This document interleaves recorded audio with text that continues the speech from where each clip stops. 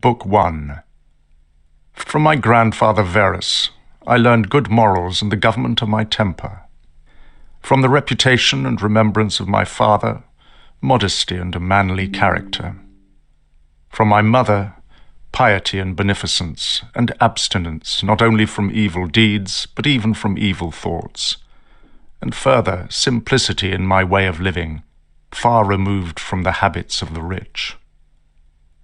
From my great-grandfather, not to have frequented public schools, and to have had good teachers at home, and to know that on such things a man should spend liberally.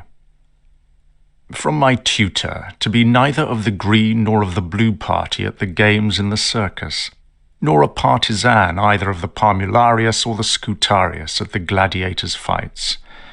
From him, too, I learned to endure pain, and to want little, and to work with my own hands, and not to meddle with other people's affairs, and not to be ready to listen to slander.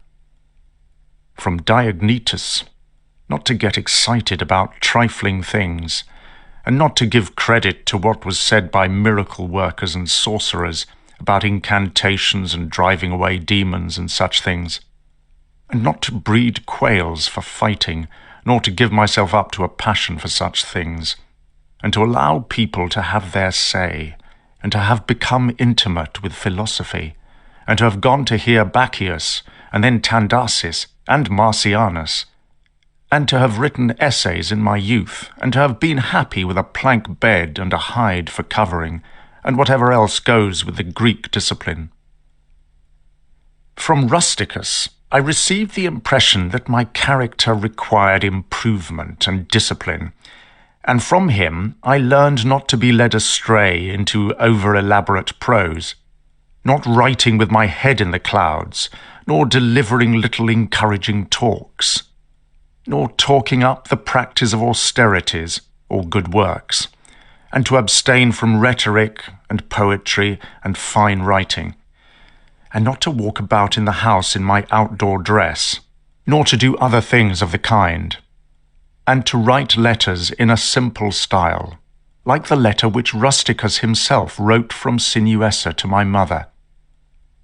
And with respect to those who have offended me by words or done me wrong, to be easily disposed to be pacified and reconciled, as soon as they have shown a readiness to be reconciled, and to read carefully, and not to be satisfied with a superficial understanding of a book, nor hastily to give my assent to those who talk overmuch. And I am indebted to him for being acquainted with the discourses of Epictetus, which he communicated to me out of his own collection. From Apollonius I learned freedom of will and undeviating steadiness of purpose, and to take no other viewpoint even for a moment but that of reason, and to be always the same in sharp physical pain, on the occasion of the loss of a child, and in long illness, and to see clearly, in his own example, that the same man can be both most resolute and yielding, and not peevish in giving his instruction, and have had before my eyes a man who clearly considered his experience and his skill in expounding philosophical principles as the smallest of his merits. And from him I learned how to receive from friends what might be esteemed favours, without being either put in an awkward position by them, or letting them pass unnoticed. From Sextus, a benevolent disposition, and the example of a family governed in a fatherly manner, and the idea of living conformably to nature, and gravity without affectation, and to look carefully after the interests of friends, and to tolerate ordinary folk and those who voice unconsidered opinions. He had the power of readily accommodating himself to all, so that conversation with him was more agreeable than any flattery, and at the same time he was most highly venerated by those who associated with him, and he had the faculty both of discovering and ordering, in an intelligent and methodical way, the necessary principles of life.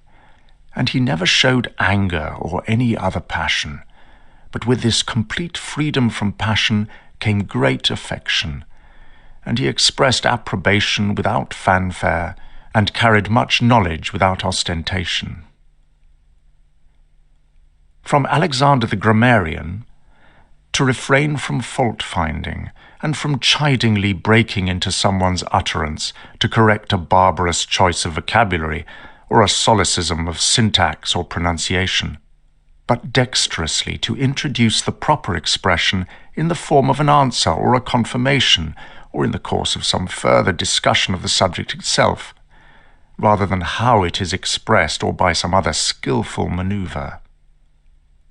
From Fronto, I learned to observe the effect of envy and duplicity and hypocrisy when there is absolute power, and that generally those among us who are called patricians are rather deficient in paternal affection.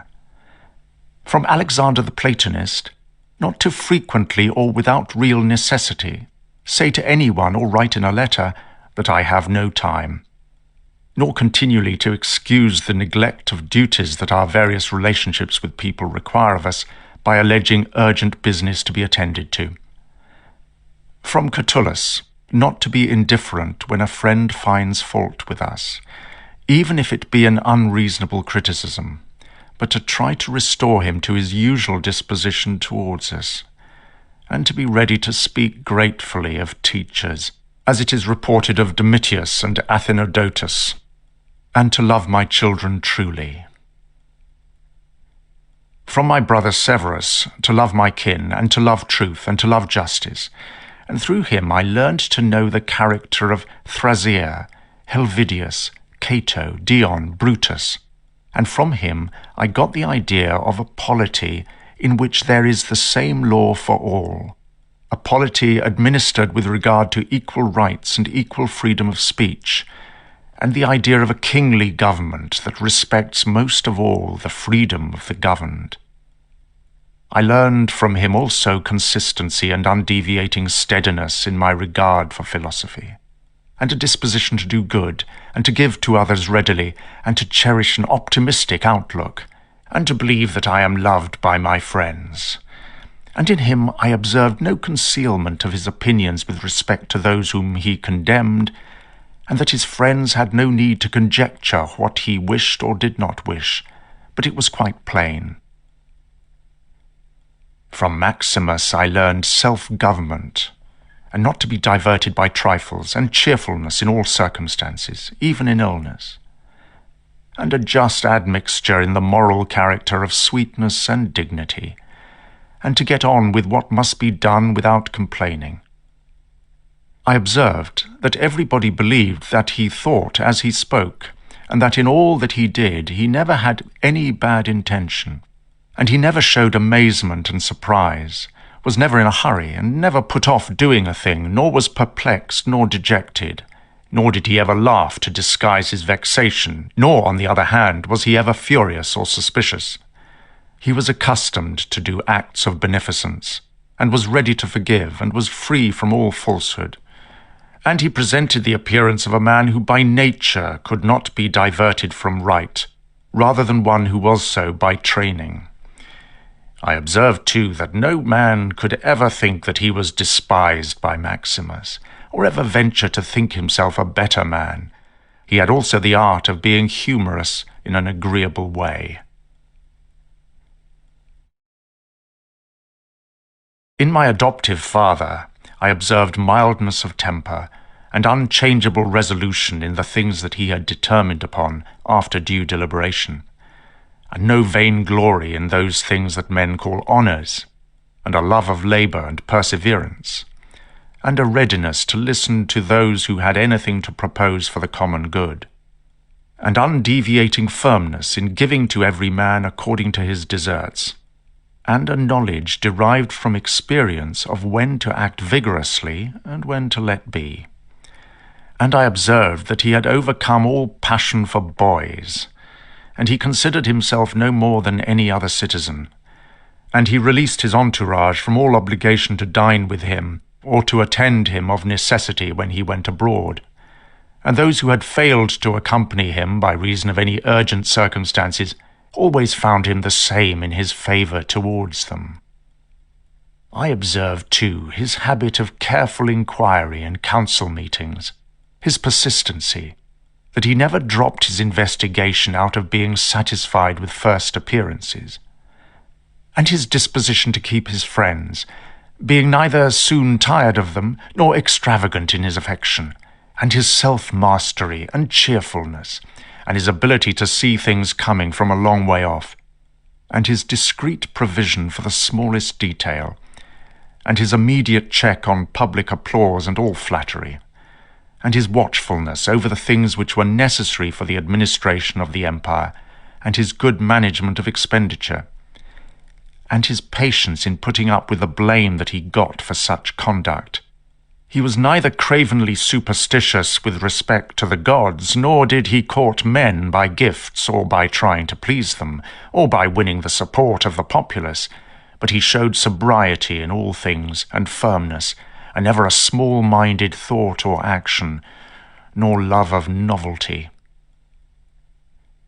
And the things that make life comfortable, and of which fortune gave him an abundant supply, he used without arrogance, and without excusing himself, so that when he had them, he enjoyed them without affectation, and when he had them not, he did not regret their absence. No one could ever say of him that he was a sophist, or a jumped-up nobody, or a pedant, but everyone acknowledged him to be a man of matured understanding, above flattery, able to manage his own and other men's affairs. Besides this, he honoured those who were true philosophers, and he did not reproach those who pretended to be philosophers, nor yet was he easily led by them. He was also easy in conversation, and he made himself agreeable without any offensive affectation. He took a reasonable care of his body's health, not as one who was greatly attached to life, nor out of regard to personal appearance, nor yet in a careless way, but so that through his own attention he very seldom stood in need of the physician's art or medicine or external applications. He was most ready to defer without envy to those who possessed a particular skill, such as eloquence or knowledge of the law, or of ethics, or some such specialism. And he gave them his help, that each might enjoy a reputation according to their deserts. And he always acted conformably to the institutions of his country, without showing any affectation of doing so. Further, he was not fond of change, nor unsteady, but he loved to stay in the same places, and to employ himself about the same things. And after his migraine attacks, he came immediately fresh and vigorous to his usual occupations. He kept very few secrets, and these only about matters of state, and he showed prudence and economy in the provision of public spectacles, the construction of public buildings, the distribution of donations to the people, and all such things, for he was a man who looked to what ought to be done, not to the reputation that might come with the doing of it. He did not take baths at unseasonable hours. He was not fond of building houses, nor fussy about what he ate, nor about the texture and colour of his clothes, nor about the beauty of his slaves. His dress came from Lorium, his villa on the coast, and from Lanuvium generally. We know how he behaved to the toll-collector at Tusculum, who asked his pardon. And such was all his behaviour. There was in him nothing harsh, nor implacable, nor violent, nor, as one may say, anything he would get into a great sweat about.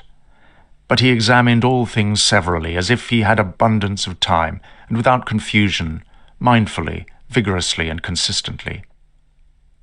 And that might be applied to him which is recorded of Socrates, that he was able both to abstain from and to enjoy those things which many are too weak to abstain from, and cannot enjoy without excess.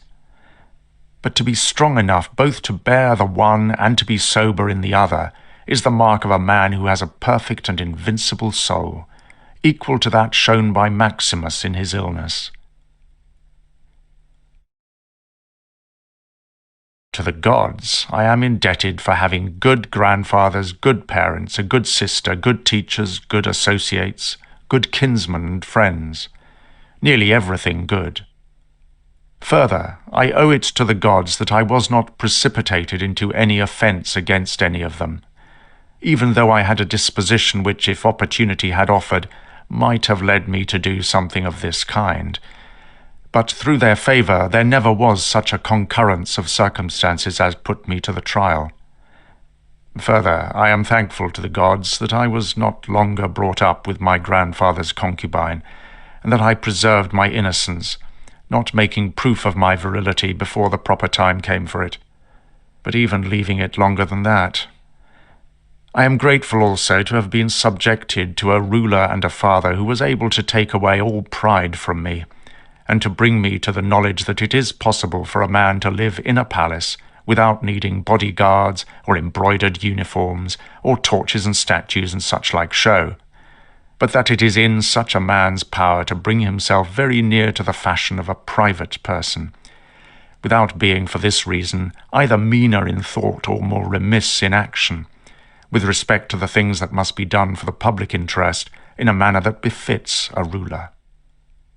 I thank the gods for giving me such a brother that was able by his moral character to rouse me to vigilance over myself, and who at the same time pleased me by his respect and affection, that my children have not been stupid or physically deformed, that I did not achieve more proficiency in rhetoric, poetry, and the other studies, in which I might well, perhaps, have been completely engaged if I had seen that I was making progress in them, that I made haste to appoint my teachers to the positions of honour that they evidently craved, without putting them off on account of their youth, with the hope that I might do so in the future, that I came to know Apollonius, Rusticus, Maximus, that I received a clear and frequent impression of what a life lived according to nature might consist in, so that where it concerns the gods, their gifts and help and inspiration, nothing hindered me from forthwith living according to nature,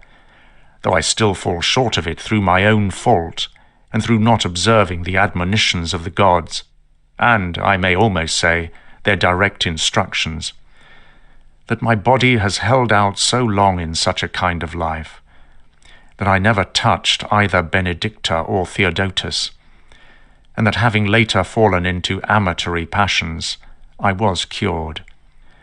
And though I was often out of humour with Rusticus, I never did anything of which I had occasion to repent. That though it was my mother's fate to die young, she spent the last years of her life with me. That whenever I wished to help any man in his need or on any other occasion, I was never told that I had not the means of doing it, and that I never had such a need myself of financial assistance from another. That I have such a wife, so obedient, so affectionate and artless, that I had an abundance of good teachers for my children, and that I have had the help of my dreams in revealing to me remedies against, among other things, spitting blood and dizzy spells, and that, when I had an inclination to philosophy, I did not fall into the hands of any sophist, and that I did not waste my time on the study of literature or resolving intellectual puzzles, or occupy myself with examining the movements of the heavens, for all these things require the help of the gods and fortune.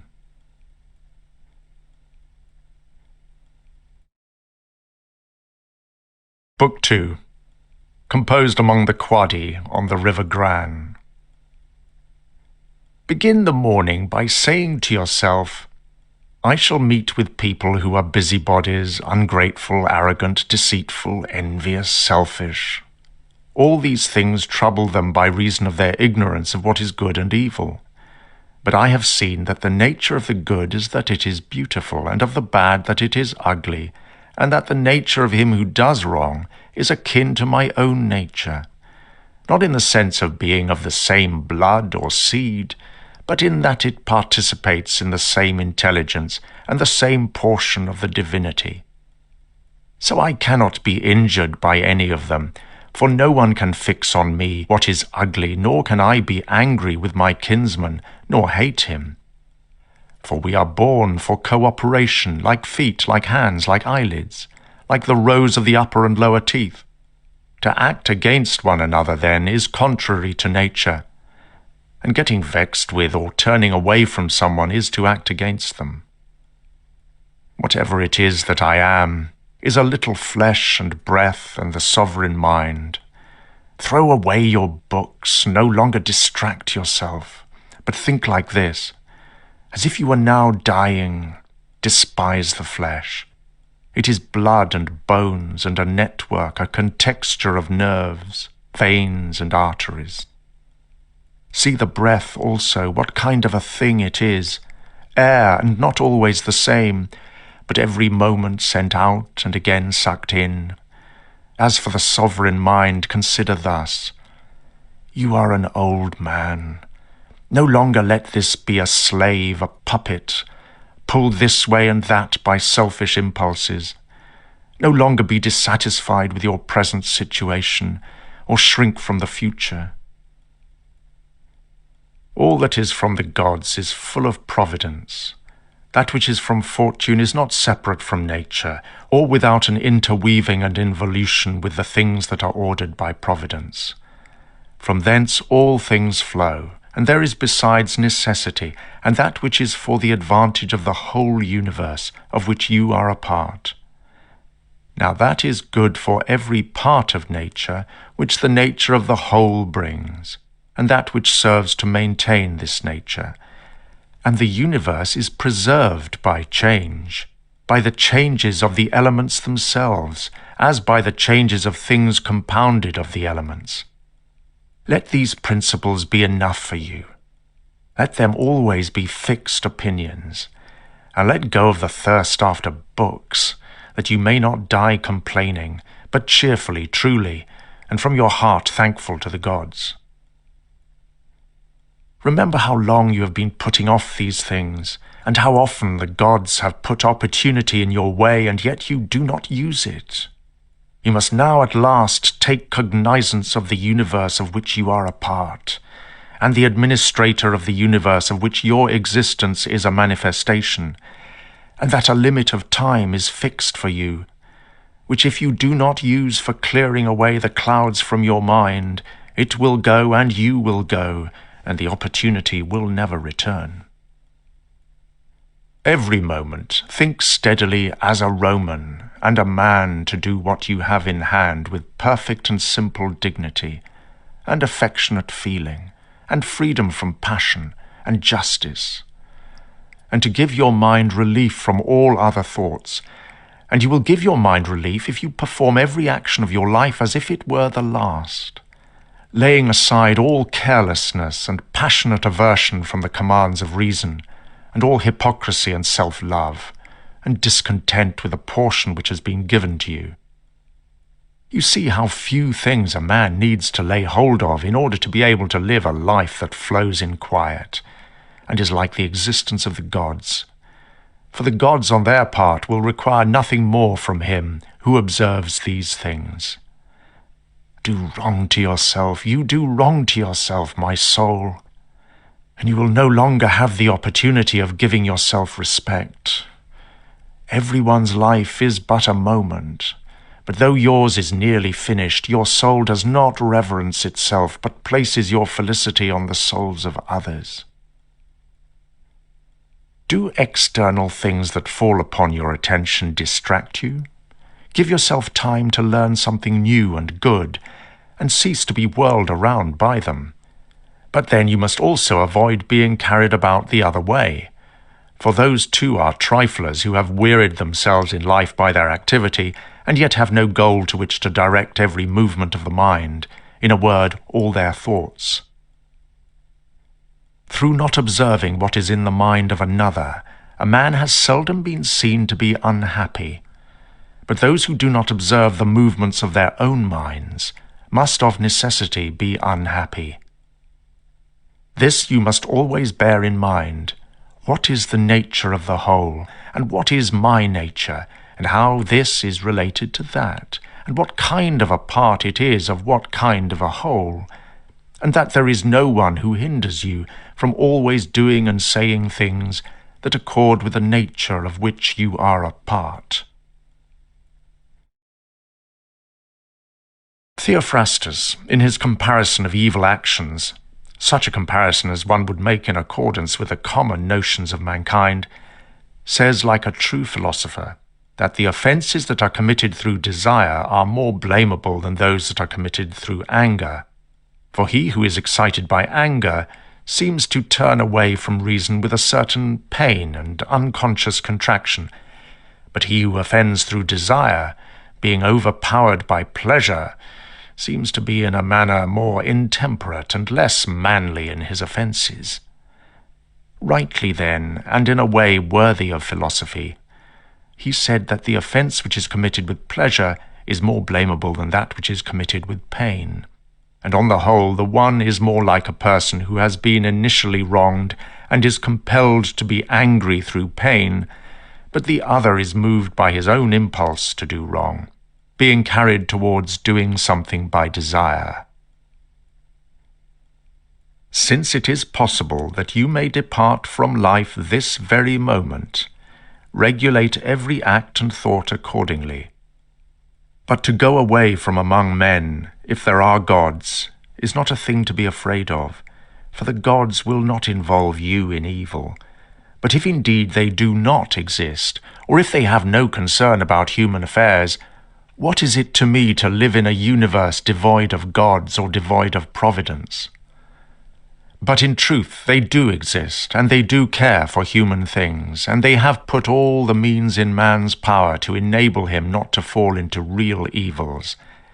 And as to the rest, if there was anything evil, they would have provided for this also, that it should be altogether in a man's power not to fall into it. Now that which does not make a man worse, how can it make a man's life worse? But neither through ignorance, nor having the knowledge but not the power to guard against or correct these things, can it be possible that the nature of the universe has overlooked them, nor is it possible that it has made so great a mistake, either through want of power or want of skill, that good and evil should happen indiscriminately to the good and the bad. Certainly, death and life, honor and dishonor, pain and pleasure, all these things equally happen to good men and bad. But they are not things that make us either better or worse. Therefore they are neither good nor evil. How quickly all things disappear, our bodies themselves into the universe, and into time the remembrance of them. What is the nature of all sense objects, and particularly those that enthrall with the bait of pleasure or terrify by pain, or are noised abroad on the empty vapour of fame? How worthless and contemptible, and sordid and perishable and dead they are! All this it is the part of the intellectual faculty to observe. And to observe further, who are they whose opinions and voices accord reputation? What is death? And the fact that if a man looks at death in itself, and by the abstractive power of reflection separates out all the things that gather around it in the imagination, he will then consider it to be nothing else than an operation of nature. And if anyone is afraid of an operation of nature, he is a child. And this is not only an operation of nature, but it is also a thing that conduces to nature's purposes. To observe, too, how does man come near to the deity, and by what part of him, and when this part of man is so disposed. Nothing is more wretched than a man who runs circles round everything, and as the poet Pindar says, pries into the things beneath the earth, and seeks by conjecture what is in the minds of his neighbours, without perceiving that it is enough to attend to the guardian spirit within him, and to reverence it sincerely. And reverence of the guardian spirit consists in keeping it pure from passion and thoughtlessness, and dissatisfaction with what comes from gods and men. For the things from the gods merit veneration for their excellence, and the things from men should be dear to us by reason of kinship, though sometimes in a way they also move our pity by reason of men's ignorance of good and bad, this defect being not less than that which deprives us of the power of distinguishing black from white. Though you should be going to live 3,000 years, and as many times 10,000 years, still remember that no man loses any other life than this which he now lives. nor lives any other than this which he now loses. The longest life and the shortest are thus brought to the same condition. For the present is the same to all, and that which perishes is also the same. And so that which is lost is but a mere moment. For a man cannot lose either the past or the future, for how can anyone take from a man what he does not have? These two things, then, you must bear in mind. The one, that all things from eternity are of like forms and come round in a circle, and that it makes no difference whether a man shall see the same things during 100 years or 200 or an infinite time. And the second, that the longest liver and he who will die soonest lose just the same. For the present is the only thing of which a man can be deprived, if it is true that this is the only thing which he has. A man cannot lose a thing if he does not have it. All experience is formed by thinking. What was said by the cynic Monimus is quite clear, and quite clear too is the usefulness of what was said, if one takes from it what may be got out of it as far as it is true. The soul of man does violence to itself, first of all, when it becomes a separate growth, as it were, a tumour on the universe so far as it can. For to be vexed at anything that happens is a separation of ourselves from nature, in some part of which the natures of all other things are contained. In the next place, the soul does violence to itself when it turns away from any man, or even moves towards him with the intention of injuring him, such as are the souls of those who are angry. In the third place, the soul does violence to itself when it is overpowered by pleasure or by pain. Fourthly, when it plays a part, and does or says anything insincerely and untruly. Fifthly, when it allows any act of its own and any movement to be without an aim, and does anything thoughtlessly and without considering what it is, it being right that even the smallest things be done with reference to an end.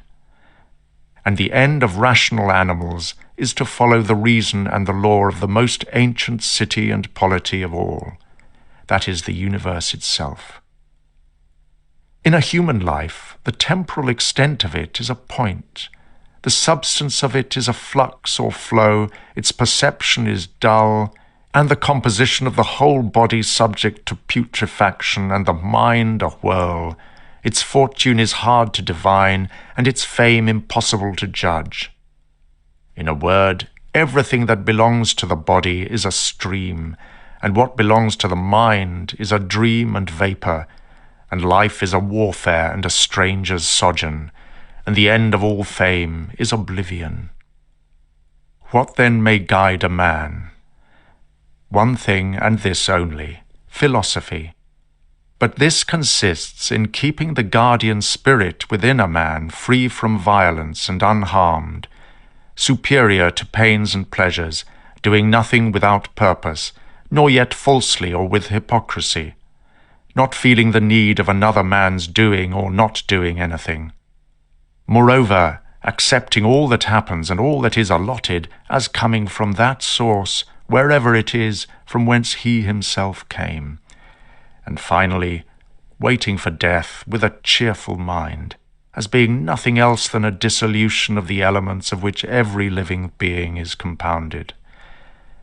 Now, if there is no harm to the elements themselves in the way that each continually changes into another, why should a man have any apprehension about the change and dissolution of all the elements?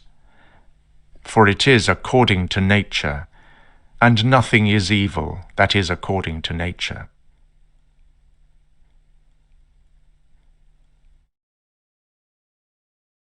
Book 3.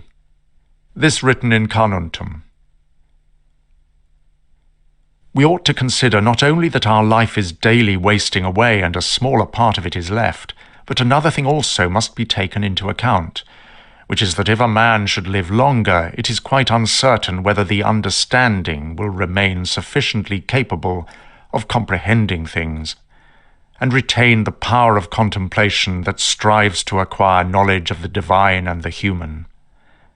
For if he shall begin to fall into dementia, other faculties like perspiration, nutrition, imagination, appetite, and so on will not fail, but the power of making use of ourselves and filling up the measure of our duty and clearly separating all appearances, and considering whether a man should now depart from life, and whatever else of the kind absolutely requires a disciplined reason, all this is already extinguished. We must make haste then, not only because we are daily nearer to death, but also because the conception of things and the understanding of them cease first. We ought to observe also that even the unlooked-for things that attend on natural processes contain something pleasing and attractive. For instance, when bread is baked, there is some splitting at the surface, and where the loaf cracks open in a fashion contrary to the purpose of the baker's art, it is in some way beautiful and particularly excites the appetite. And again, figs, when they are quite ripe, gape open, and in the ripe olives the very circumstance of their being near to rottenness adds a peculiar beauty to the fruit. And the ears of corn bending down, and the lion's wrinkled brows, and the foam that flows from the mouth of wild boars, and many other things, though they are far from being beautiful when examined on their own, still because they are consequent upon those natural processes, they help to adorn them, and they please the mind, so that if a man should have a feeling and a deeper insight with respect to the things that are produced in the universe, there is hardly one of those consequences that attend on them which will not seem to him to be in a manner disposed so as to give pleasure.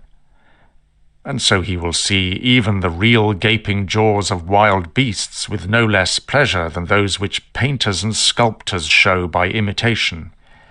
And in an old woman and an old man he will be able to see a certain maturity and comeliness, and the attractive loveliness of his own slave boys he will be able to look on with chaste eyes. And many such things will present themselves, not pleasing to every man, but to him only who has become truly familiar with nature and her works.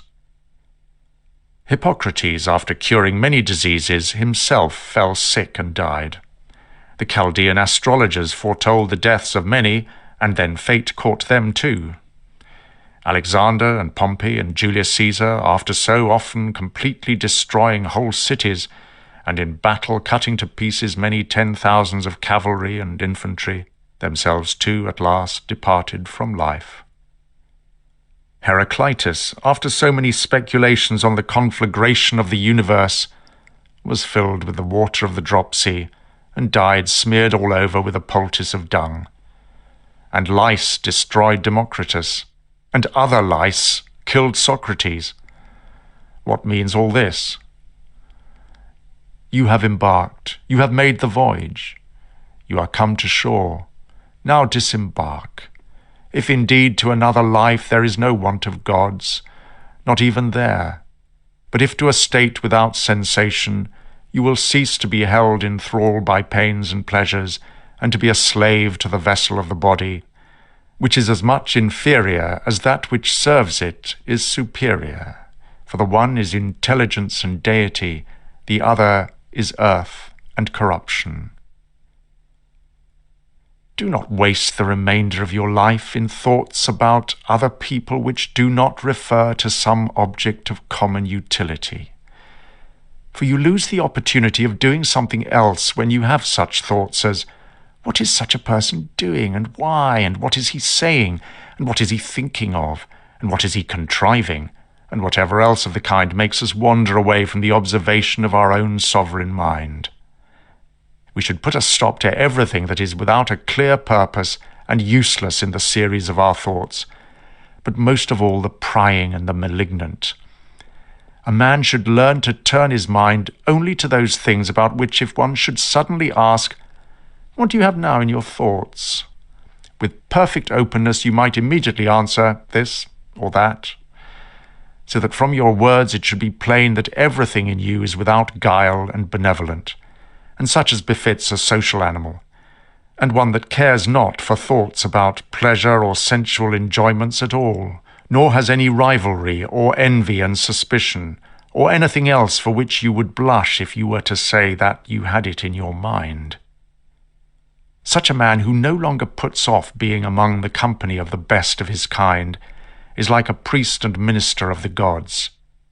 He also makes use of the deity that is planted within him, leaving him uncontaminated by pleasure, unharmed by any pain, untouched by any insult, feeling no wrong, a fighter for the noblest prize, one who cannot be overpowered by any passion, dyed deep with justice, accepting with all his soul everything that happens and is assigned to him as his portion, and but rarely, and only out of great necessity and for the general interest, thinking about what another says or does or thinks. For it is only what belongs to himself that he makes his business, and he thinks merely of that which is allotted to himself out of the sum total of things, and he makes his own acts fair, and he is persuaded that whatever his lot may be, it is good. For the lot which is assigned to each man is carried along with him, and carries him along with it. And he remembers also that every rational animal is his kinsman, and that to care for all men is according to man's nature, and a man should hold on to the opinion not of all, but of those only who confessedly live according to nature. As to those who live not so, he always bears in mind what kind of men they are both at home and outside, both by night and by day, and what they are, and with what men they live an impure life. Accordingly, he does not value at all the praise which comes from such men, since they are not even satisfied with themselves.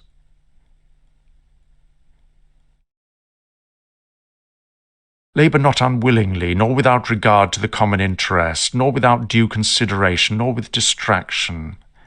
Nor let studied ornament set off your thoughts, and be not either a man of many words, or busy about too many things. And further, let the deity which is in you be the guardian of the being that you are, a man and of ripe age, and engaged in political issues, and a Roman, and a ruler, who has taken his post like a soldier waiting for the signal which summons him from life, and ready to go, having no further need of either oath of loyalty or the testimony of any man. Be cheerful also, and seek not external help, nor the tranquillity which others may give. A man then must stand erect, not be kept erect by others.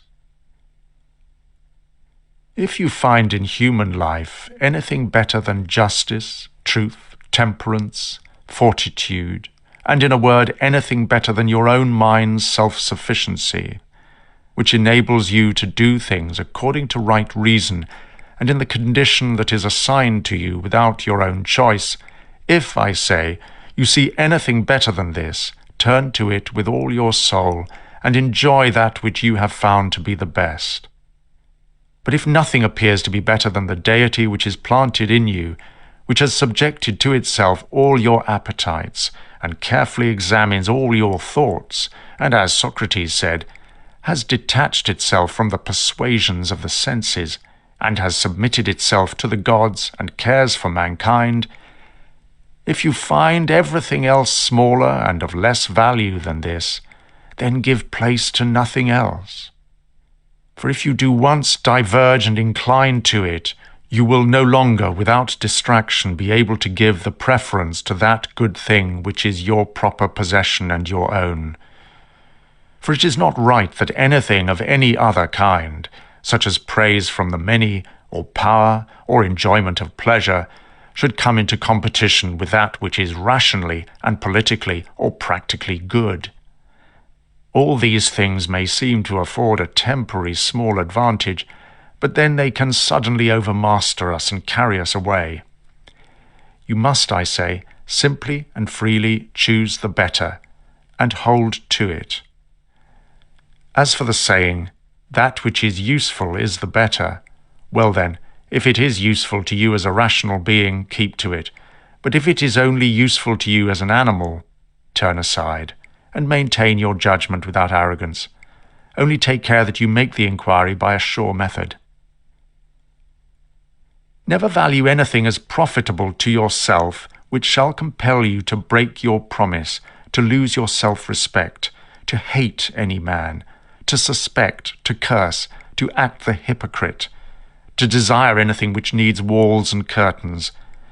For he who has preferred to everything intelligence and the guardian spirit within, and the worship of its excellence, acts no tragic part, does not groan, will not need either solitude or much company, and what is chief of all, he will live without either pursuing or flying from death.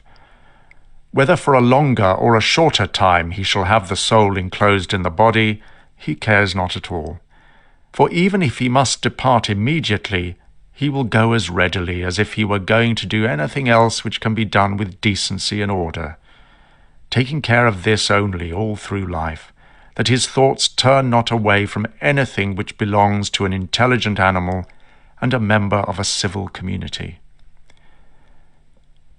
In the mind of one who is chastened and purified, you will find no corrupt matter, nor impurity, nor any sore skinned over.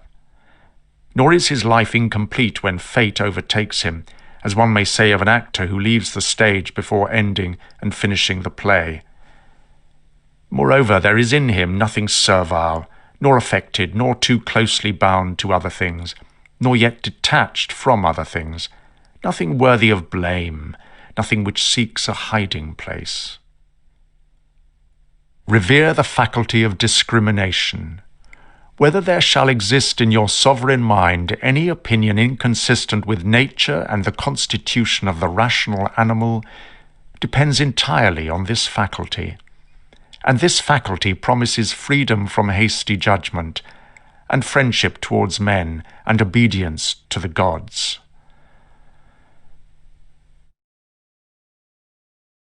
Throw away then all else, but hold to these few things only. Bear in mind as well that every man lives only this present time, which is an indivisible point, and that all the rest of his life is either past or it is uncertain. Short, then, is the time which every man lives, and small the nook of the earth where he lives, and short too the longest posthumous fame, which is itself only sustained by a succession of poor human beings who will very soon die, and who know not even themselves, much less him who died long ago. To the aids which have been mentioned, let this one still be added. Make for yourself a definition or description of the thing which is presented to you so as to see distinctly what kind of a thing it is in its substance, in its naked reality, in its entirety, and tell yourself its proper name, and the names of the things of which it has been compounded, and into which it will be resolved. For nothing is so productive of elevation of mind as to be able to examine methodically and truly every object which is presented to you in life, and always to look at things so as to see at the same time the nature of this universe, and what kind of use everything performs in it, and what value everything has with reference to the whole, and what value with reference to man, who is a citizen of the highest city, of which all other cities are like households. What each thing is, and of what it is composed, and how long it is the nature of this thing to endure, which now makes an impression on me, and what virtue I need to bring to it, such as gentleness, manliness, truth, fidelity, simplicity, contentment, and the rest. Wherefore, on every occasion a man should say, "This comes from God, and this is according to the apportionment and spinning of the thread of destiny, and such like coincidence and chance. And this is from human agency, and a kinsman and partner, albeit one who knows not what is true to his nature. But I do know, for this reason I behave towards him according to the natural law of fellowship with benevolence and justice. At the same time, however, in things that are morally neutral, I attempt to give him what is his due."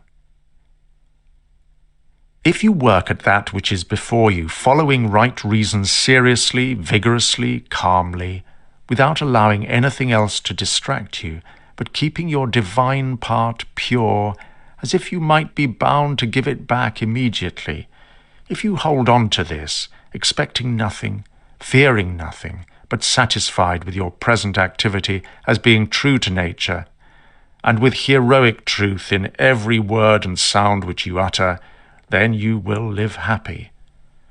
And there is no man who is able to prevent this. Just as physicians have always their instruments and knives ready for cases that suddenly require their skill, so do you have principles ready for the understanding of things divine and human, and for doing everything, even the smallest thing, with a recollection of the bond that unites the divine and human to one another. For nothing that pertains to man is done well without reference to things divine, and vice versa. Stop wandering aimlessly. You are not going to be reading your own memoirs, nor the histories of the ancient Greeks and Romans, and the selections from books which you were reserving for your old age. Hasten then to the end which you have before you, and throwing away idle hopes, help yourself out, if you care at all for yourself, while it is still in your power. They know not how many things are signified by the words stealing, sowing, buying, keeping quiet, seeing what ought to be done. For this is not effected by the eyes, but by another kind of vision.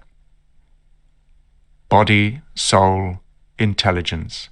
To the body belong sensations, to the soul appetites, to the intelligence principles. To receive the impressions of forms by means of appearances belongs even to animals.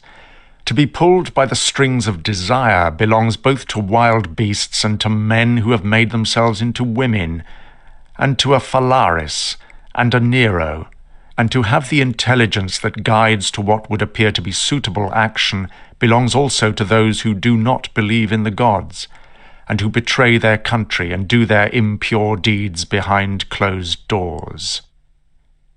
If then everything else is common to all that I have mentioned, there remains that which is peculiar to the good man, to be pleased and content with what happens, and with the thread which is spun for him, and not to defile the divinity which is planted in his breast, nor disturb it by a crowd of images, but to preserve it tranquil, following it obediently as a god, neither saying anything contrary to truth, nor doing anything contrary to justice. And if all men refuse to believe that he lives a simple, modest, and contented life, he is neither angry with any of them, nor does he deviate from the way which leads to the end of life, to which a man ought to come pure, tranquil, ready to depart, and without any sense of compulsion, perfectly reconciled to his lot.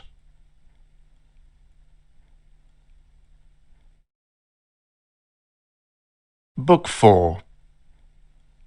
The power that rules within us, when it is according to nature, is responsive to events, so that it always easily adapts itself to that which is present and that which is presented to it. For it requires no preferred material to work on, but it takes the given conditions to move towards its purpose, and it makes a material for itself out of that which opposes it, as fire lays hold of what falls into it, by which a small light would have been extinguished. When the fire is strong, it soon appropriates to itself the matter which is heaped on it, and consumes it, and rises higher by means of this very material. Let no act be done without a purpose, nor otherwise than according to the perfect principles of life's art. Men seek retreats for themselves, houses in the country, seashores and mountains, and you too tend to desire such things very much. But this is altogether a mark of the most common sort of men, for it is in your power to retire into yourself whenever you choose to. For there is nowhere with more quiet or freedom from trouble for a man to retire to than his own soul, particularly when he has within him such thoughts that by looking into them he is immediately in perfect tranquillity. And by tranquillity I mean nothing else than the good ordering of the mind. Constantly, then, give yourself this retreat, and renew yourself, and let the principles you turn to be brief and fundamental, which as soon as you shall recall them will be sufficient to cleanse the soul completely, and to send you back free from all discontent with the things to which you must return. For what are you discontented with? The wickedness of men? Recall to your mind this conclusion, that rational animals exist for one another, and that to tolerate is a part of justice, and that men do wrong involuntarily. And consider how many already, after mutual enmity, suspicion, hatred, and fighting, have been stretched dead, reduced to ashes. And be quiet at last. But perhaps you are dissatisfied with what is assigned to you out of the universe. Recollect these alternatives. Either there is providence, or there are just atoms, a fortuitous concurrence of things. Or remember the arguments by which it has been proved that the world is a kind of political community, and be quiet at last. But perhaps the snares and ills of the flesh will still fasten upon you. Consider then further that the mind, when it has once drawn itself apart and discovered its own power, does not mingle with the breath, whether the breathing be light or heavy. And think also of all that you have heard and assented to about pain and pleasure, and be quiet at last. But perhaps the desire of the thing called fame will torment you. See how soon everything is forgotten, and look at the chaos of infinite time on each side of the present, and the emptiness of applause, and the changeableness and want of judgment in those who pretend to give praise, and the narrowness of the space within which it is circumscribed, and be quiet at last. For the whole earth is but a speck, and how small a nook in it is this your dwelling, and how many and what kind of people in it are they who will praise you? This then remains. Remember to retire into this little territory of your own, and above all do not distract or torment yourself, but be free and look at things as a man, as a human being, as a citizen, as a mortal. But among the things readiest to hand to which you shall turn, let there be these two. One is that things do not touch the soul, for they are external to its movement, but your anguish comes only from judgments within. The other is that all these things which you see now are changing and will cease to be, and constantly bear in mind how many of these changes you have already witnessed. The universe is transformation. Life is judgment. If the intellectual faculty is common to all, then the power of reason also, that which makes us rational beings, is common to all. If this is so, also common to all is the reason that commands us what to do and what not to do. If this is so, there is a common law also. If this is so, we are fellow citizens. If this is so, we are members of some political community. If this is so, the world is in this manner a state. In what other political community will anyone say that the whole human race is included? And from thence, from this common political community, comes our very intellectual faculty and reasoning faculty and our capacity for law. Or whence do they come?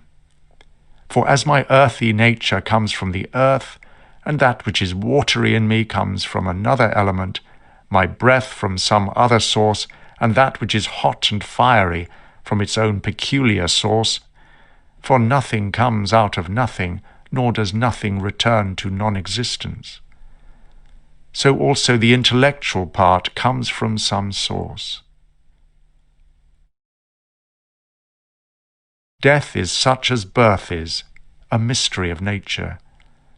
There is a composition out of various elements and a decomposition into the same elements, and altogether not a thing of which any man should be ashamed, for it is not contrary to the nature of a reasonable animal, and not contrary to the reason of our constitution.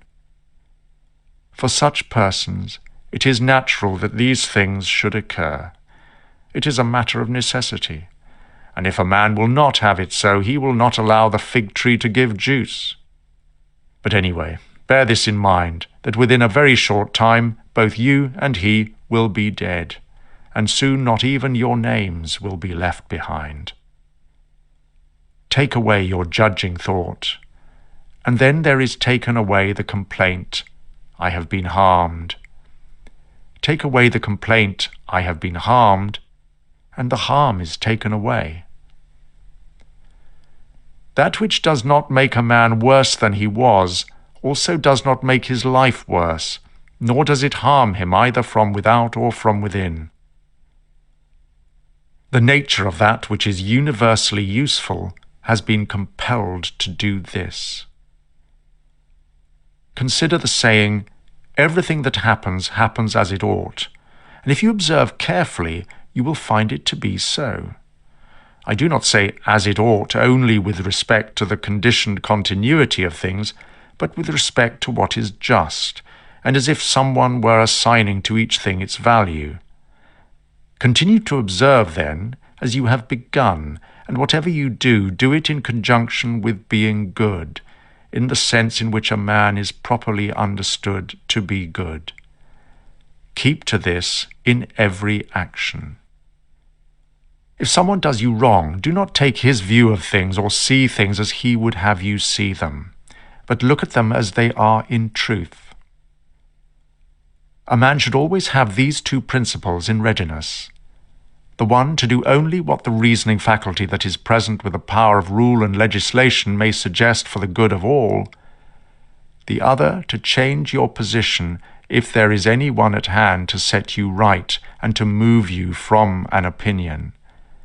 But this change of opinion must proceed only from a clear persuasion as to what is just or to the common good and the like, not because it appears pleasant or makes one popular. Do you have the power of reason? I have. Why then do you not use it? For if this faculty does its work, what else do you need to worry about?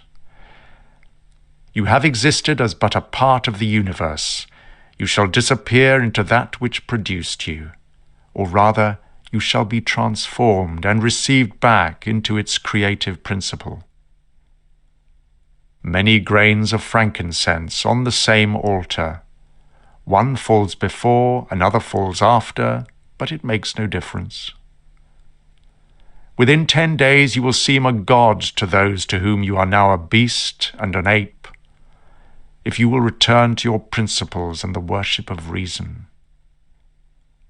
You are not going to live 10,000 years. Death hangs over you. While you live, while it is in your power, be good.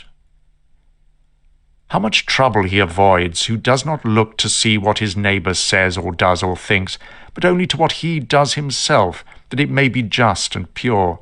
Or as Agathon says, look not round at the depraved morals of others, but run straight along the line without deviating from it. He who has a vehement desire for posthumous fame does not consider that every one of those who remember him will himself also die very soon, then likewise they who succeed them, until the whole remembrance of him shall have been extinguished, as a transmission through men who foolishly admire and perish. But even if you imagine that those who will remember are immortal, and that the remembrance will be immortal, what then is this to you? And I do not say merely what is it to the dead, but what is it to the living?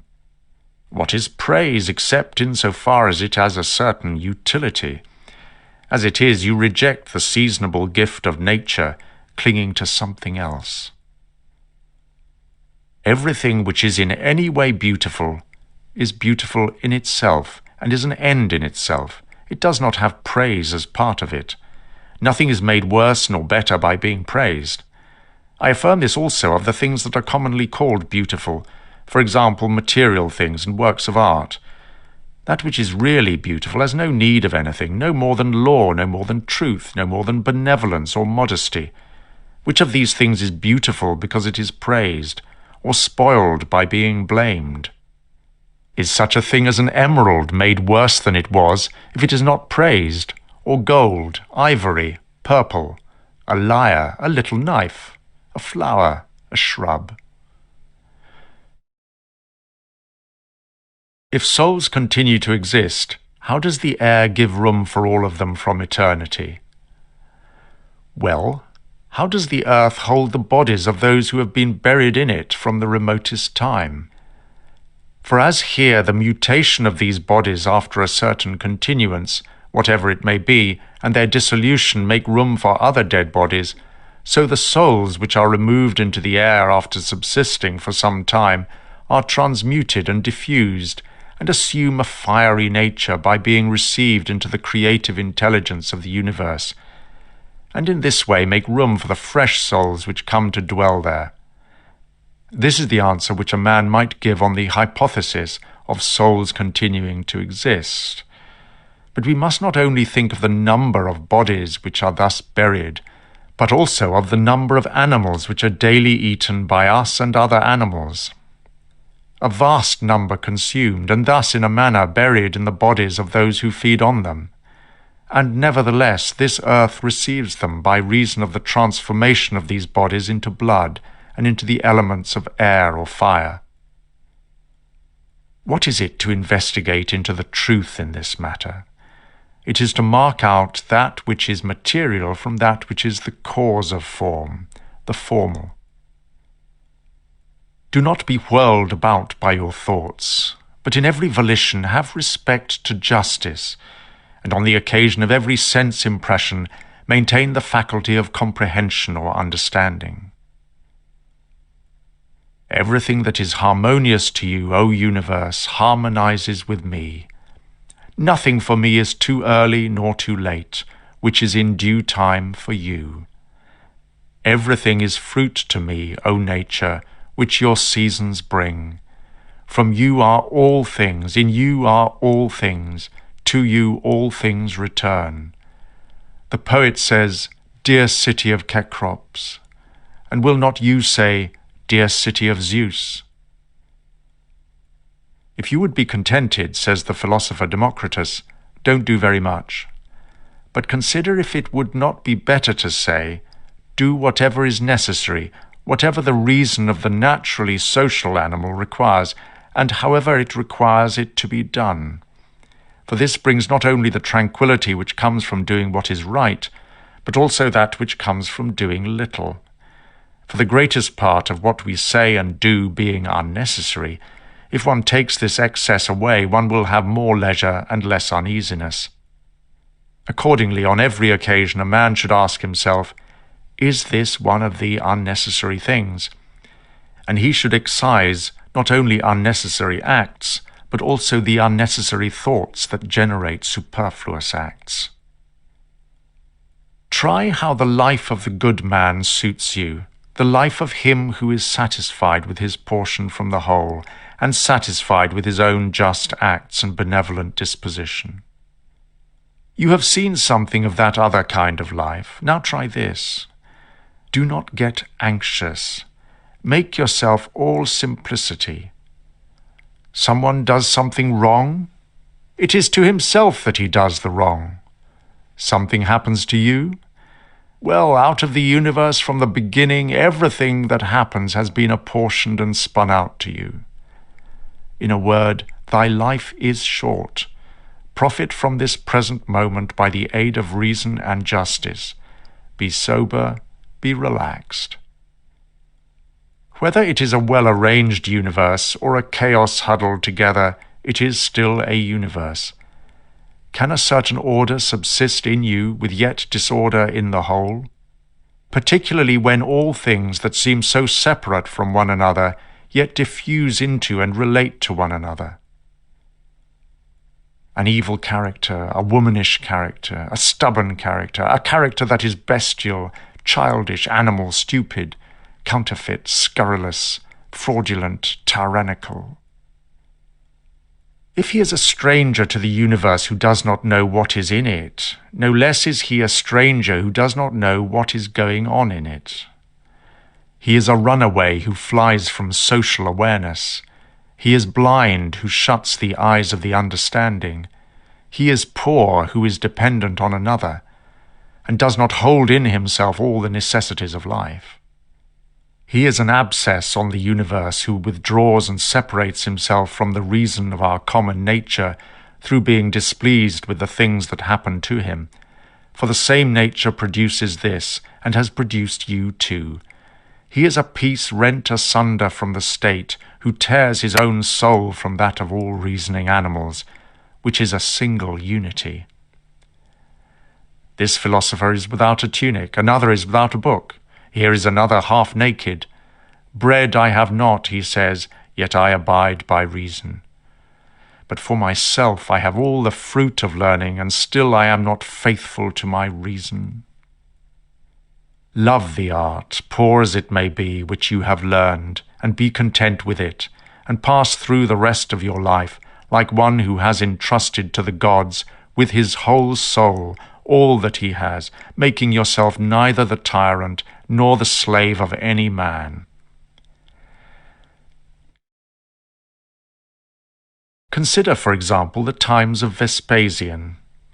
You will see all the same things: people marrying, bringing up children, sick, dying, warring, feasting, trafficking, cultivating the ground, flattering, obstinately arrogant, suspecting, plotting, wishing for certain people to die, grumbling about the present, falling in love, heaping up treasure, desiring consulship, kingly power.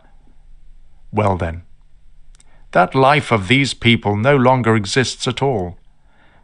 Again, remove to the times of Trajan. Again, all is the same. Their life too is gone. In like manner, view also the other epochs of time and of whole nations, and see how many after great efforts soon fell and were resolved into the elements. But chiefly you should think of those whom you have yourself known, distracting themselves about idle things, neglecting to do what was in accordance with their own nature and constitution, and hold firmly to this and to be content with it. And herein it is necessary to remember that the attention we give to things is proportionate to their value, for thus you will not be dissatisfied if you bring to smaller matters no more application than they call for. The words which were formerly familiar are now antiquated.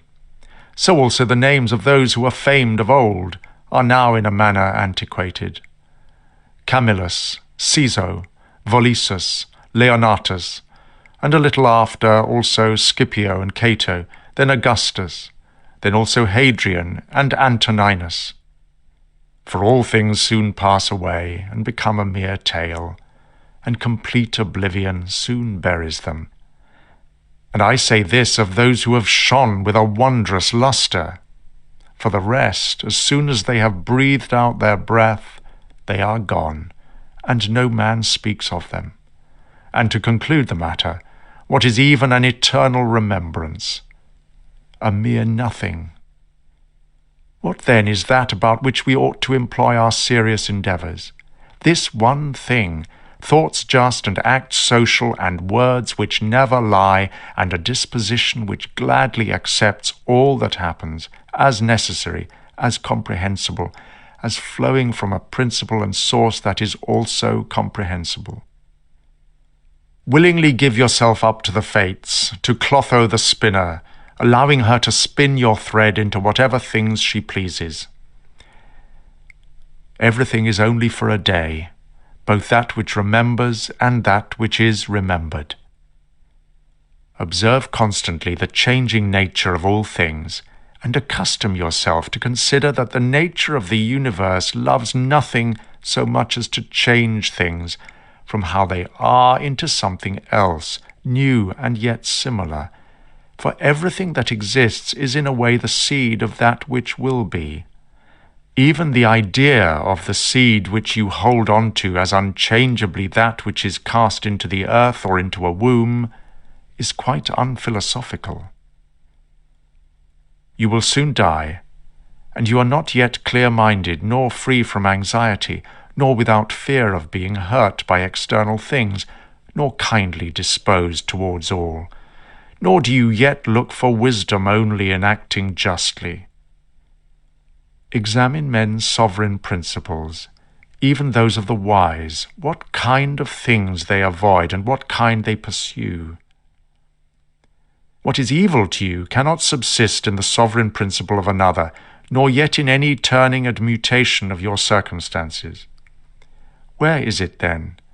It is in that part of you in which subsists the power of making judgments about evils. Let this power then not make such judgments, and all is well. And if that which is nearest to it, the poor body, is cut or burnt, or invaded by alien matter and rottenness, nevertheless let the part which makes judgments about these things be quiet. That is, let it judge that nothing is either bad or good which can happen equally to the bad man and the good. For that which happens equally to him who lives contrary to nature and to him who lives according to nature is neither according to nature nor contrary to nature. Constantly regard the universe as one living being, having one substance and one soul, and observe how all things have reference to one perception, the perception of this one living being, and how all things act with one movement, and how all things that exist are the cooperating causes of each other. Observe the continuous spinning of the thread and the intricate network of the web. You are a little soul bearing about a corpse, as Epictetus used to say. It is no evil for things to undergo change, and no good for things to subsist in consequence of change. Time is like a river made up of the events that happen, and it is a violent stream, for as soon as a thing has been seen, it is carried away, and another comes in its place, and this will be carried away too. Everything that happens is as familiar and well known as the rose in spring and the fruit in summer. For such is disease and death and calumny and treachery and whatever else delights, fools, or vexes them. In the series of things, those which follow are always aptly fitted to those which have gone before. For this series is not like a mere enumeration of disjointed things, which has only a necessary sequence, but it is a rational connection, and as all existing things are arranged together harmoniously, so the things which come into existence exhibit no mere succession, but a certain wonderful relationship. Always remember the saying of Heraclitus, that the death of earth is to become water, and the death of water is to become air, and the death of air is to become fire, and reversely. And think too of his image of the man who forgets where the way leads, and his saying that men quarrel with that which they are most constantly in communion, the reason which governs the universe, and that they are constantly surprised by the things they daily meet with, and that we ought not to act and speak as if we were asleep, for even in sleep we seem to act and speak, and that we ought not, like children who learn from their parents, simply act and speak as we have been taught. If any god told you that you would die tomorrow, or certainly on the day after tomorrow, you would not care much whether it was on the third day or tomorrow, unless you were in the highest degree mean-spirited, for how small is the difference? So think it no great thing to die after as many years as you can name, rather than tomorrow. Think continually, how many physicians are dead after so much furrowing their brows over the sick, and how many astrologers after predicting with great pretensions the deaths of others, And how many philosophers, after endless discourses on death or immortality, how many heroes after killing thousands, and how many tyrants who have used their power over men's lives with terrible insolence, as if they were immortal, and how many cities are entirely dead, so to speak, Helice and Pompeii and Herculaneum and innumerable others. Add to the reckoning all whom you have known, one after another. One man buries another, and is then laid out dead himself, and another buries him, and all this in but a short time. To conclude, always observe how ephemeral and worthless human things are, and what was yesterday a little mucus, tomorrow will be a mummy or ashes.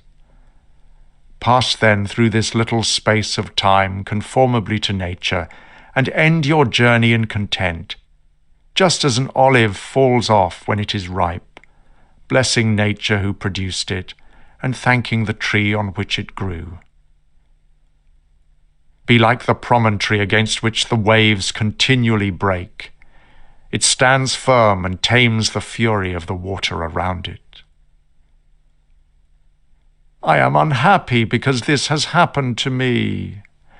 No, say instead, I am happy, though this has happened to me, because I endure it free from pain, neither crushed by the present nor fearing the future. For such a thing as this might have happened to any man, but not every man would have endured it free from pain on such an occasion. Why then is that experience taken to be a misfortune any more than your ability to endure it is a good fortune? And do you in all cases call that which is not a deviation from man's nature a man's misfortune? And does a thing seem to you to be a deviation from man's nature when it is not contrary to the will of man's nature? Well, you know the will of nature. Will then this that has happened prevent you from being just, magnanimous, temperate, prudent, secure against inconsiderate opinions and falsehood?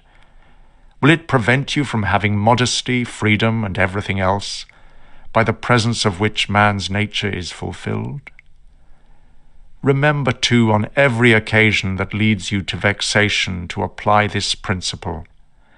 Not that this is a misfortune, but that to bear it nobly is good fortune. It is a vulgar but still a useful help towards contempt of death to pass in review those who have tenaciously stuck to life. What more, then, have they gained than those who have died early? Certainly they lie in their tombs somewhere at last. Cadicianus, Fabius, Julianus, Lepidus, or anyone else like them, who have carried out many to be buried and then were carried out themselves. Altogether the interval is small between birth and death, and consider with how much trouble, and in company with what sort of people, and in what a feeble body this interval is laboriously passed. Do not then consider life a thing of any value, for look to the immensity of time behind you, and to the time which is before you, another boundless space. In this infinity, then, what is the difference between him who lives 3 days and him who lives 3 generations? Always run the short way, and the short way is the natural one. Accordingly say and do everything in conformity with the soundest reason. For such a purpose frees a man from trouble and warfare, and all artifice and ostentatious display.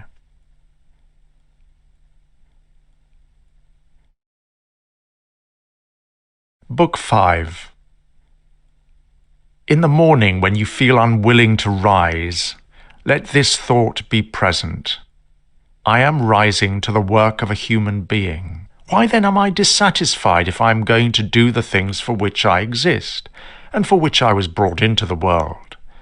Or have I been made for this, to lie in the bedclothes and keep myself warm? But this is more pleasant. Do you exist then for the sake of pleasure rather than action or exertion? Do you not see the little plants, the little birds, the ants, the spiders, the bees working together? to put in order their own particular corners of the universe? And are you unwilling to do the work of a human being?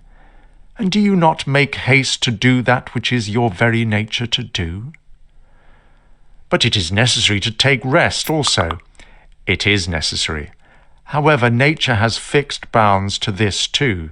She has fixed bounds both to eating and drinking, and yet you go beyond these bounds, beyond what is sufficient. By contrast, in your actions you stop short of what you can do.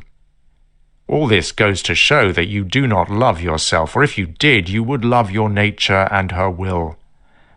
Those who love their own art, they exhaust themselves in working at them, without washing, without food. But you value your own nature less than the turner values the turning art, or the dancer the dancing art, or the lover of money values his money, or the vainglorious man his little glory.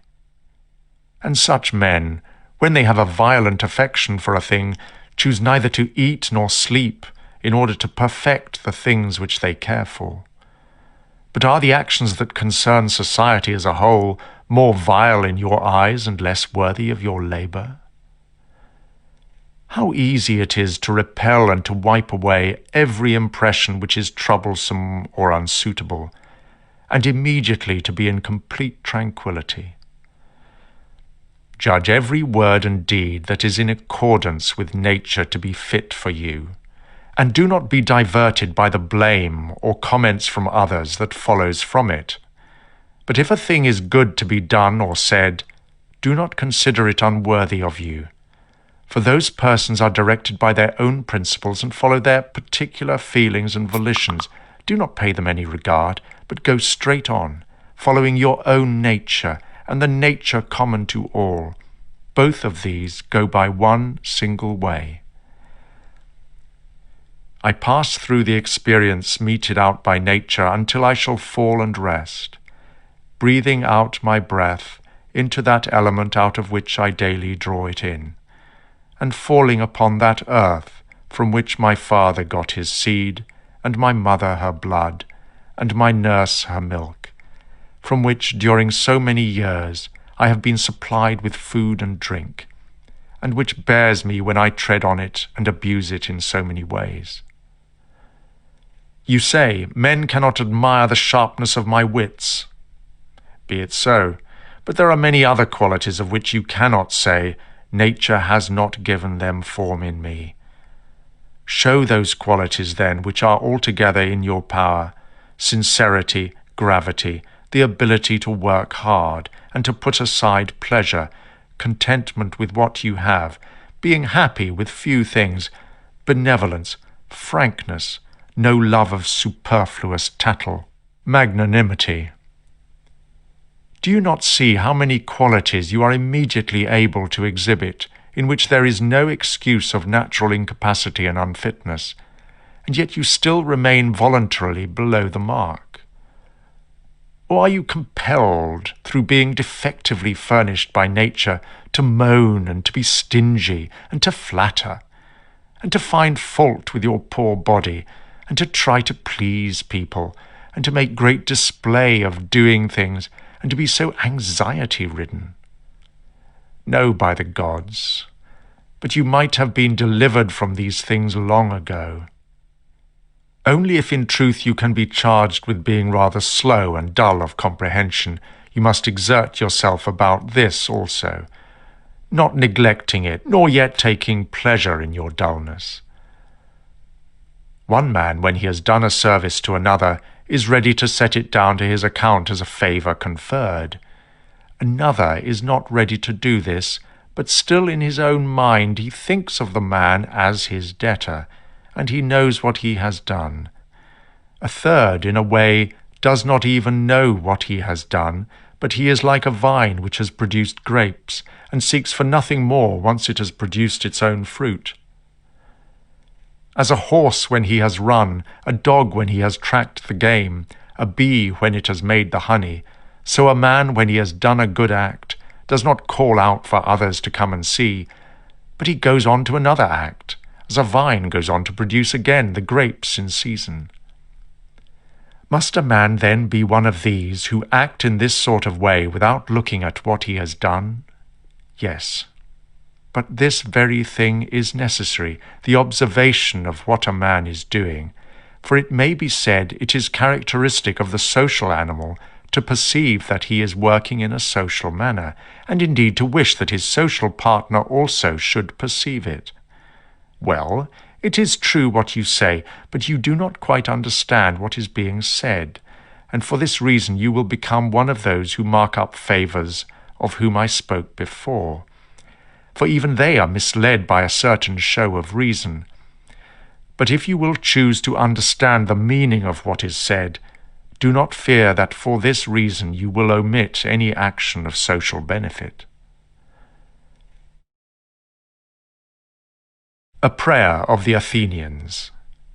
Rain, rain, O dear Zeus, down on the ploughed fields of the Athenians and on the plains.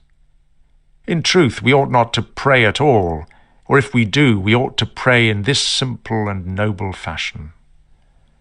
Just as we must understand when it is said that Aesculapius prescribed to this man horse exercise, or bathing in cold water, or going without shoes, so we must understand it when it is said that the nature of the universe prescribed to this man disease or mutilation or loss or anything else of the kind. For in the first case, prescribed means something like this: he prescribed this for this man as a thing adapted to procure health. And in the second case it means that which happens to, or suits, every man is fixed for him in a manner suitable to his destiny. For this is what we mean when we say that things are suitable to us. As the workmen say of squared stones in walls or pyramids, that they are suitable when they fit them to one another in some kind of clear-cut connection.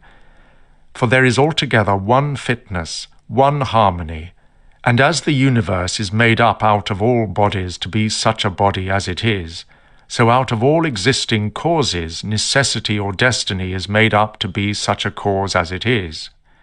And even those who are completely ignorant understand what I mean, for they say, it, necessity or destiny, brought this to such a person. And if brought, also prescribed to him. Let us then accept these things as if they were prescribed to us, just as we accept what Aesculapius prescribes.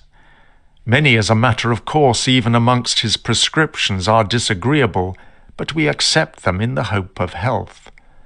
Let the perfecting and accomplishment of the things which the common nature judges to be good be judged by you to be of the same kind as your health, and so accept everything which happens, even if it seems disagreeable, because it leads to this, to the health of the universe, and to the prosperity and felicity of Zeus. For he would not have brought on any man what he has brought, if it were not useful for the universe as a whole. Neither does the nature of anything, whatever it may be, cause anything which is not suitable to that which is directed by it. For two reasons, then, it is right to be content with what happens to you. The one, because it was done for you and prescribed for you, and in a way had reference to you, originally spun with the thread of your destiny from the most ancient causes, and the other, because even that which comes to every individual in particular is to the power which administers the universe a cause of felicity and perfection, even of its very continuance. For the integrity of the whole is mutilated if you cut off anything whatever from the conjunction and the continuity, either of its constituent parts or of its causes. And you do cut off something as far as it is in your power when you complain at your situation. Just this is in a way damaging to it.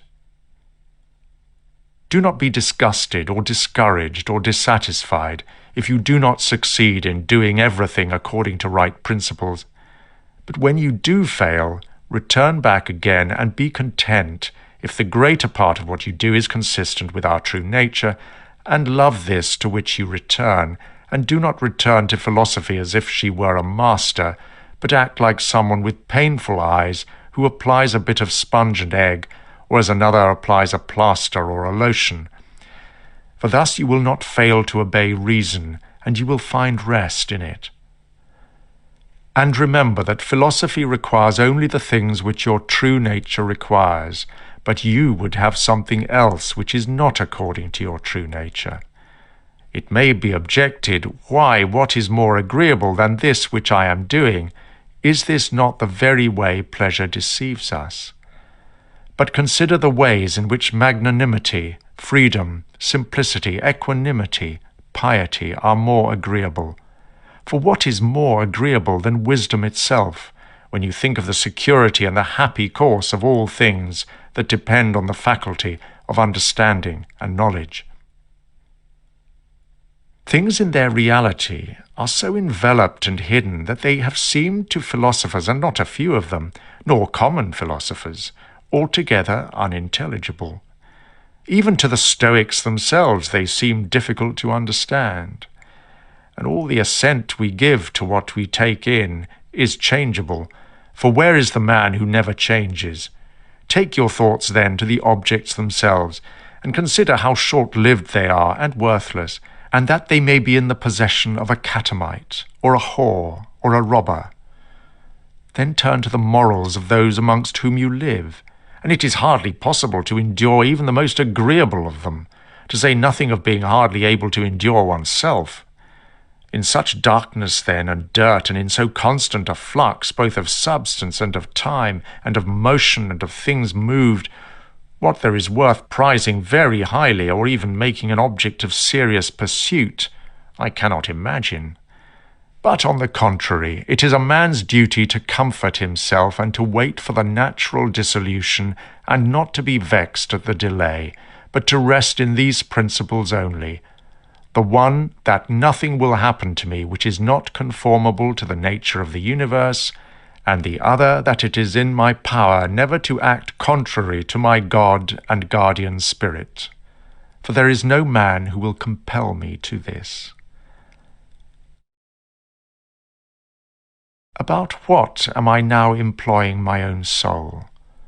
On every occasion I must ask myself this question and inquire, what have I now in this part of me which they call the ruling mind? And what manner of soul do I have now?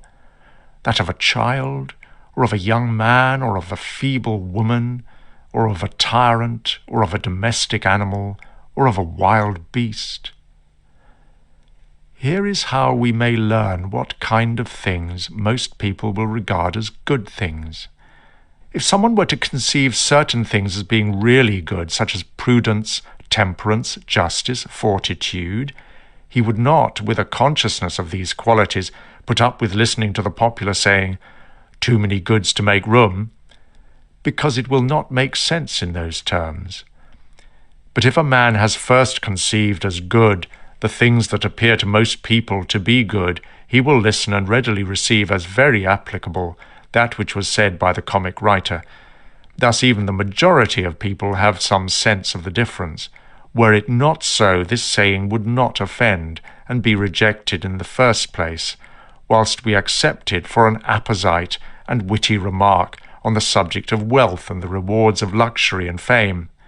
Go on then and ask if we should value and think those things to be good, to which after their first conception in the mind of the words of the comic writer might be aptly applied, that he who has them, through pure abundance, has no room to shit. I am composed of the formal and the material, and neither of them will perish into non-existence, as neither of them came into existence out of non-existence. Every part of me, then, will be reduced by change into some part of the universe, and that again will change into another part of the universe, and so on forever. And by consequence of such a change, I too exist, and those who begot me, and so on forever in the other direction. Nothing hinders us from saying this, even if the universe is administered according to appointed cycles of change. Reason and the reasoning art are self-defining powers, sufficient for themselves and for their own works. They move from an apt first principle, and they make their way to the end that is proposed to them. And this is the reason why such acts are named right acts, which word signifies that they proceed by the right road. None of these things ought to be called a man's, which do not belong to a man as a human being. They are not required of a man, nor does man's nature promise them, nor are they the means of man's nature attaining its end. Neither then does the end of man lie in these things, nor yet that which aids to the accomplishment of this end, and that which aids towards this end is that which is good. Besides, if any of these things did belong to man, it would not be right for a man to despise them and to set himself against them. Nor would a man be worthy of praise who showed that he did not want these things, nor would he who stinted himself in any of them be good, if indeed these things were good. But in fact, the more of these things a man deprives himself of, or of other things like them, or when he is deprived of any of them, the more patiently he endures the loss. In the same degree he is a better man. Such as are your habitual thoughts, such also will be the character of your mind. For the soul is dyed by thoughts. Dye it then with a continuous series of such thoughts as these. For instance, that where a man can live, there he can also live a good life. If he must live in a palace, well then he can also live a good life in a palace. Again, consider that each thing has been constituted for some purpose beyond itself, and towards this it is carried, and its end is in that towards which it is carried, and where the end is, there also is the advantage and the good of each thing. Now the good for the reasonable animal is society, community. For that we are made for society has been shown above. Is it not plain that the inferior exist for the sake of the superior? The things that have life are superior to those that do not have life, and of those that have life the superior are those that have reason. To seek what is impossible is madness, and it is impossible that the bad should not act according to how they are. Nothing happens to any man which he is not formed by nature to bear. What happens to you happened to another, and either because he does not see that they have happened, or because he would show a great spirit, he is firm and remains unperturbed. It is a shame, then, that ignorance and conceit should be stronger than wisdom. Things themselves do not touch the soul, not in the least degree, nor have they admission to the soul, nor can they turn or move the soul. But the soul turns and moves itself alone, and it consolidates the things that present themselves to it with whatever judgments it may think proper to make of those things. In one respect, man is the nearest thing to me, insofar as I must do good to men and endure them. But insofar as some people make themselves obstacles to my own business, man becomes one of the things that are indifferent to me, no less than the sun or wind or a wild beast. Now it is true that these may impede my action, but they are no impediments to my volition and disposition, which have the power of acting conditionally and changing. For the mind converts and changes every hindrance to its activity into an aid, and so that which is a hindrance to some activity is made a furtherance to it, and that which is an obstacle on the road helps us on this road. Reverence that which is best in the universe. This is what makes use of all things and directs all things, and likewise reverence that which is best in yourself. This is of the same kind as that. For in yourself also, that which makes use of everything else is this, and your life is directed by this. That which does no harm to the state does no harm to the citizen.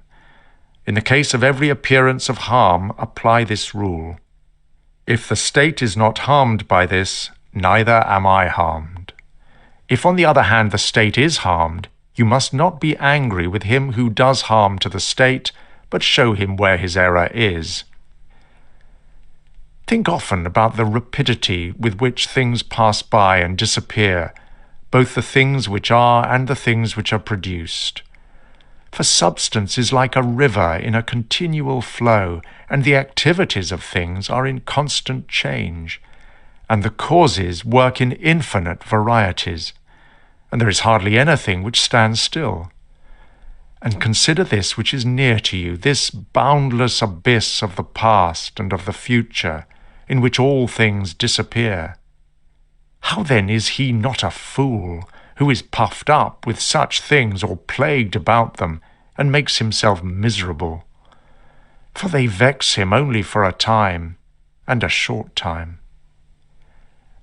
Think of the whole substance of the universe, of which you have a very small portion, and of the whole of time, of which a short and indivisible interval has been assigned to you, and of that which is fixed by destiny, and how small a part of it you are.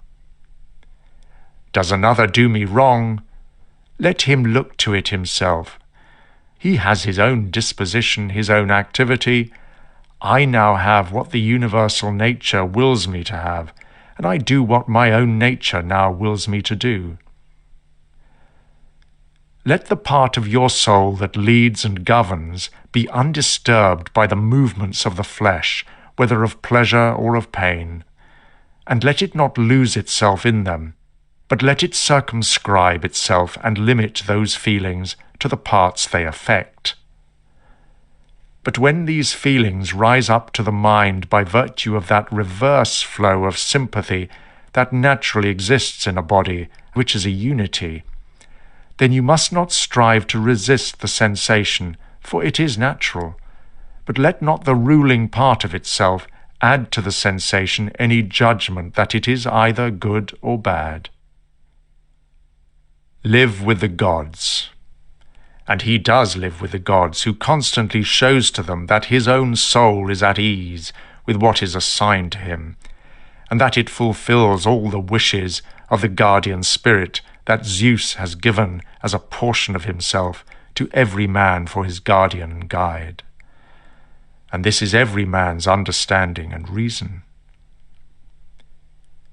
Are you angry with him whose armpits stink?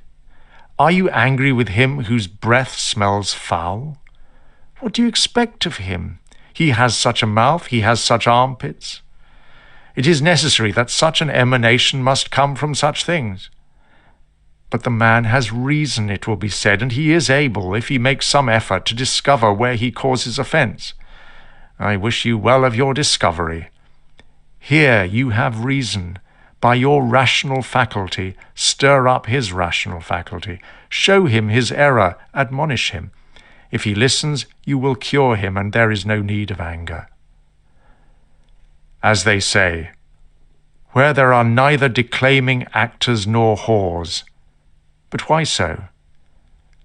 As you intend to live when you leave the world, so it is in your power to live while you are in it. If you are not permitted to do so, then get a way out of life, yet in such a way as if you suffered no harm by it. The house is smoky, and I quit it. Why do you think that this is any problem? But so long as nothing of the kind drives me out, I remain a free individual, and no man shall hinder me from doing what I choose. And I choose to do what is according to the nature of the rational and social animal. The intelligence of the universe is social. Accordingly, it has made the inferior things for the sake of the superior, and it has placed the superior in harmony with one another. You see how it has subordinated some creatures, coordinated others, and assigned to everything its proper portion, and has brought together the superior beings into concord with one another. How have you behaved hitherto to the gods, to your parents, brethren, children, teachers, to those who looked after your infancy, to your friends, kinsfolk, to your slaves?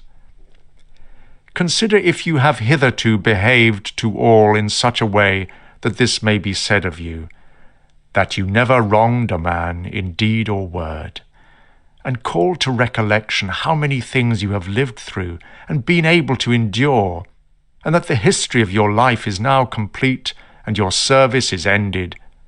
How much have you seen beauty? How many pleasures and pains have you disregarded? How much honor and glory have you spurned? And to how many unkind folk have you shown kindness? Why do unskilled and ignorant minds disturb him who has skill and knowledge? Well, what is the mind that has skill and knowledge? It is the mind that knows beginning and end, and knows the reason which pervades the world and administers the universe through all time by fixed periods or cycles. Soon, very soon, you will be ashes, or a skeleton, just a name, or not even a name. And any such name is but sound and echo. And the things which are much valued in life are empty and rotten and trifling, and like little dogs biting one another, and little children quarrelling, laughing, and then straightway weeping.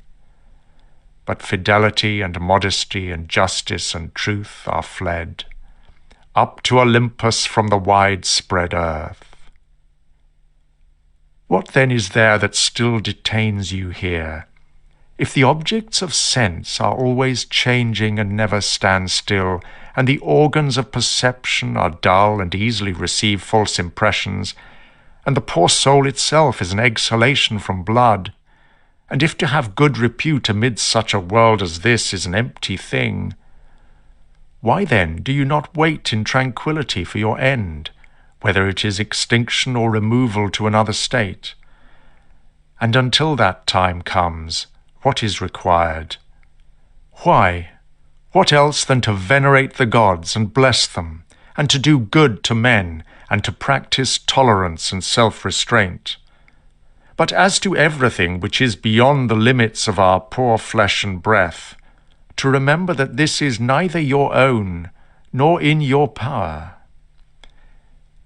You can pass your life in an equable flow of happiness, if you can go by the right way, and think and act in the right way. These two things are common both to the soul of God and to the soul of man, and to the soul of every rational being, that they are not subject to external impositions, and to hold good to consist in the disposition to justice and the practice of it, and in this to let your desire find its termination. If this is neither my own ill-doing, nor an effect of my own ill-doing, and the common good is not injured, why am I troubled about it? And what is the harm to the common good? Do not be carried along indiscriminately by what may come across in some people as a great loss, but give help to all according to your ability and their deserving, even if they should have sustained loss in matters which are indifferent. On the other hand, do not take such a felt loss to be necessarily a real loss, which is a bad habit of thinking. But just as the old man in the play, when he leaves, asks for the return of his foster child's top, whilst remembering that it is merely a top, so also should you in this case. When you are crying out to the people on your public platform, "Have you forgotten, man, what these things are worth? Oh, yes, but they are objects of great concern to these people. Will you then be made a fool as well? I was once a fortunate man, but I lost it I know not how."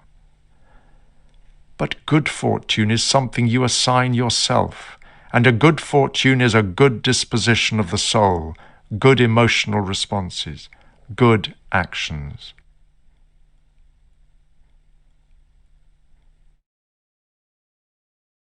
Book 6. The substance of the universe is obedient and compliant, and the reason which governs it has in itself no cause for doing evil, for it has no malice, nor does it do evil to anything, nor is anything harmed by it. But all things are made and perfected according to this reason. So long as you are doing your duty, Let it make no difference to you whether you are cold or warm, nor whether you are drowsy or satisfied with sleep, nor whether ill spoken of or praised, nor whether dying or doing something else. For this act by which we die is still one of the acts of life. It is sufficient then in this act also if we can do well what we have before us. Look within. Do not let the particular quality or value of anything escape you. All existing things soon change, and they will either be reduced to vapor, if indeed all material experience is one, or they will be dispersed into atoms. The governing reason knows what its own disposition is, and what it does, and on what material it works. The best way of avenging yourself is not to become like the wrongdoer. Find your pleasure and rest in one thing, to pass from one social act to another social act, thinking of God. The ruling principle of the mind is that which rouses and turns itself, and while it makes itself such as it is and such as it wills to be, it also makes everything that happens appear to itself to be such as it wills. Every single thing is accomplished in conformity to the nature of the universe, for certainly it is not in conformity to any other nature that each thing is accomplished, either a nature which externally comprehends this, or a nature which is comprehended within this nature, or a nature external and independent of this. The universe is either a confusion and a complex network of things, and a dispersion into atoms, or it is unity and order and providence. If then it is the former, why do I desire to tarry in a fortuitous combination of things and such a disorder? And why do I care about anything other than how I shall at last become earth? And why am I disturbed? For the dispersion of my elements will happen whatever I do. But if the other supposition is true, I venerate and I am firm, and I trust in him who governs. When circumstances drive you into some kind of disturbed state, quickly return to yourself, and do not continue out of tune longer than the compulsion lasts, for you will have more mastery over the harmony by continually recurring to it. If you had a stepmother and a mother at the same time, you would be dutiful to your stepmother, but still you would constantly return to your mother. Let the court and philosophy now be to you stepmother and mother. Return to philosophy frequently and take your rest in her. Thereby what you are faced with in the court will appear to you tolerable, and you will appear tolerable in the court. When we have meat before us and other eatables, it is a good idea to take in, as a felt impression, the knowledge that this is the dead body of a fish, and this is the dead body of a bird or of a pig, and again that this Falernian wine is only a little grape juice, and this purple robe some sheep's wool dyed with the blood of a shellfish, and in the carnal act that it is no more than the rubbing of a membrane and an emission of mucus. Such felt knowledge reaches well to the core of a thing, and to penetrate through it, to see what kind of thing it is. Just in the same way ought we to act all through life, and where there are things which appear most worthy of our approbation, we ought to lay them bare and look at their worthlessness and strip them of all the words by which they are exalted. For outward show is a wonderful perverter of the reason, and when you are most sure that you are employed about things worth doing, it is then that it cheats you most.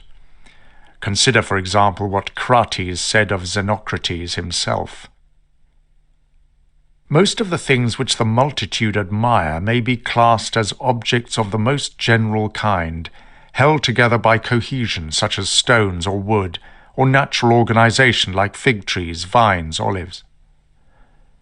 Those that are admired by men who are a little more reasonable come under the heading of things which are held together by a living principle, as flocks or herds.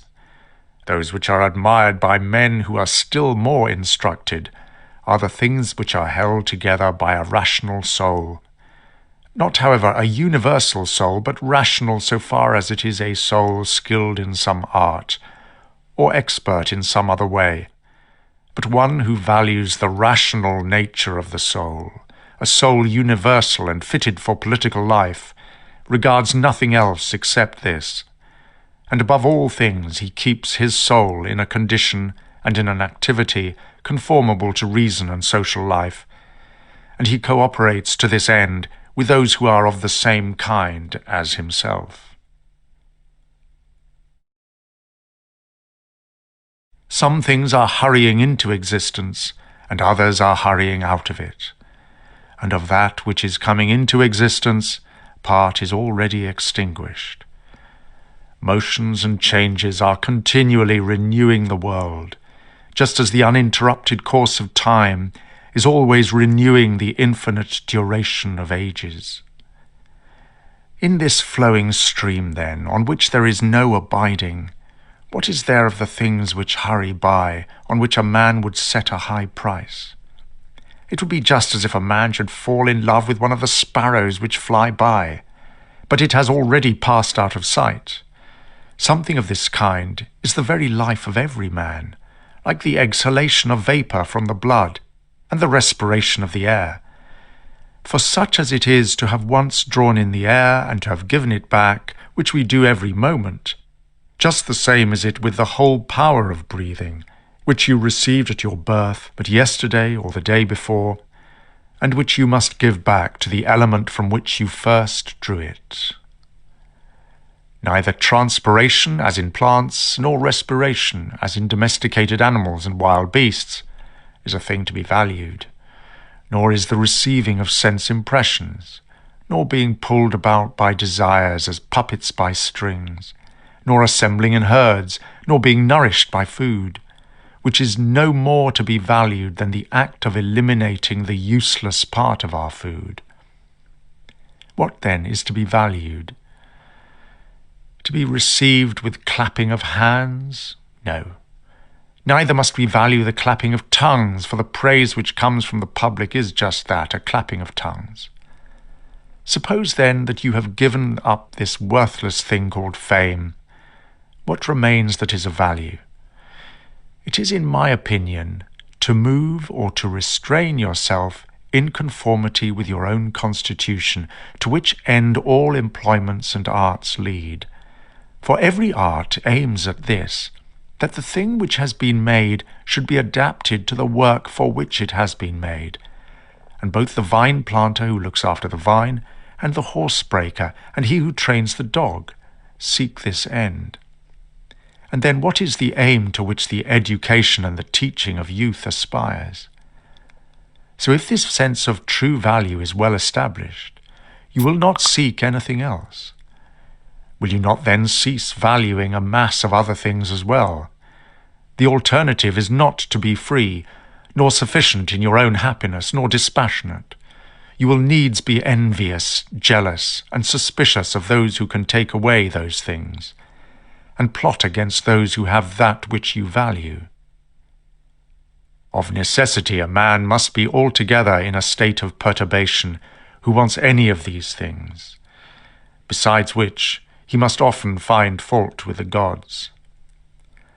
But to reverence and honour your own mind will make you content with yourself, and in harmony with society, and in agreement with the gods, that is, praising all that they give and have ordered. Above, below, all around are the movements of the elements, but the motion of virtue is in none of these. It is something more divine, and advancing by a way hardly observed, it goes happily on its road. How strangely men act! They will not praise their contemporaries and neighbours, but to be themselves praised by posterity, by those whom they have never seen or ever will see, This they set much value on. But this is very much the same as if you were to be grieved because those who have lived before you fail to praise you. If a thing is difficult for you to accomplish, do not assume that it must be impossible for anyone at all. But bear in mind that if a thing is humanly achievable and conformable to his nature, that this can be attained by yourself as well. In a bout at the gymnasium, suppose that a man has caught you with his nails, or by a clash of heads has inflicted a wound.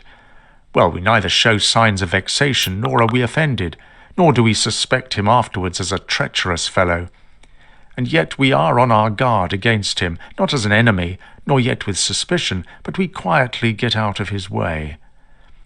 Something like this let your behavior be in all the other parts of life. Let us overlook many things in those who are like antagonists in the gymnasium. For it is in our power, as I said, to get out of the way, and to have no suspicion nor hatred. If any man is able to convince me and show me that I do not think or act right, I will gladly change, for I seek the truth by which no man was ever injured. The injury is in abiding in one's error and ignorance. I do my duty. Other things trouble me not, for they are either things without life, or things without reason, or things that have taken the wrong way and know not the right way. As to animals which have no reason, since you have reason and they have none, make use of them, and in general all things and objects, with a generous and liberal spirit. Towards human beings, as they do have reason, behave in a social spirit, and on all occasions call on the gods, and do not perplex yourself about the length of time that you shall have for this, for even 3 hours so spent are sufficient. Alexander the Macedonian and his groom were brought by death to the same state, for either they were received among the same seminal principles of the universe, or they were alike dispersed into atoms. Consider how many things in the same indivisible moment of time take place in each of us, things which concern the body and things which concern the soul. And so you will not wonder if many more things, or rather all things that come into existence, exist at the same time in that which is the one and all, which we call the cosmos. If any man should propose to you the question how the name Antoninus is written, would you utter each letter with a hoarse roar? What then if they grow angry? Will you be angry too? Will you not rather run through the sequence of letters with composure? Just so then in this life also remember that every duty is made up of various actions.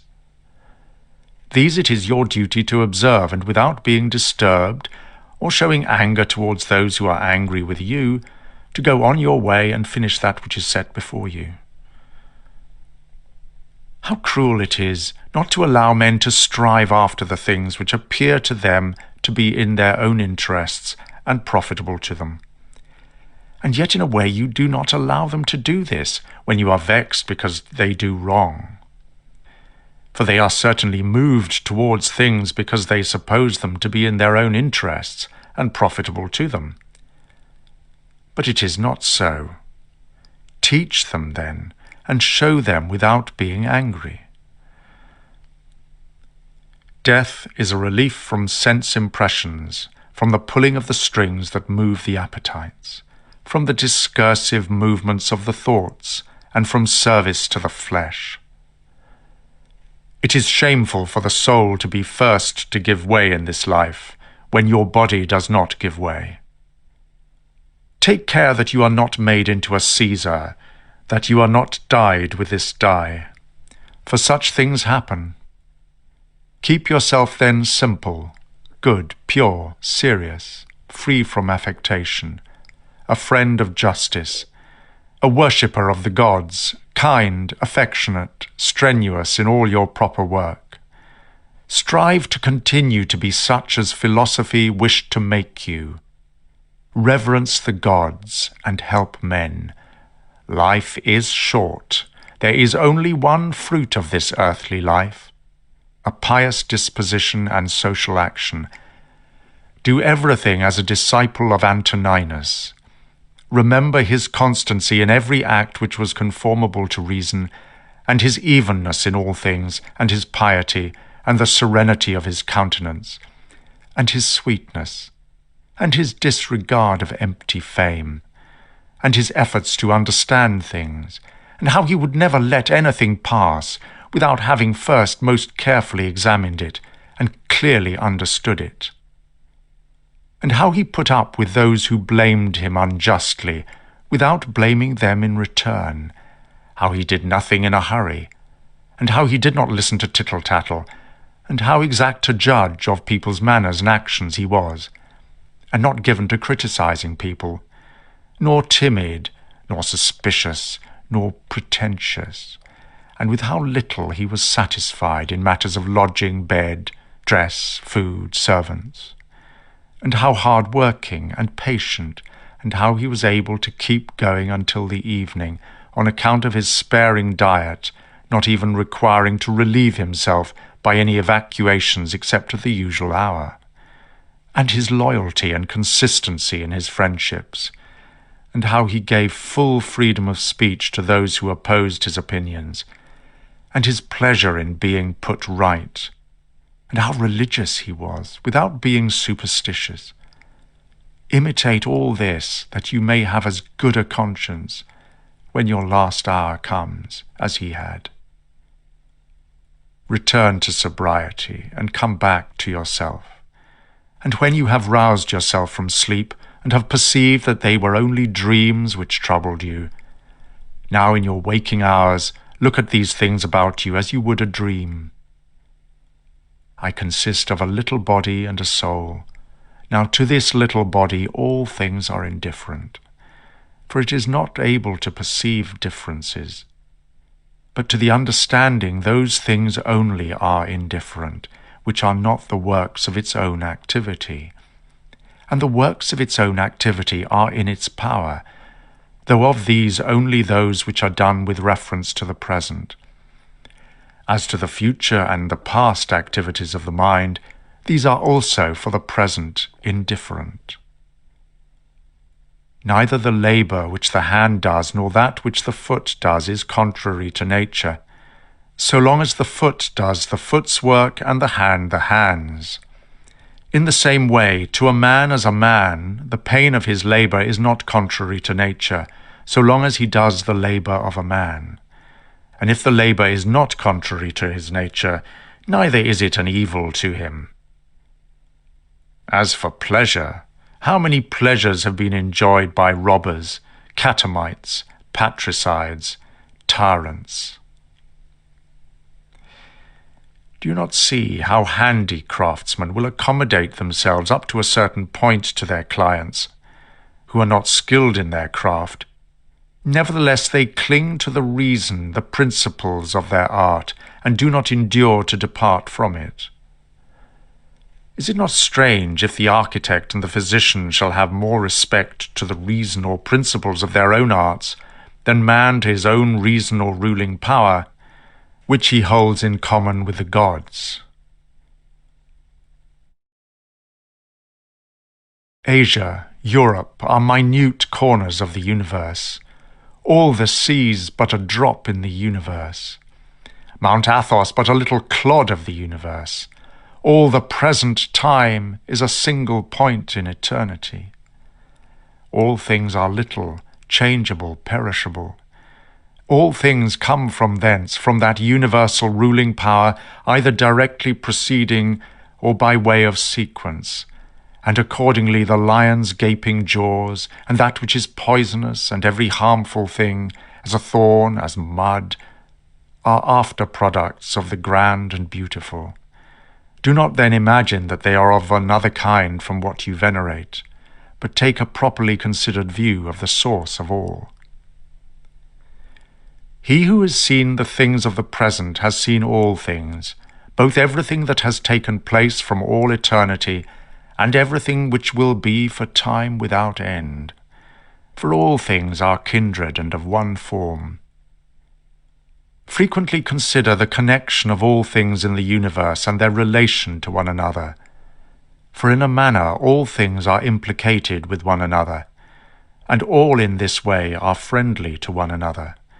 For one thing comes in order after another, and this is by virtue of the active movement and mutual conspiration and the unity of the substance of things. Adapt yourself to the things amongst which your lot has been cast, and love those people amongst whom you have been placed by fate, but do it truly, sincerely. Every instrument, tool, vessel, if it does the thing for which it has been made, is good, and yet he who made it is not necessary to that good functioning. But in the things which are held together by nature, there is within and there abides in them the power which made them, and therefore it is all the more fitting to reverence this power, and to think that if you do live and act according to its will, everything in you is in conformity to intelligence. And thus also in the universe the things which belong to it are in conformity to intelligence. Whatever you shall suppose to be good or evil for you amongst the things that are not within your control, it must of necessity be that, if such a bad thing befall you, or the loss of such a good thing, you will blame the gods, and hate men too, those who are the cause of the misfortune or the loss, or those who are suspected of being likely to be the cause. And indeed we do much injustice in our need to make such links. But if we judge only those things which are in our own power to be good or bad, there remains no reason either for finding fault with a god or putting on a hostile attitude to a man. We are all working together to one end, some with knowledge and design, and others without knowing what they do, like people when they are asleep, of whom it is Heraclitus, I think, who says that they too are labourers and cooperators in the things which take place in the universe. But people cooperate in their own very different ways, and even those who find fault with what happens, and those who try to oppose it and to hinder it, cooperate abundantly. For the universe has need even of such men as these. It remains then for you to determine what kind of workmen you place yourself amongst. For he who rules all things will certainly make a proper use of you, and he will admit you into some section of the labour force, whose work together conduce to one end. Only avoid such a part as that of the mean and ridiculous verse in the comedy, which Chrysippus speaks of. Does the sun undertake to do the work of the rain, or Aesculapius the work of the fruit-bearer, the earth? And how is it with respect to each of the stars? Are they not different, and yet they work together to the same end?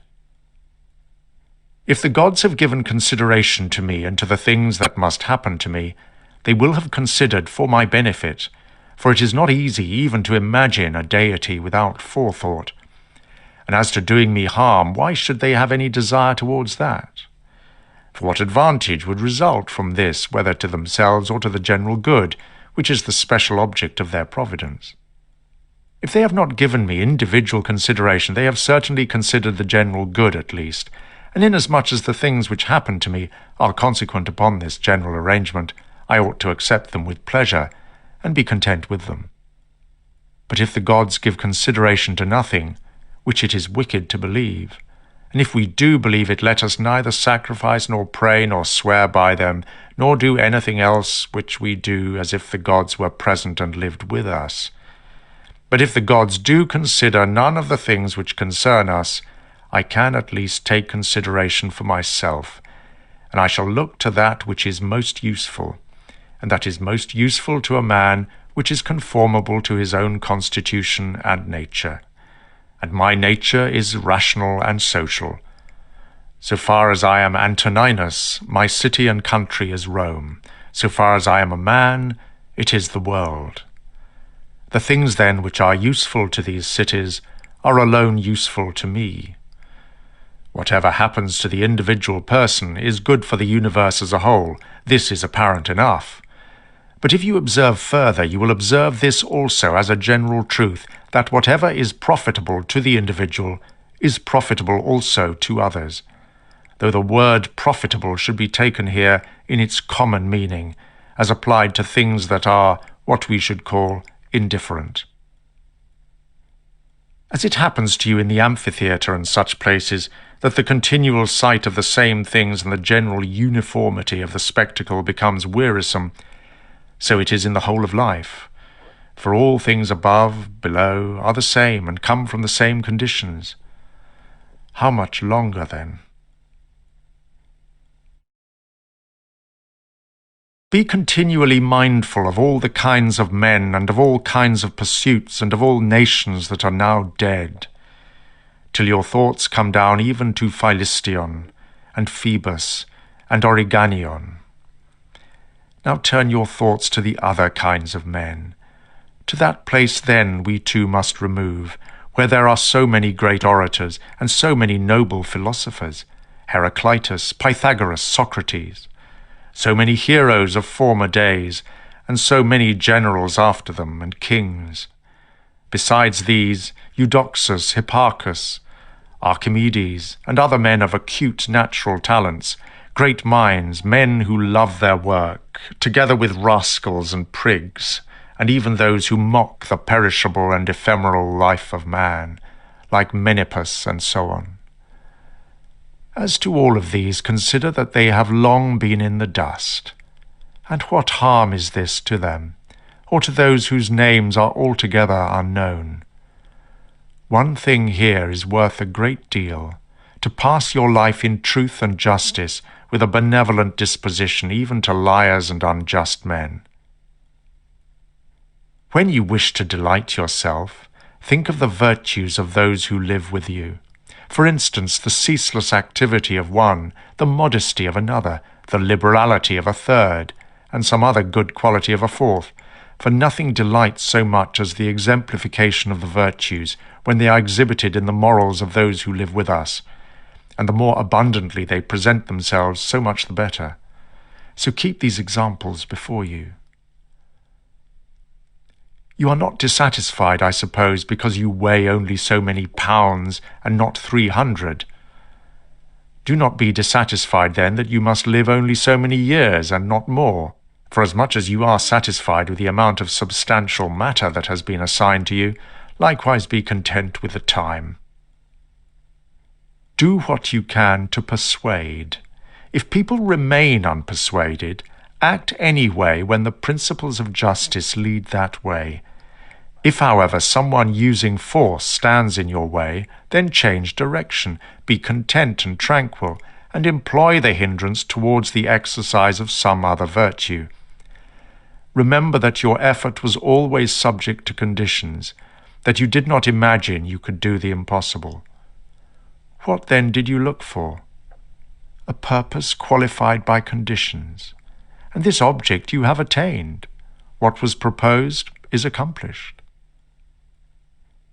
What is your own true good? He who loves fame considers it to lie in another man's reactions, and he who loves pleasure his own sensations. But he who has understanding considers his own acts to be his own good. It is in our power to have no opinion about a thing, and not to be disturbed in our soul, for things in themselves have no natural power to form our judgments.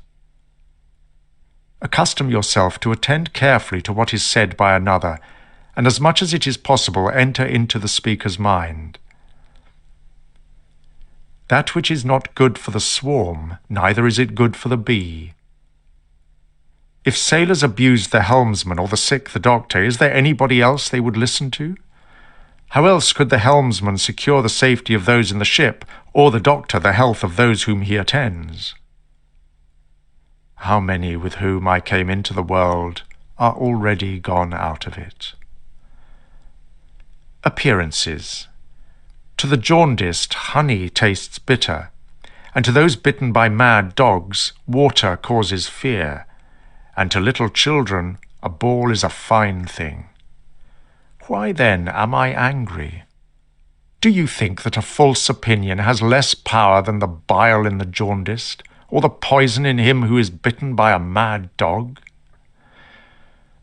No one will hinder you from living according to the reason of your own nature. Nothing will happen to you contrary to the reason of universal nature. What kind of people are they whom men wish to please, and for what objects, and by what kinds of actions? How soon will time cover all things, and how many things it has covered already?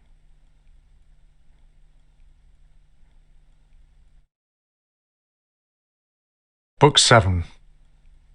What is evil? It is that which you have often seen, and in the face of any and every occasion keep this in mind, that it is what you have often seen before. Everywhere up and down you will find the same things with which the old histories are filled, those of ancient times and those of our own day. Cities and houses are filled with them, even now. There is nothing new. All things are familiar, all things are short-lived. How can our living principles become deadened unless the mental impressions which correspond to them are extinguished? But it is in your power continuously to fan these thoughts into a flame. I can form for myself the judgment I ought to have of anything that comes to my attention, and if this is so, why am I disturbed? Things external to my mind have no necessary impact upon it at all. Let this be your state of mind, and you stand upright. To recover your life is in your power. Look at things again as you used to look at them, for in this consists the recovery of your life. The idle swank of a parade, plays on the stage, flocks of sheep, herds of cows, mock fighting, a bone thrown to little dogs, bits of bread cast into fish ponds, ants labouring and burden carrying, frightened little mice running about, puppets pulled by strings. In the midst of all such things, your duty is to show good humour and not a superior air.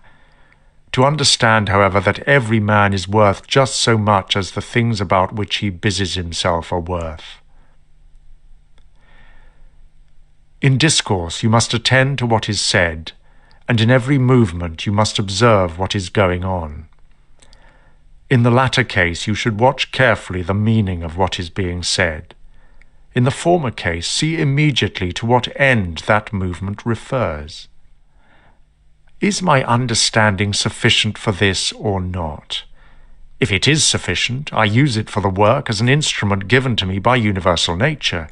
But if it is not sufficient, then either I retire from the work and give way to him who is able to do it better, unless there be some reason why I ought not to do so, or I do it as well as I can, taking to help me the man who with the aid of my ruling principle can do what is now fit and useful for the general good. For whatsoever, either by myself or with another, I can do, ought to be directed to this aim only, to that which is useful and well suited to society as a whole. How many, after being celebrated by fame, have been given up to oblivion? And how many who have celebrated the fame of others have long been dead? Be not ashamed to be helped, for it is your business to do your duty like a soldier in the assault on a town. How then, if being lame you cannot mount up on the battlements alone, but with the help of another it is possible? Let not future things disturb you, for you will come to them, if it shall be necessary, having with you the same reason which you now use for present things. All things are implicated with one another, and the bond between them is holy, and there is hardly anything unconnected with any other thing. For things have been coordinated, and they combine to form the same universal order. For there is one universe made up of all things, and one God who pervades all things, and one substance and one law, one common reason in all intelligent animals, and one truth. If indeed there is also one perfection for all such beings participating in the same reason.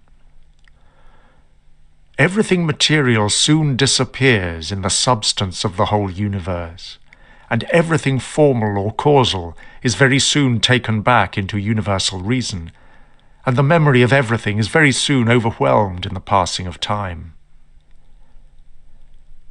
To the rational animal, an act that is according to nature is also according to reason. Be upright or be made upright.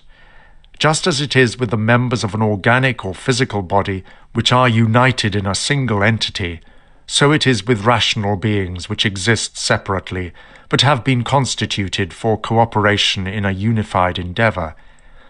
And the perception of this will be more apparent to you if you regularly say to yourself, I am a member of a single system that is rational humanity. You could, instead of the word member, say part, that you are a part of that single system of rational humanity, but this would suggest that you do not yet love humanity from your heart. Beneficence does not yet delight you for its own sake. You still do it merely as a matter of duty, and not yet out of a concern for your true welfare. Let external events impinge upon those parts of me that must feel the effects of these events. Those parts which have felt will complain if they choose, but I am not injured unless I think that what has happened is an evil, and it is in my power not to think it an evil. Whatever anyone does or says, I must determine to be good, just as if an emerald, or gold, or the colour purple were always saying, whatever anyone does or says, I must be emerald, I must keep my colour. The ruling faculty, your reason, does not disturb itself. I mean, it does not frighten itself or cause itself pain. If anyone else can frighten or cause it pain, let him do so.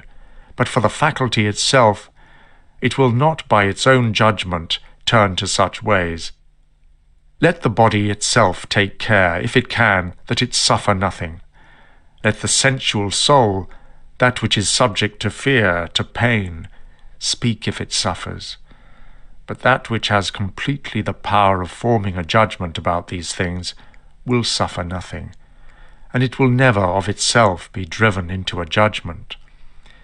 The leading principle in itself wants nothing, unless it makes a want for itself, and therefore it is both free from perturbation and unimpeded, unless it disturb and impede itself.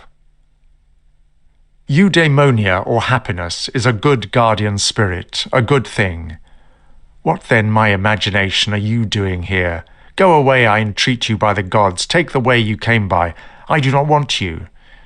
Here you are, come according to your usual fashion. I am not angry with you, only go away. You are afraid of change? Why? What can take place without change? What then is more pleasing or more suitable to universal nature? And can you take a bath unless the wood undergoes a change? And can you be nourished unless the food undergoes a change? And can anything else that is useful be accomplished without change? Do you not see then that for yourself also to change is just the same, and equally necessary for the nature of the universe?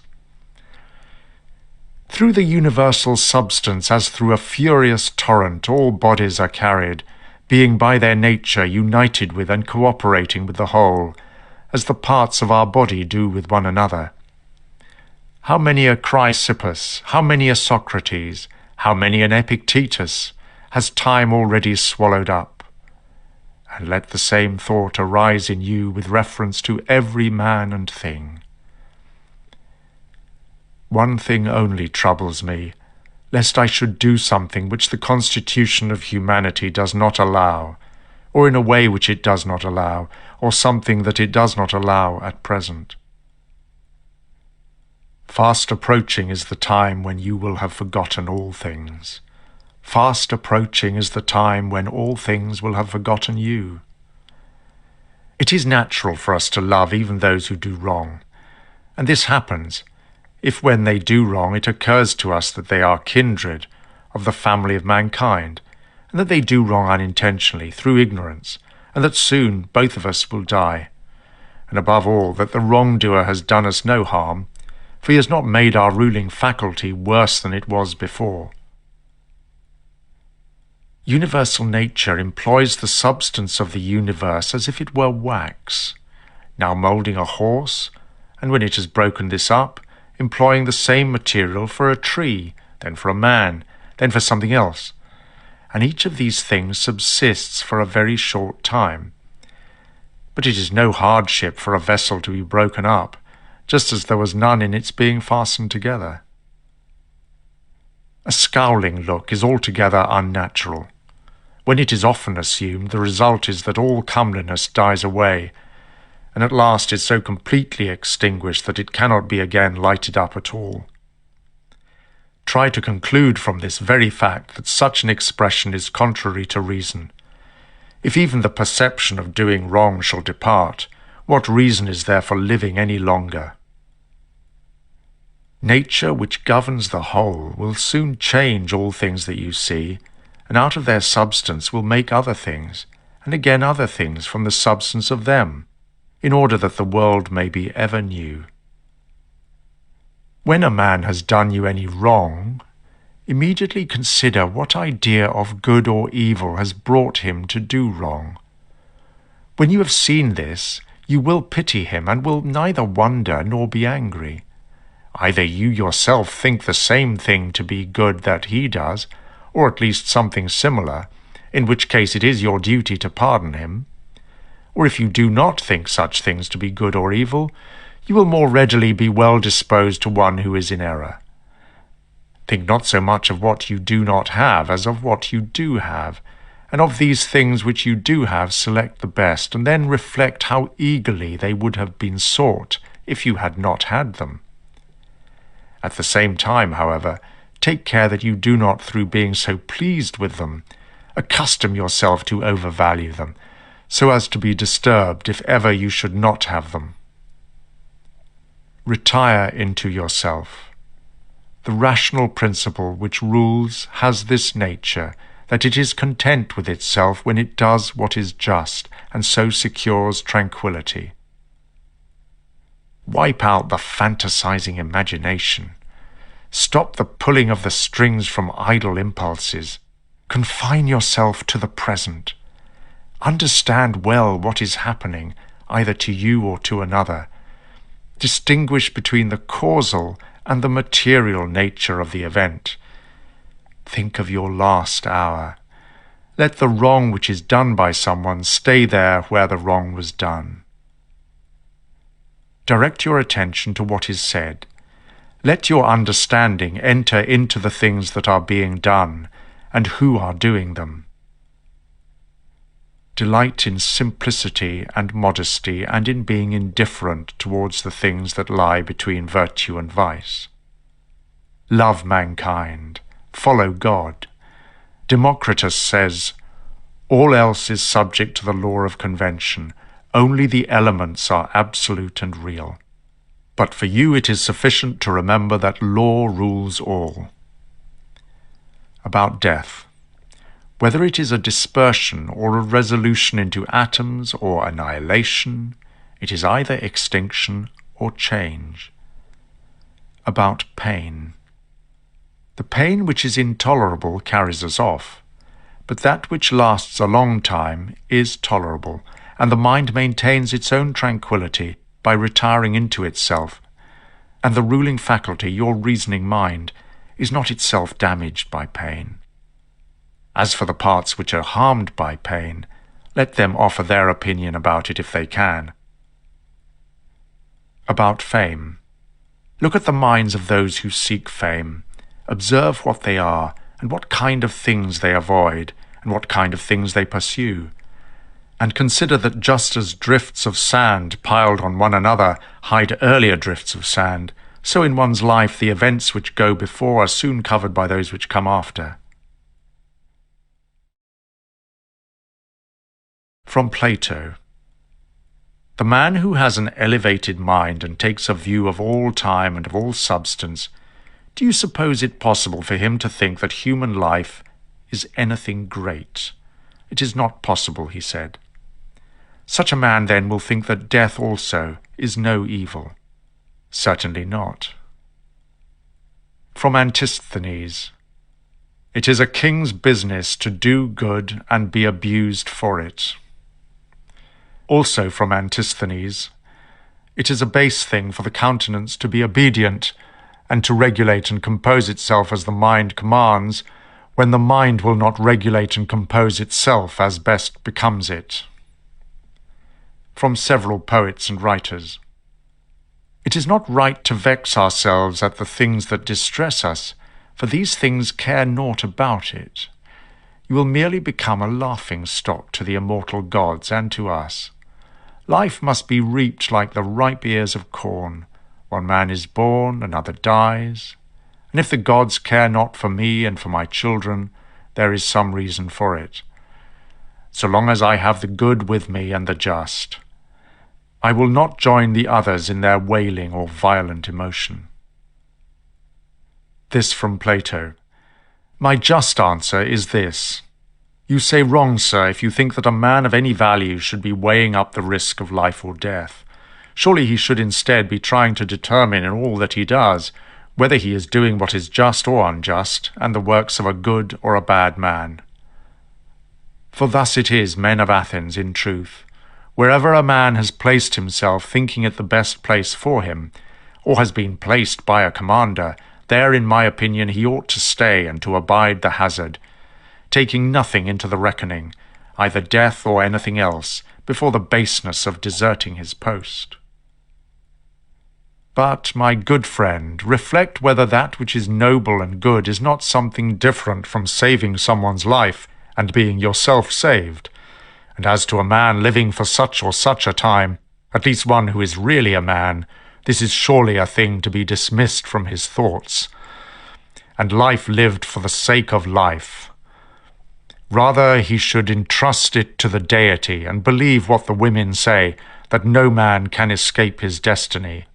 So the next inquiry is how he may best live the time that he has to live. Look round at the courses of the stars, as if you were going along with them, and constantly consider the changes of the elements into one another. For such thoughts purge away the filth of the earthly life.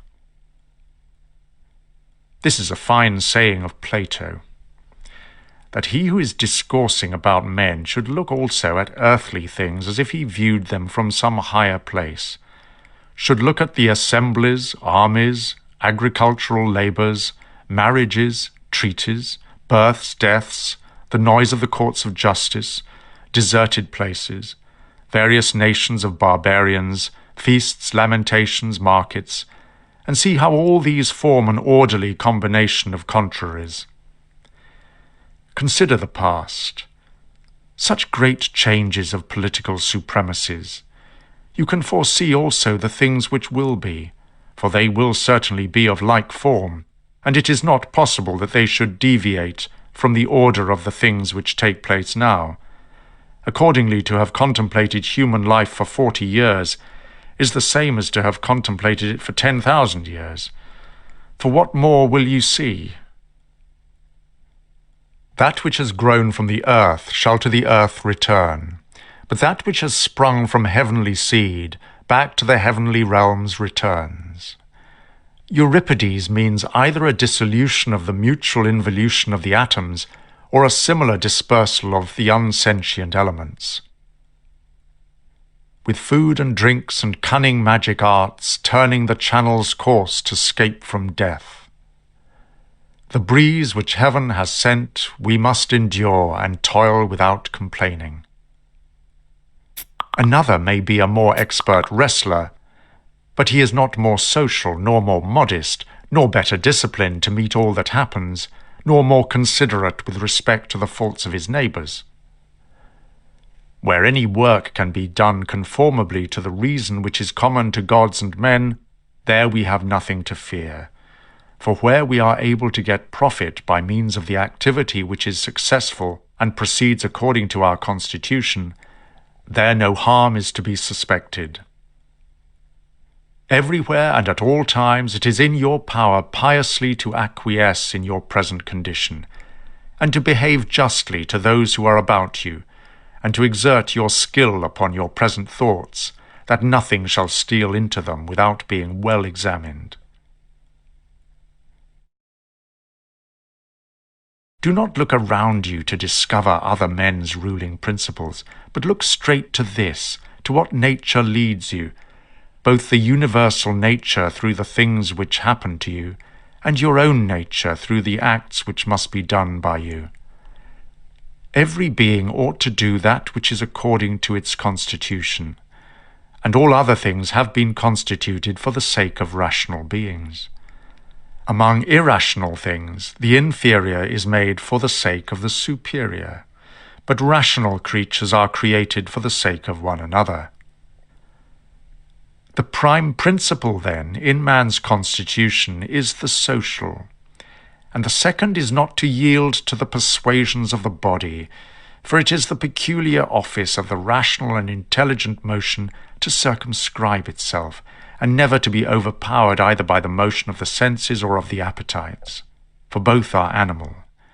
But the intelligent motion claims superiority, and does not permit itself to be overpowered by the others, and with good reason, for it is formed by nature to use all of them.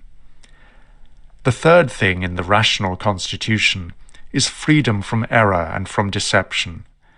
Let then the ruling principle holding fast to these things go straight on, and then it has what is its own. Imagine that your life should have rightfully ended now, and therefore live the remainder, this gracious addition, according to nature. Love that only which happens to you and is spun with the thread of your own destiny, for what is more suitable?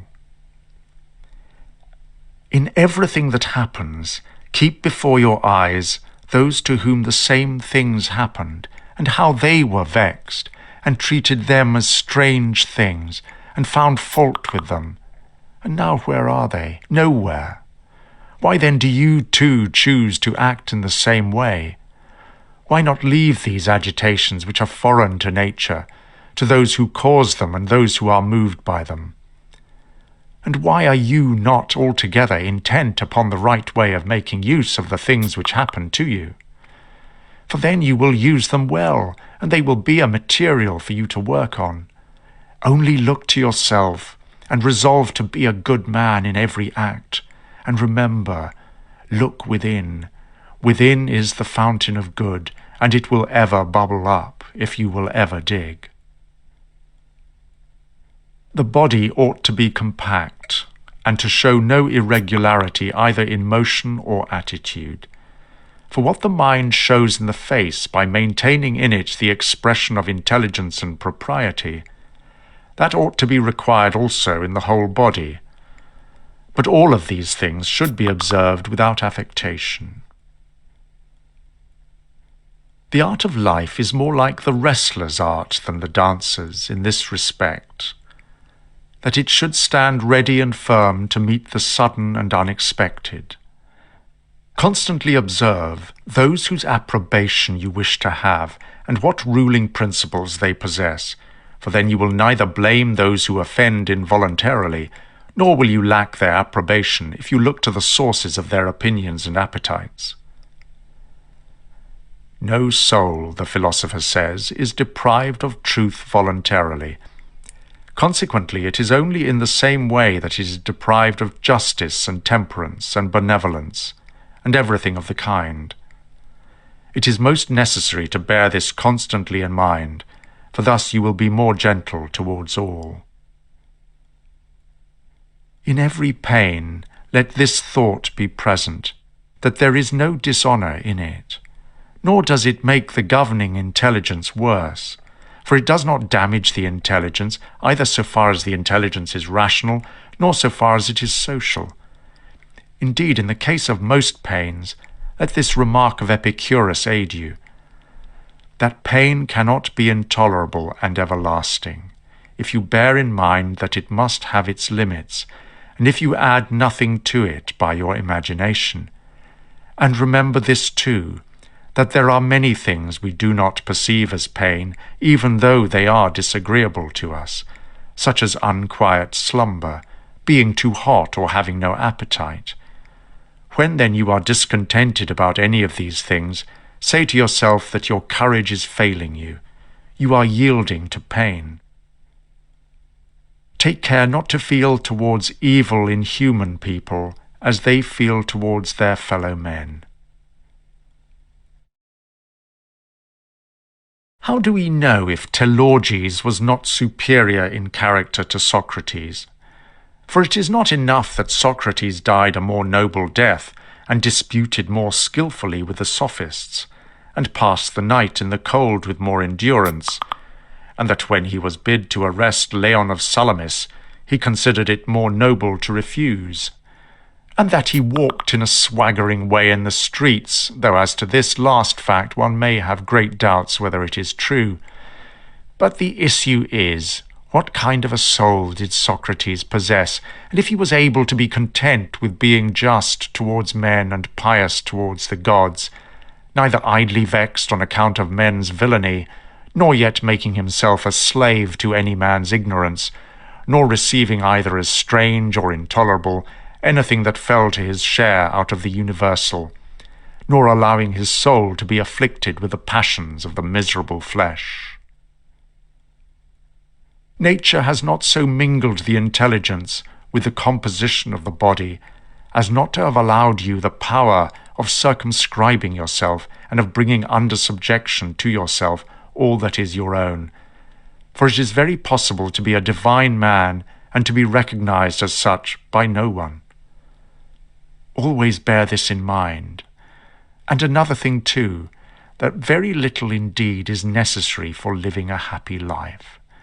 And because you have despaired of becoming a dialectician and skilled in the knowledge of nature, do not for this reason renounce the hope of being both free and modest and social and obedient to God.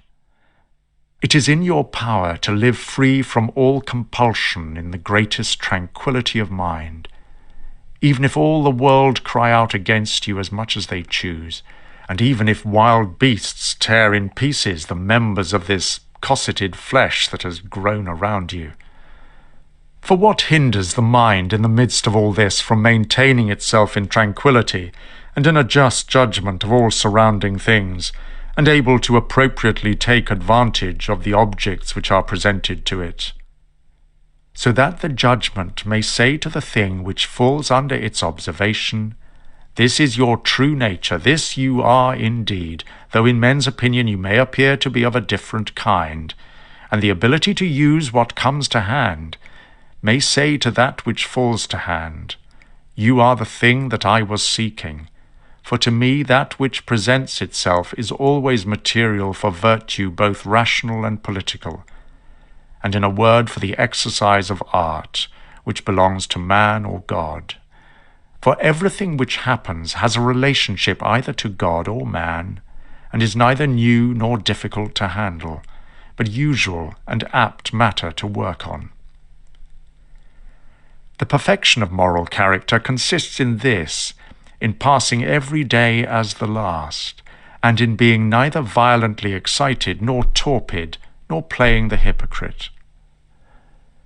The gods who are immortal are not vexed because during so long a time they must tolerate continually men such as they are, and so many of them bad. And besides this, they also take care of them in all ways. But you who are destined to end so soon, are you wearied of enduring the bad, even though you are one of them? It is a ridiculous thing for a man not to fly from his own badness, which is indeed possible, but to attempt to suppress other men's vices is impossible. Whatever the rational and social faculty finds to be neither intelligent nor social, it properly judges to be inferior to itself. When you have done a good act and another has received it, why do you look for a third thing besides these, as fools do, either to have the reputation of having done a good act, or to obtain a return?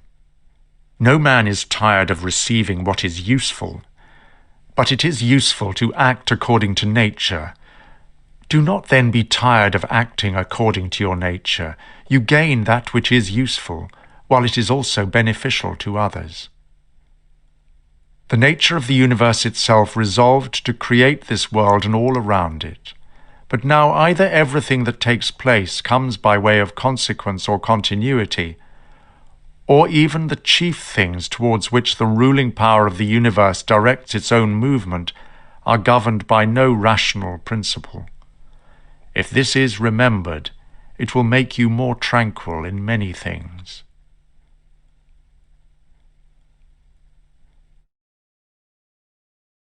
Book 8. This reflection also tends to the removal of the desire for empty fame, that it is no longer in your power to have lived the whole of your life, or at least your life from your youth upwards like a philosopher. Both to many others and to yourself, it is plain that you are far from philosophy. You have fallen into disorder then, so that it is no longer easy for you to get the reputation of a philosopher, and your plan of life also opposes it. If then you truly understand where the matter lies, throw away the thought of how you appear to others, and be content to live the rest of your life in such a manner as your nature wills. Observe then what it wills, and let nothing else distract you, for you have had experience of many wanderings without having found happiness anywhere, not in syllogisms, nor in wealth, nor in reputation, nor in enjoyment, nor anywhere. Where is it then? In doing what man's nature requires. How then shall a man do this, if he has principles from which come his emotions and his acts? What principles? Those which relate to good and bad, the belief that there is nothing good for man which does not make him just, temperate, manly, free, and that there is nothing bad which does not do the contrary.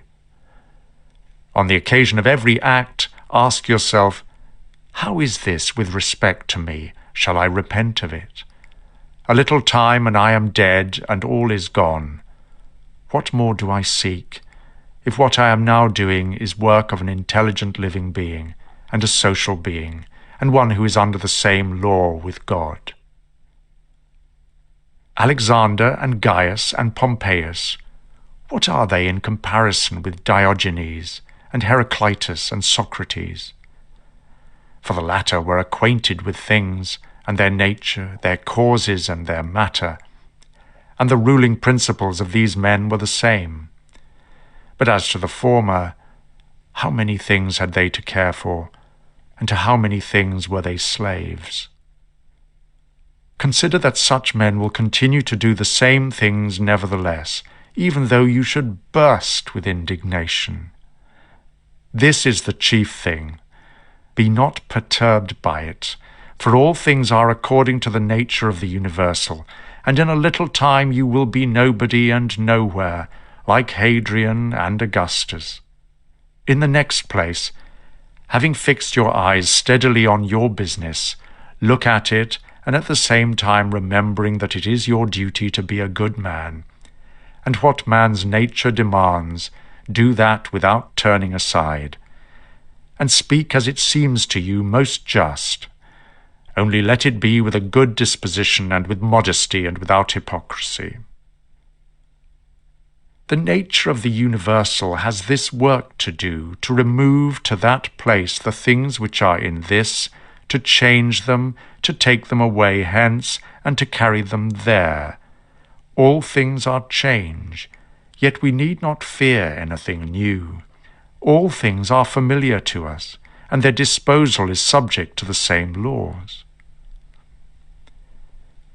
Every nature is contented with itself when it goes on its way well, and a rational nature goes on its way well when in its thoughts it assents to nothing false or uncertain, and when it directs its movements to social acts only, and when it confines its desires and aversions to the things which are in its power, and when it is satisfied with everything that is assigned to it by the common nature. For of this common nature, every particular nature is a part, as the nature of the leaf is a part of the nature of the plant.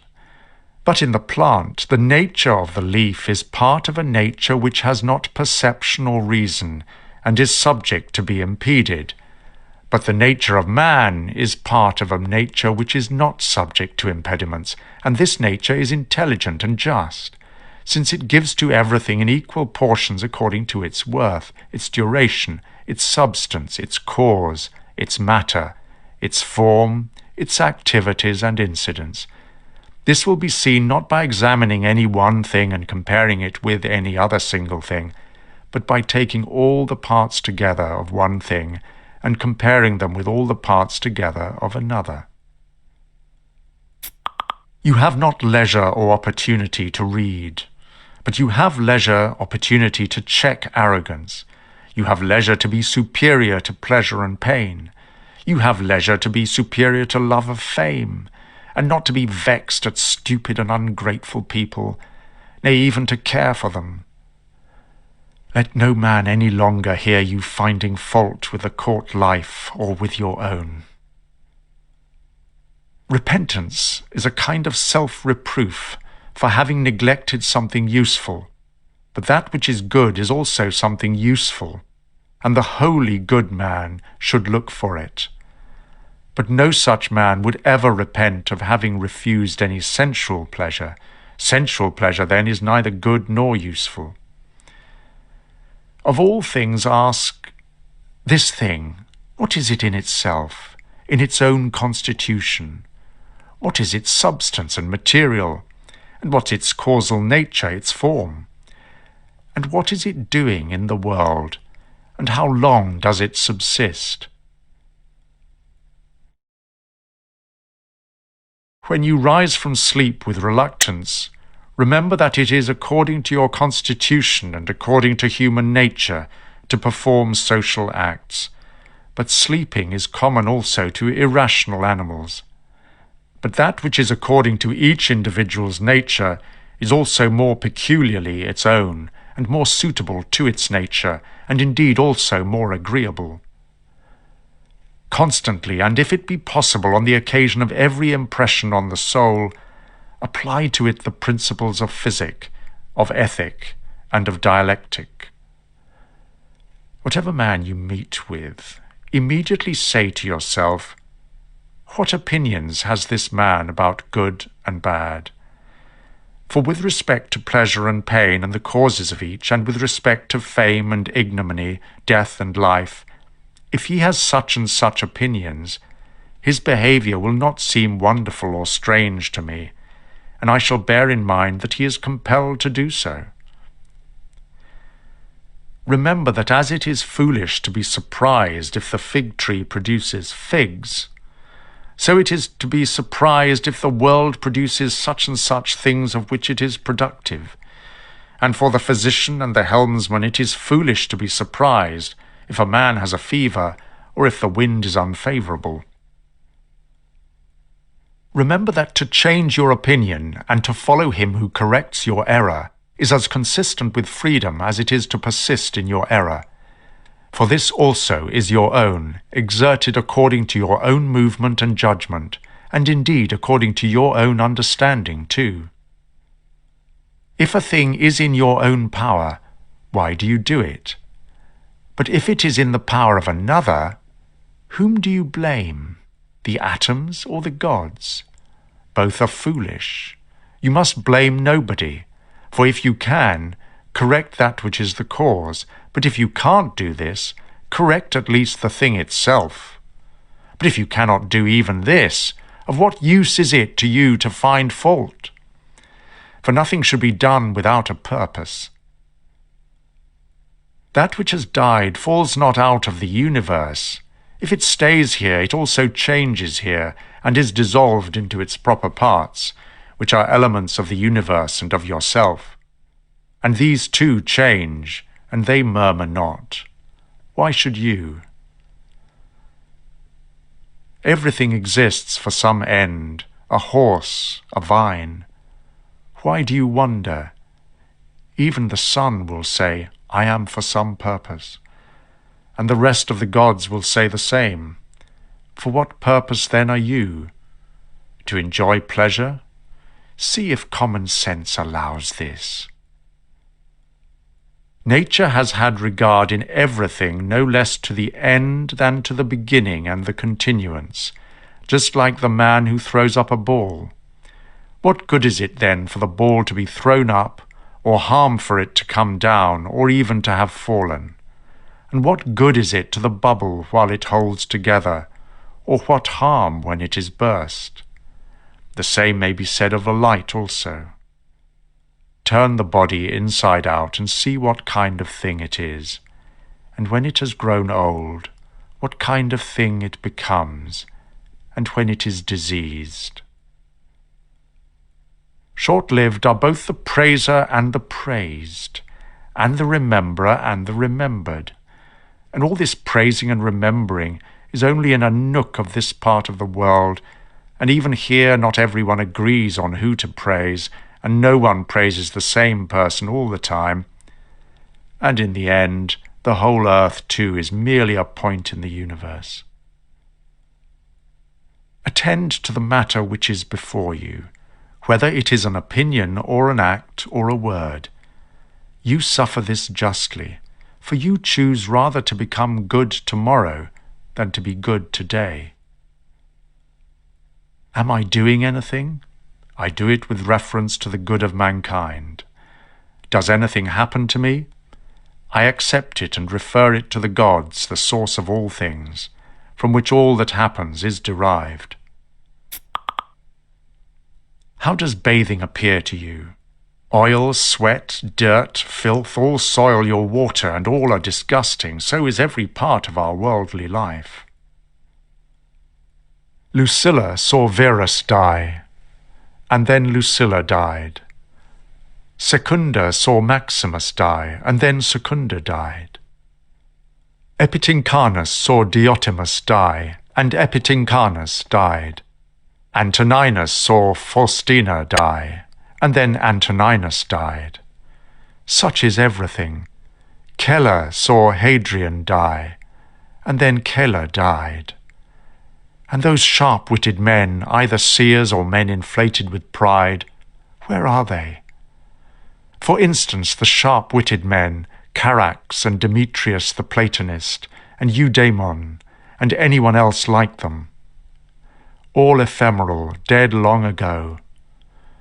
Some indeed have not been remembered even for a short time, and others have become the heroes of fables, and again others have disappeared even from fables.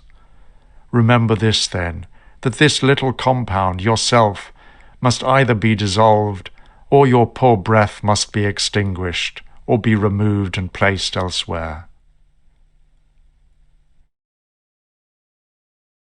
It is satisfaction to a man to do the proper works of a man.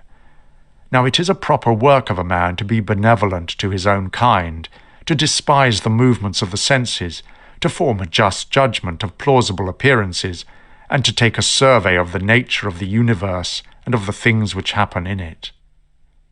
There are three relations between you and other things: the one to the body which surrounds you, the second to the divine cause from which all things come to all, and the third to those who live with you. Pain is either an evil to the body, then let the body say what it thinks of it, or to the soul, but it is in the power of the soul to maintain its own serenity and tranquillity, and not to think that pain is an evil. For every judgment and movement and desire and aversion is within, and no evil ascends so high. Cleanse your imagination by often saying to yourself, "Now it is in my power to let no badness be in this soul, nor desire nor any perturbation at all. But looking at all things I see what is their nature, and I use each according to its value." Remember this power which you have from nature. Speak both in the Senate and to every man, whoever he may be, appropriately, not with any affectation.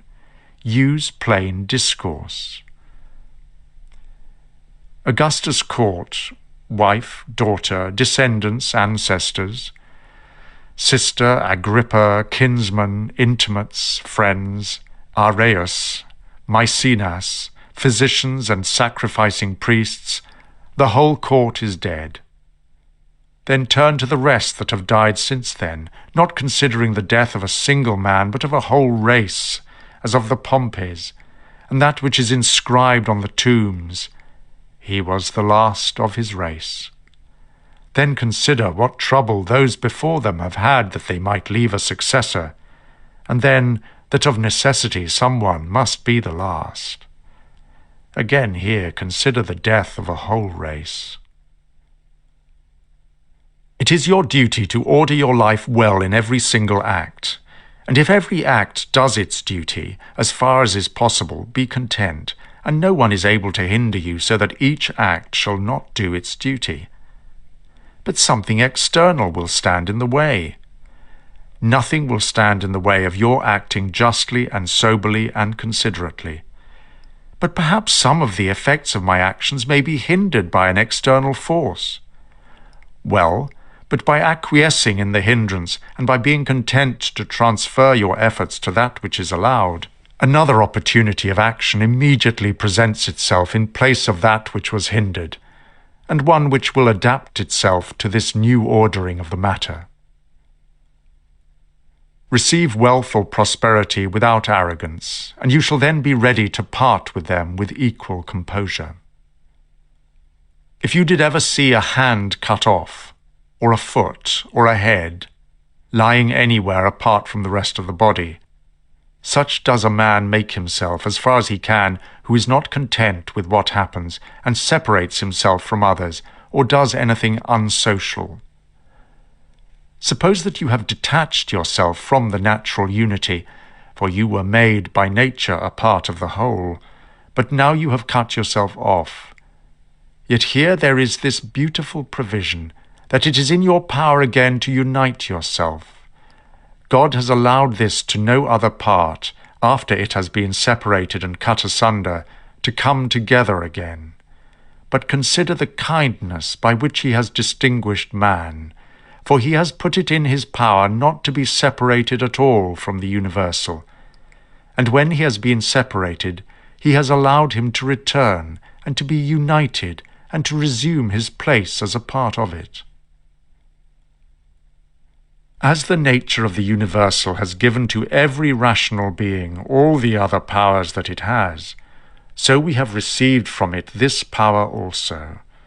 For as the universal nature converts and fixes in its predestined place everything which stands in the way and opposes it, and makes such things a part of itself, so also the rational animal is able to make every hindrance its own material, and to use it for such purposes as it may have designed. Do not disturb yourself by thinking of the whole of man's life. Let not your thoughts at once embrace all the various troubles which you may expect to befall you. But on every occasion ask yourself, what is there in this which is intolerable and past bearing? For you will be ashamed to confess. In the next place, remember that neither the future nor the past pains you, but only the present.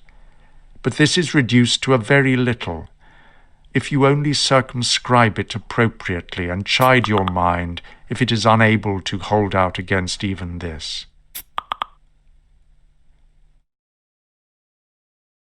Does Panthea or Pergamus now sit by the tomb of Verus? Does Corias or Diotimus sit by the tomb of Hadrian? That would be ridiculous. Well, suppose they did sit there. Would the dead be conscious of it? And if the dead were conscious, would they be pleased? And if they were pleased, would that make them immortal?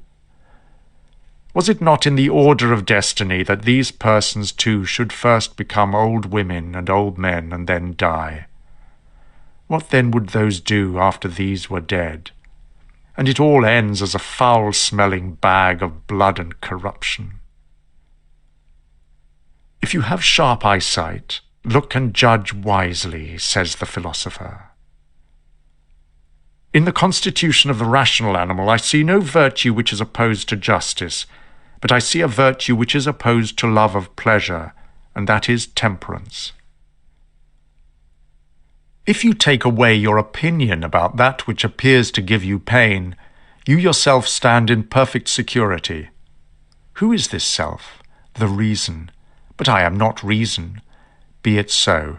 Let then the reason itself not trouble itself, but if any other part of you suffers, let it have its own opinion about itself. Hindrance to the perceptions of sense is an evil to the animal nature. Hindrance to the desires and emotions is equally an evil to the animal nature. In the same way, there are things that are equally an impediment and an evil to the constitution of plants. So then that which is a hindrance to the intelligence is an evil to the intelligent nature.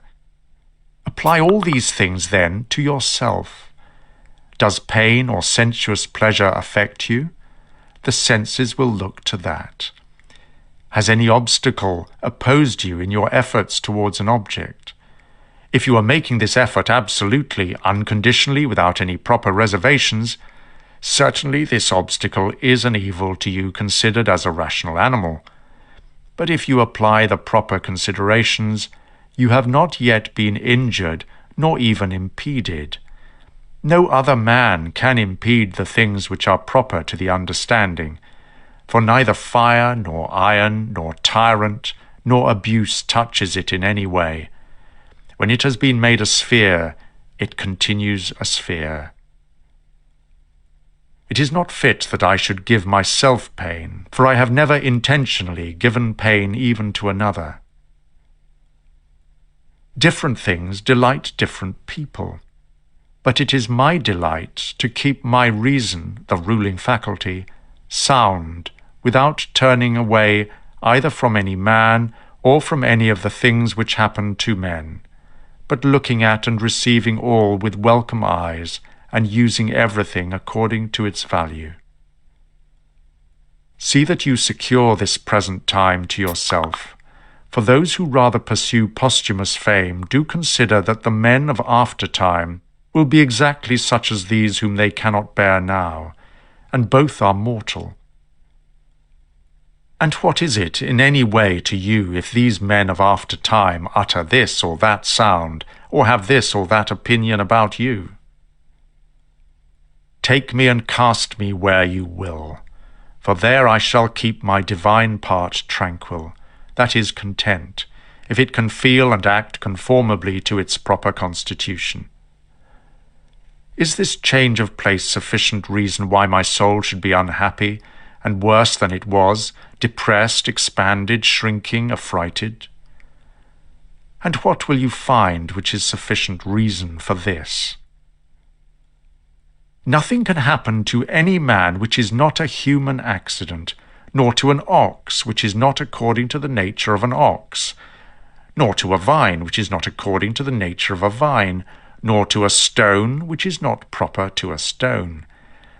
If then there happens to each thing both what is usual and natural, why should you complain? For the common nature brings nothing which may not be borne by you. If you are pained by any external thing, it is not this thing that disturbs you, but your own judgment about it, and it is in your power to wipe out this judgment now. But if anything in your own disposition gives you pain, who hinders you from correcting your opinion? And even if you are pained because you are not doing some particular thing which seems to you to be right, why do you not rather act than complain?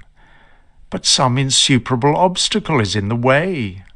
Do not be grieved then, for the cause of its not being done depends not on you.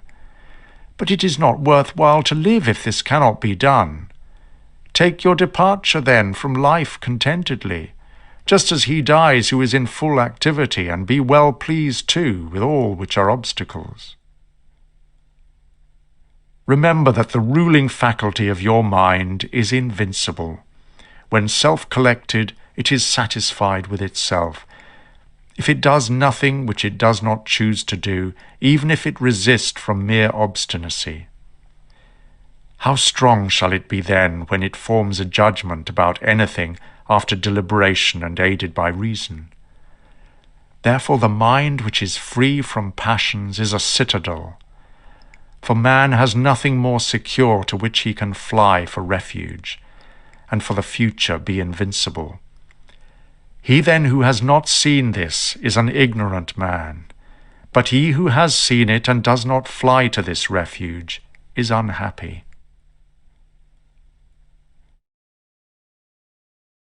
Say nothing more to yourself than what the first appearances report. Suppose that it has been reported to you that a certain person speaks ill of you. This has been reported, but that you have been injured, that has not been reported. I see that my child is sick. I do see, but that he is in danger of his life, I do not see. Thus then always abide by the first appearances, and add nothing yourself from within, and thus no harm befalls you, or rather add something in the fashion of a man who understands the true nature of the world. A cucumber is bitter, throw it away. There are briars in the road, turn aside from them. This is enough. Do not add, and why were such things made in the world? For you will be ridiculed by a man who is acquainted with nature, as you would be ridiculed by a carpenter and shoemaker if you find fault because you see in their workshop shavings and cuttings from the things which they make. Now, they have places into which they can throw these shavings and cuttings, but the universal nature has no external space. But the wondrous part of her art is that though she has circumscribed herself, everything within her which appears to decay and to grow old and to be useless, she changes into herself, and again makes other new things from these very same, so that she requires neither substance from without, nor wants a place into which she may cast that which decays. She is content then with her own space, and her own matter, and her own art. Neither in your actions be sluggish, nor in your conversation without method, nor wandering in your thoughts, nor let there be in your soul inward contention, nor external effusion, nor in life be so busy as to have no leisure. Suppose that men kill you, cut you in pieces, curse you. What then can these things do to prevent your mind from remaining pure, wise, sober, just?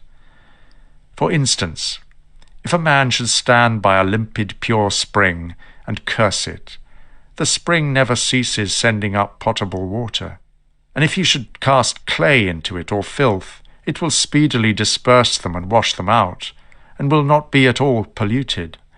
How then shall you possess a perpetual fountain, and not a mere well? By forming yourself hourly to freedom conjoined with contentment, simplicity and modesty. He who does not know what the world is does not know where he is, and he who does not know for what purpose the world exists does not know who he is, nor what the world is. But he who has failed in any one of these things could not even say for what purpose he exists himself. What then do you think of him who seeks the praise of those who applaud, or the censure of those who criticize, if these men know not either where they are or who they are? Do you wish to be praised by a man who curses himself thrice every hour? Would you wish to please a man who does not please himself? Does a man please himself who repents of nearly everything that he does? No longer let your breathing only act in concert with the air which surrounds you, but let your intelligence also now be in harmony with the intelligence which embraces all things. For the intelligent power is no less diffused in all parts and pervades all things for him who is willing to draw it to him, than the aerial power for him who is able to respire it. Generally, wickedness does no harm at all to the universe, and particularly the wickedness of one man does no harm to another. It is only harmful to him who has it in his power to be released from it, and this he may have as soon as he shall choose. To my own free will, the free will of my neighbour is just as indifferent as his poor breath and flesh. For though we are made especially for the sake of one another, still the ruling power of each of us has its own office. For otherwise my neighbour's wickedness would be my harm, which God has not willed, in order that my unhappiness may not depend on another. The sun appears to be poured down, and in all directions indeed it is diffused. Yet it is not emptied or poured away. For this diffusion is extension. One may judge what kind of a thing a ray is, if you look at the sun's light passing through a narrow opening into a darkened room. For it is extended in a straight line, and as it were is stopped when it meets with any solid body which stands in the way and intercepts the air beyond. But there the light remains fixed and does not glide or fall off. Such then ought to be the outpouring and diffusion of the understanding. And it should in no way be an emptying, but an extension, and it should make no violent or impetuous collision with the obstacles which are in its way, nor yet fall down, but be fixed and enlighten that which receives it. For a body will deprive itself of the illumination if it does not admit it. He who fears death either fears the loss of sensation or a different kind of sensation. But if you have no sensation, neither will you feel any harm. And if you acquire another kind of sensation, you will be a different kind of living being, and you will not cease to live.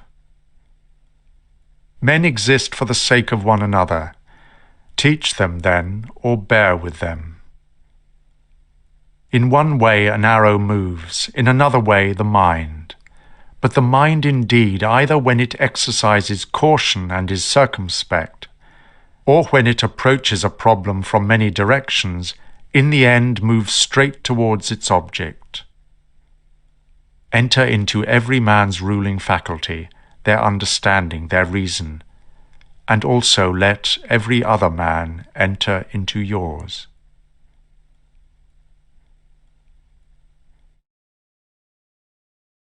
Book 9. He who acts unjustly acts impiously. For since the universal nature has made rational animals for the sake of one another to help one another according to their deserts, but in no way to injure one another, he who transgresses her will is clearly guilty of impiety towards the highest divinity. And he too who lies is guilty of impiety to the same divinity.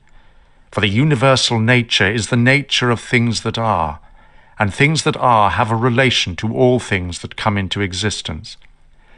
And further, this universal nature is named truth, and is the prime cause of all things that are true. He then who lies intentionally is guilty of impiety, inasmuch as he acts unjustly by deceiving, and he also who lies unintentionally, inasmuch as he is at variance with the universal nature, and inasmuch as he disturbs the order by fighting against the nature of the world. For he fights against it, who is moved of himself to that which is contrary to truth. For he had received powers from nature, through the neglect of which he is not able now to distinguish falsehood from truth. And indeed he who pursues pleasure as good, and avoids pain as evil, is guilty of impiety. For of necessity such a man must often find fault with the universal nature, alleging that it assigns things to the bad and the good contrary to their deserts, because frequently the bad enjoy pleasure and possess the things which procure pleasure, while the good suffer from pain and the things which cause pain. And further, he who is afraid of pain will sometimes also be afraid of some of the things which must naturally happen in the world, and even this is impiety. And he who pursues pleasure will not abstain from injustice, and this is plainly impiety. Now, with respect to the things towards which the universal nature is disinterested or indifferent, for it would not have made both unless it was equally affected towards both, Towards these, they who wish to follow nature should be of the same mind with it, and equally affected. With respect to pain, then, and pleasure, or death and life, or honour and dishonour, which the universal nature treats equally, whoever is not equally affected is manifestly acting impiously.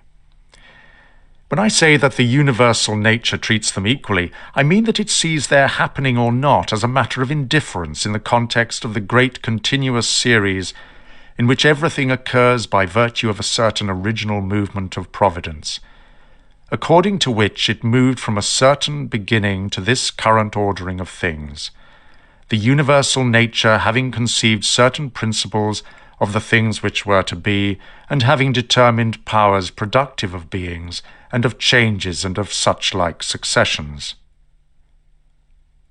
It would be a man's happiest lot to depart from mankind without having had any taste of lying and hypocrisy and luxury and pride. However, to breathe out one's life when a man has had enough of these things is the next best voyage, as the saying is. Have you determined to abide with vice, and has not experience yet induced you to fly from this pestilence? For the destruction of the understanding is a pestilence, much more indeed than any such corruption and change of this atmosphere which surrounds us. For this corruption is a pestilence of animals so far as they are animals, but the other is a pestilence of men so far as they are men. Do not despise death, but be well content with it, since this too is one of those things which nature wills. For such as it is to be young and to grow old, and to increase and to reach maturity, and to have teeth and a beard and grey hairs, and to beget, and to be pregnant, and to bring forth, and all the other natural operations which the seasons of your life bring, such also is dissolution. This then is consistent with the character of a reflecting man, to be neither careless, nor impatient, nor contemptuous with respect to death, but to wait for it as one of the operations of nature. As you now wait for the time when the child shall come out of your wife's womb, so be ready for the time when your soul shall fall out of this envelope.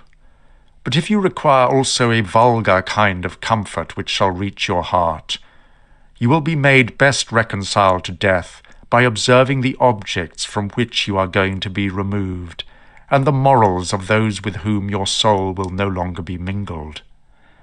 Although it is no way right to be offended with men, and it is your duty to care for them and to bear with them gently, yet remember that your departure will be not from men who have the same principles as yourself, for this is the only thing, if there be any, which could draw us the contrary way, and attach us to life, to be permitted to live with those who have the same principles as ourselves.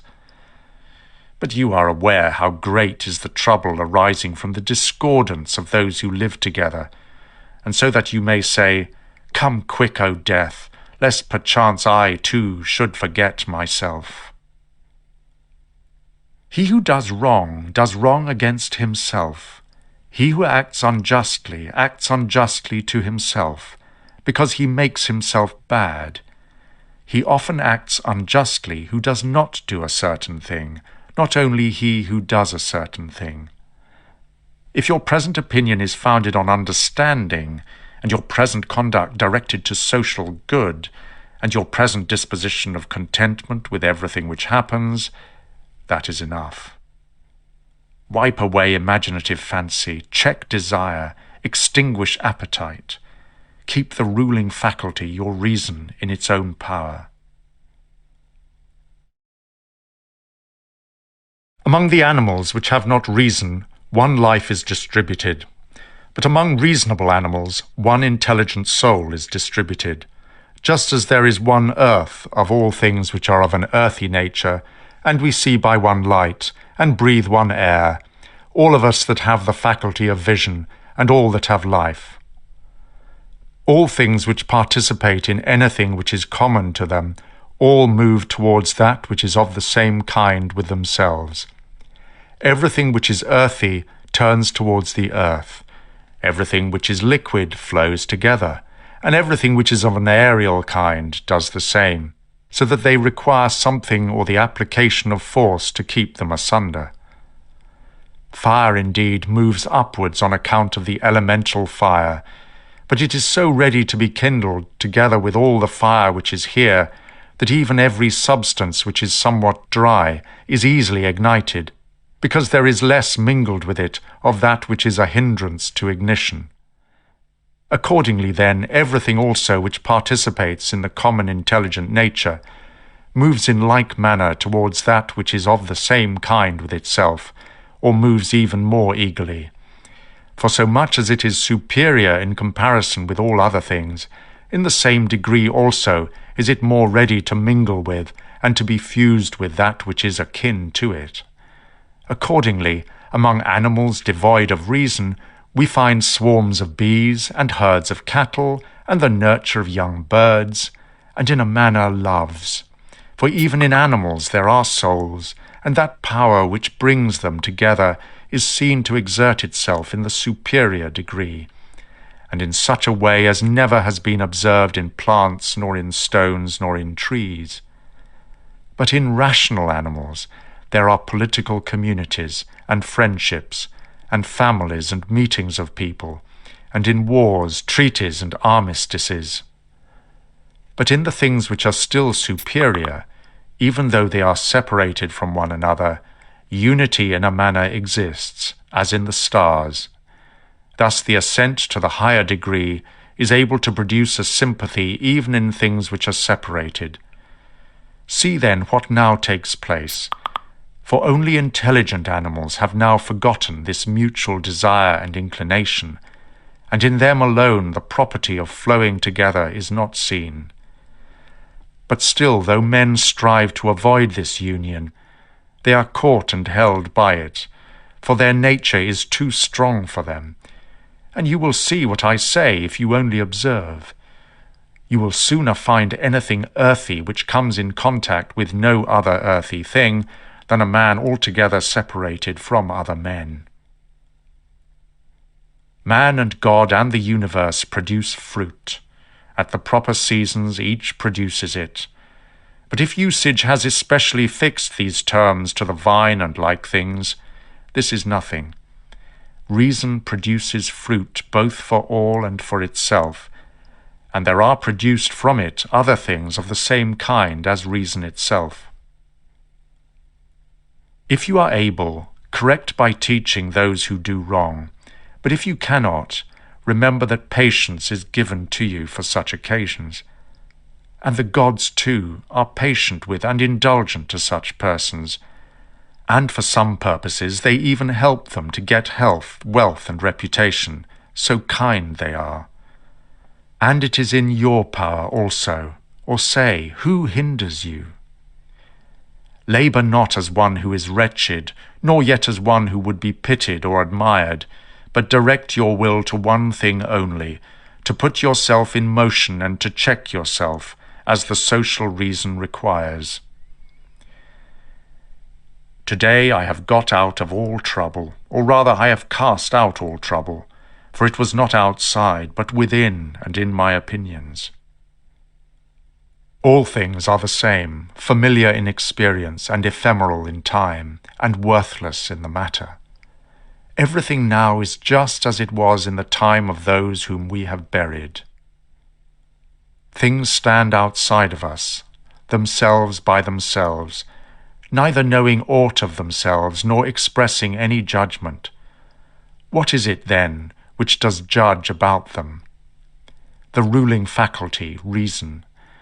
Not in passivity, but in activity lie the evil and the good of the rational social animal, just as his virtue and his vice lie not in passivity, but in activity.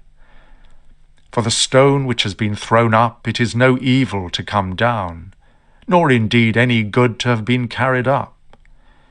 Penetrate inwards into men's leading principles, and you will see what judges you are afraid of, and what kind of judges they are of themselves.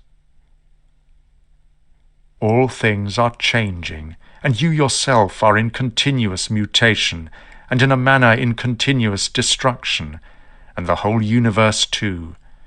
It is your duty to leave another man's wrongful act there where it is.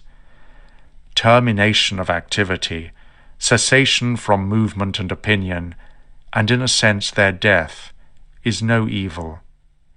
Turn your thoughts now to the consideration of your life as a child, as a youth, your manhood, your old age, for in these also every change was a death. Is this anything to fear? Turn your thoughts now to your life under your grandfather, then to your life under your mother, then to your life under your father. And as you find many other differences and changes and terminations, ask yourself, is this anything to fear?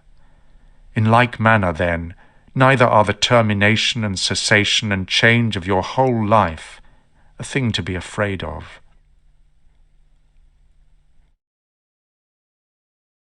Hasten to examine your own ruling faculty, and that of the universe, and that of your neighbour.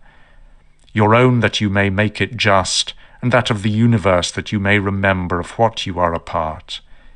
And that of your neighbour, that you may know whether he has acted ignorantly or with knowledge. And that you may also consider that his ruling faculty is akin to your own. As you yourself are a component part of a social system, so let every act of yours be a component part of social life. Whatever act of yours, then, has no reference, either immediately or remotely, to a social end, this tears asunder your life, and does not allow it to be one, and it is of the nature of a mutiny, just as when in a popular assembly a man acting by himself stands apart from the general agreement. The quarrels of little children and their sports, and poor souls carrying about dead bodies, such is everything. And thus what is exhibited in the representation of the mansions of the dead strikes our eyes more clearly. Examine into the quality of the form of an object, and detach it altogether from its material part, and then contemplate it. Then determine the time, the longest which a thing of this peculiar form is naturally made to endure.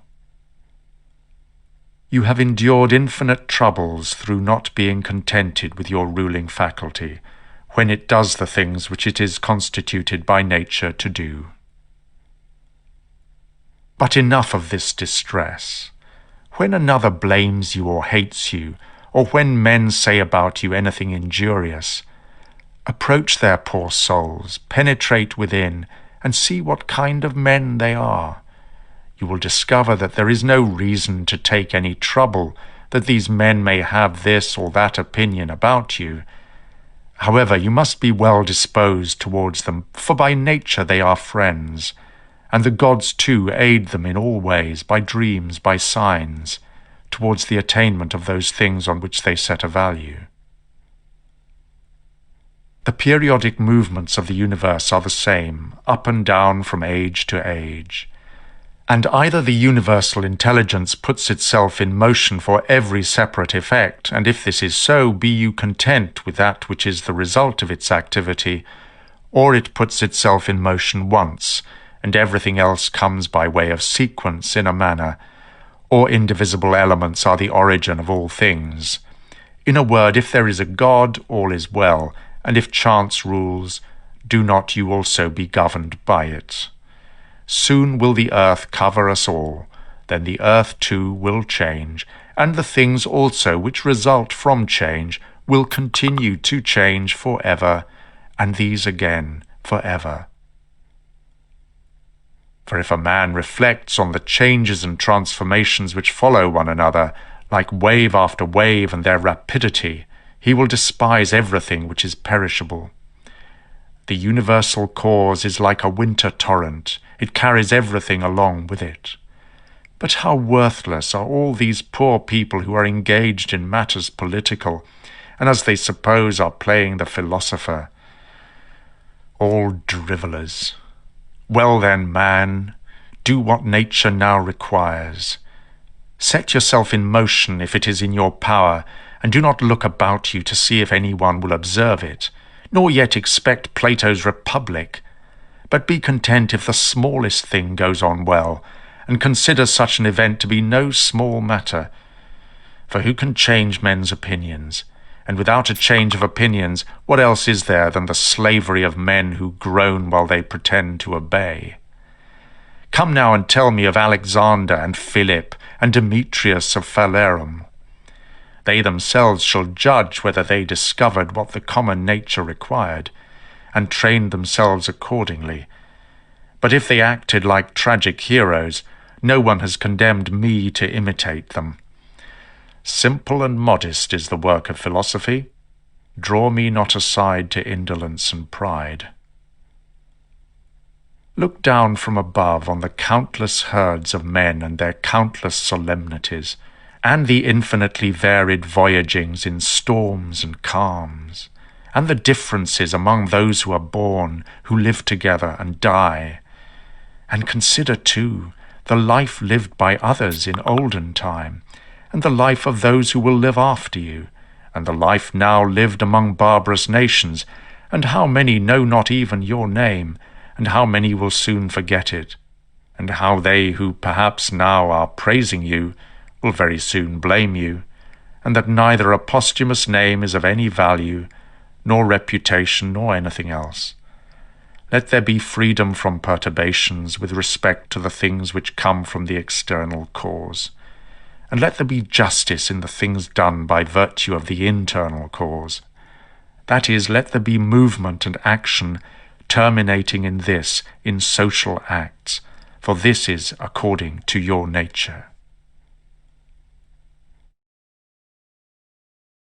You can remove out of the way many useless things among those which disturb you, for they lie entirely in your opinion, and you will then gain for yourself ample space by comprehending the whole universe in your mind, and by contemplating the eternity of time, and observing the rapid change of every several thing. How short is the time from birth to dissolution, and the illimitable time before birth, as well as the equally boundless time after dissolution. All that you see will quickly perish, and those who have been spectators of its dissolution will very soon perish too, and he who dies at the extremest old age will be brought into the same condition with him who died prematurely. What are these men's leading principles, and about what kind of things are they busy, and for what kind of reasons do they love and honor? Imagine that you see their poor souls laid bare. When they think that they do harm by their blame or good by their praise, what an idea! Loss is nothing else than change. But the universal nature delights in change, and in obedience to her all things are now done well, and from eternity have been done in like form, and will be such to time without end. What then do you say? That all things have been and all things always will be bad, and that no power has ever been found in so many gods to rectify these things, but the world has been condemned to be found in never-ceasing evil. The rottenness of the matter which is the foundation of everything, water, dust, bones, filth, or again marble rocks are just the callosities of the earth, and gold and silver the sediments, and garments only bits of hair, and purple dye, blood, and everything else is of the same kind, and that which is of the nature of breath is also another thing of the same kind, changing from this to that. Enough of this wretched life and murmuring and apish tricks. Why are you disturbed? What is there new in this? What unsettles you? Is it the form of the thing? Look at it. Or is it the matter? Look at it. But besides these there is nothing. In the name of the gods, I beseech you to consider it all more simply and with more goodness. It is the same whether we examine these things for 100 years or 3. If any man has done wrong, the harm is his own, but perhaps he has not done wrong. Either all things proceed from one intelligent source and come together as in one body, and the part ought not to find fault with what is done for the benefit of the whole, or there are only atoms, and nothing else than mixture and dispersion. Why then are you disturbed? Say to your reason, the ruling faculty, are you dead? Are you corrupted? Are you playing the hypocrite? Are you become a beast? Do you herd and feed with the rest? Either the gods have no power, or they have power. If they have no power, why do you pray to them? But if they have power, why do you not pray for them to give you the faculty of not fearing any of the things which you fear, or of not desiring any of the things which you desire, or not being pained at anything, rather than pray that any of these things should not happen or happen? For certainly if they can cooperate with men, they can cooperate for these purposes. But perhaps you will say, the gods have placed them in your power. Well then, is it not better to use what is in your power like a free man, than to desire in a slavish and abject way what is not in your power? And who has told you that the gods do not aid us, even in the things which are in our power? Begin then to pray for such things, and you will see. One man prays thus, "How shall I be able to lie with that woman?" Do you pray thus, "How shall I not desire to lie with her?" Another prays thus, "How shall I be released from this?" Another prays, "How shall I not desire to be released?" Another thus, "How shall I not lose my little son?" You thus, "How shall I not be afraid to lose him?" In fine, turn your prayers this way and see what comes. Epicurus says, "In my sickness my conversation was not about my bodily sufferings, nor, says he, did I talk on such subjects to those who visited me, but I continued to discourse on the nature of things as before, keeping to this main point, how the mind, while participating in such movements as go on in the poor flesh, shall be free from perturbations and maintain its proper happiness. Nor did I," he says, "give the physicians an opportunity of putting on solemn looks, as if they were doing something great, but my life went on well and happily. Do then the same that he did, both in sickness, if you are sick, and in any other circumstances, for never to desert philosophy in any events that may befall us, nor to hold trifling talk, either with an ignorant man or with one unacquainted with nature, is a principle of all schools of philosophy. But to be intent only on that which you are now doing, and on the instrument by which you do it. When you are offended with any man's shameless conduct, immediately ask yourself, is it possible then that shameless men should not be in the world? It is not possible. Do not then require what is impossible, for this man also is one of those shameless men who must of necessity be in the world. Let the same considerations be present to your mind in the case of the knave, and the faithless man, and of every man who does wrong in any way. For at the same time that you do remind yourself that it is impossible that such kinds of men should not exist, you will become more kindly disposed towards every one individually. It is useful to perceive this, too, immediately when the occasion arises, what virtue nature has given to man to oppose to every wrongful act. For she has given to man as an antidote against the stupid man mildness, and against another kind of man some other power, and in all cases it is possible for you to correct by teaching the man who is gone astray. For every man who errs misses his object and is gone astray. Besides, wherein have you been injured? For you will find that no one among those against whom you are irritated has done anything by which your mind could be made worse. But that which is evil to you and harmful has its foundation only in the mind. And what harm is done, or what is there strange, if the man who has not been instructed does the acts of an uninstructed man? Consider whether you should not rather blame yourself, because you did not expect such a man to err in such a way, for you had the means given you by your reason to suppose that it was likely that he would commit this error, and yet you have forgotten and are amazed that he has erred. But most of all, when you blame a man as faithless or ungrateful, turn to yourself, for the fault is manifestly your own, whether you did trust that a man who had such a disposition would keep his promise, or when conferring your kindness you did not confer it absolutely, nor yet in such a way as to have received from your very act all the profit. For what more do you want when you have done a man a service? Are you not content that you have done something conformable to your nature? And do you seek to be paid for it? Just as if the eye demanded a recompense for seeing, or the feet for walking. For as these members are formed for a particular purpose, and by working according to their several constitutions obtain what is their own, so also as man is formed by nature to acts of benevolence, when he has done anything benevolent or in any other way conducive to the common interest, he has acted conformably to his constitution, and he gets what is his own. Book 10.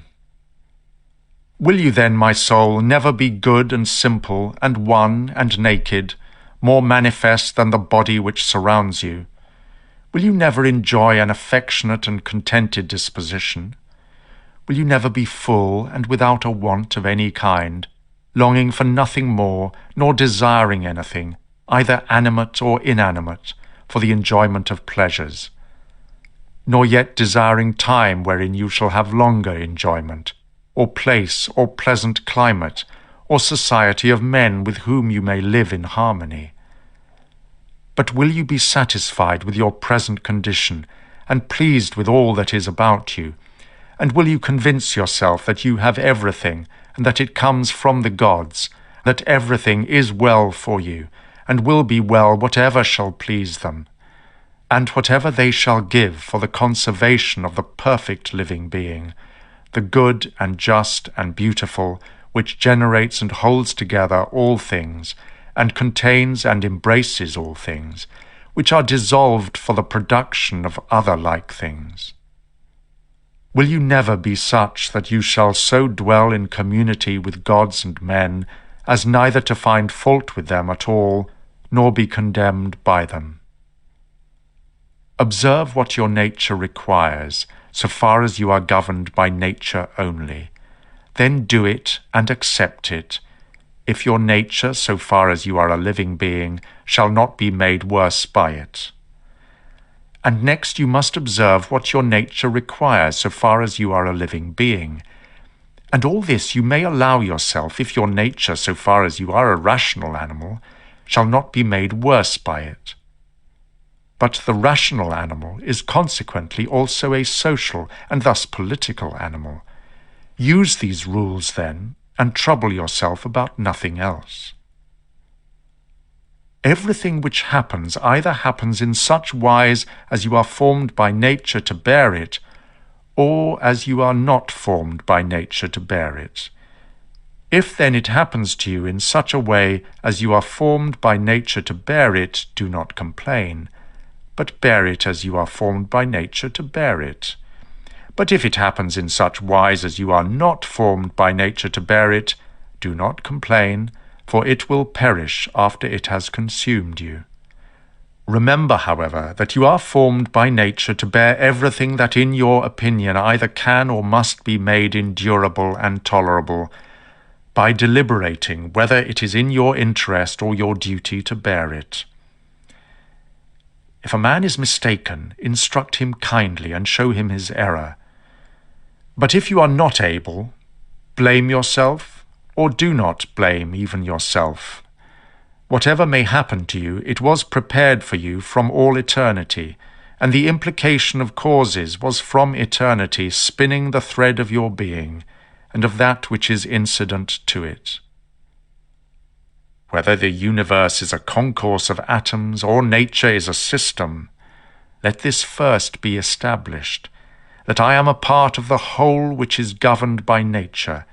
Next, I am in a manner intimately related to the parts which are of the same kind with myself. For remembering this, inasmuch as I am a part, I shall be discontented with none of the things which are assigned to me out of the whole. For nothing is injurious to the part, if it is for the advantage of the whole. For the whole contains nothing which is not for its advantage, and all natures indeed have this common principle. But the nature of the universe has this principle besides, that it cannot be compelled even by any external cause to generate anything harmful to itself. By remembering, then, that I am a part of such a whole, I shall be content with everything that happens. And inasmuch as I am in a manner intimately related to the parts which are of the same kind with myself, I shall do nothing unsocial, but I shall rather direct myself to the things which are of the same kind with myself. And I shall turn my efforts to the common interest, and divert them from the contrary.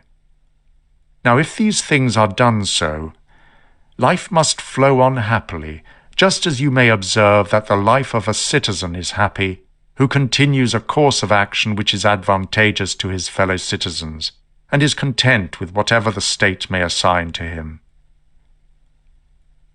The parts of the whole, everything I mean, which is naturally comprehended in the universe, must of necessity perish. But let this be understood in this sense, that they must undergo change. But if this is naturally both an evil and a necessity for the parts, the whole would not continue to exist in a good condition, the parts being subject to change and constituted so as to perish in various ways. For whether did nature herself design to do evil to the things which are parts of herself, and to make them subject to evil, and of necessity fall into evil, or have such results happened without her knowing it? Both these suppositions indeed are incredible, but even if one were to drop the term nature, meaning the presiding spirit and power of the universe, and should speak of these things as natural in the sense of normal, even then it would be ridiculous to affirm that the parts of the whole are in their nature subject to change, and at the same time to be surprised or vexed as if something were happening contrary to nature when they undergo change, particularly as the dissolution of things is into those things of which each thing is composed. For there is either a dispersion of the elements out of which everything has been compounded, or a conversion, a change from the solid to the earthy, and from the spirituous to the aerial, so that these parts are taken back into the universal reason, whether this at certain periods is consumed by fire or renewed by eternal changes. And do not imagine that the solid and the airy part belong to you from the time of your birth, for all this received its accretion only yesterday and the day before, as one may say, from the food eaten and the air breathed in. This, then, which has received the accretion changes, not that which your mother brought forth. But even allowing that the part of you your mother brought forth is very closely associated with that other part, the accretions, which have the peculiar quality of change, this is nothing, in fact, in the way of objection to what has been said. When you have assumed these names, good, modest, true, rational, a man of equanimity and magnanimous, take care that you do not lose the right to these names, and if you should lose them, quickly regain them. And remember that the term rational was intended to signify a discriminating attention to every several thing and freedom from negligence, and that equanimity is the voluntary acceptance of the things which are assigned to you by the common nature. and that magnanimity is the elevation of the intelligent part above the pleasurable or painful sensations of the flesh, and above that poor thing called fame, and death, and all such things. If then you maintain yourself in the possession of these names, without desiring to be called by these names by others, you will be another person and will enter on another life. For to continue to be such as you have hitherto been, and to be torn in pieces and defiled in such a life, is the character of a very stupid man, and one over fond of his life, and like those half-devoured fighters with wild beasts, who, though covered with wounds and gore, still entreat to be kept to the following day, though they will be exposed in the same state to the same claws and bites. Therefore fix yourself in the possession of these few names, and if you are able to abide in them, abide as if you were removed to the Elysian fields, or those islands called by some the Isles of the Blessed, or Happy. But if you perceive that you fall out of them, and do not maintain your hold, go courageously into some nook where you shall maintain them, or even depart at once from life, not in passion, but with simplicity and freedom and modesty. After doing this one laudable thing at least in your life, to have gone out of it thus. For the remembrance of these names, it will greatly help you if you remember the gods, and that they wish not to be flattered, but wish all reasonable beings to be made like themselves.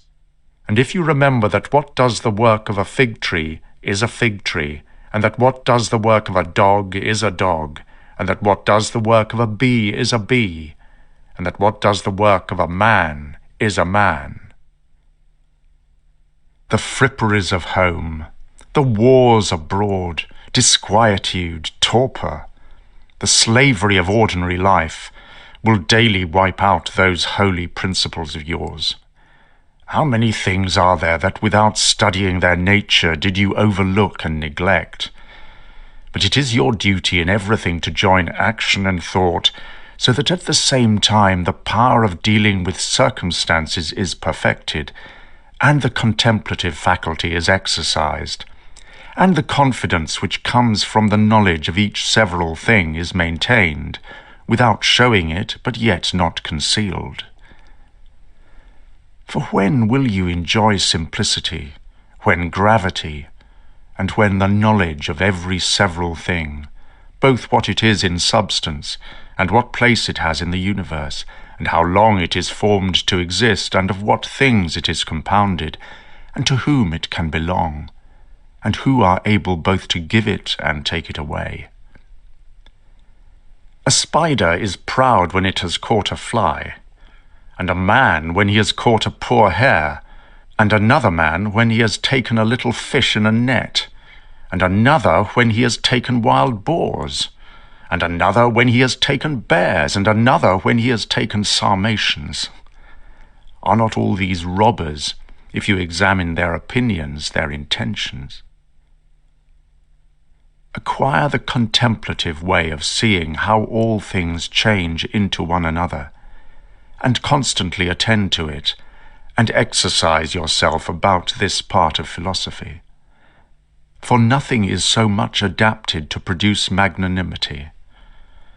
And he has freed himself from the bonds of his body who achieves this, and he sees that he must, no one knows how soon, go away from among men, and leave everything here. He gives himself up entirely to doing the just in all his actions, and in everything else that happens he resigns himself to the universal nature. But as to what any man shall say or think about him, or do against him, he never even thinks of it, being himself contented with these two things, with acting justly in what he now does, and being satisfied with what is now assigned to him. And he lays aside all distracting and busy pursuits, and desires nothing else than to accomplish the straight course through the law, and by accomplishing the straight course, to follow God. What need is there of suspicious fear, since it is in your power to inquire what ought to be done. And if you see clear, go by this way content, without turning back. But if you do not see clear, stop and take the best advisers. But if any other things oppose you, go on according to your powers with due consideration, keeping to that which appears to be just.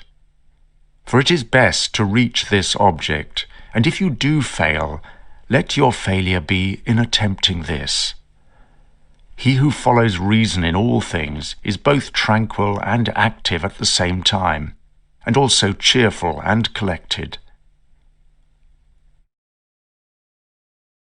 Inquire of yourself as soon as you wake from sleep, whether it will make any difference to you if another does what is just and right. It will make no difference.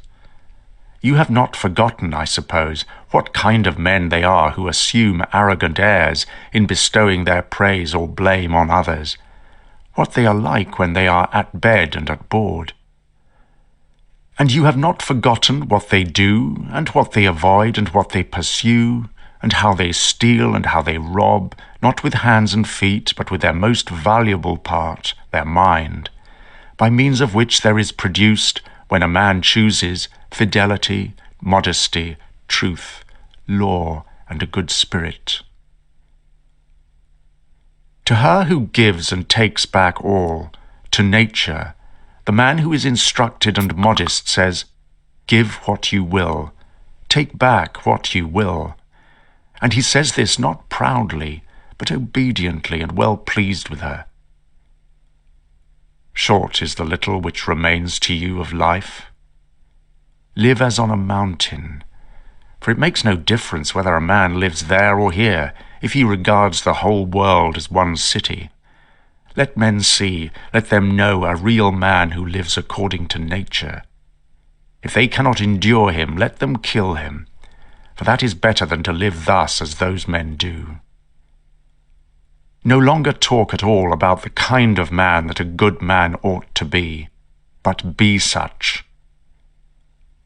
Constantly contemplate the whole of time and the whole of substance, and consider that all individual things, as to substance, are a grain of a fig, and as to time, the turning of a gimlet.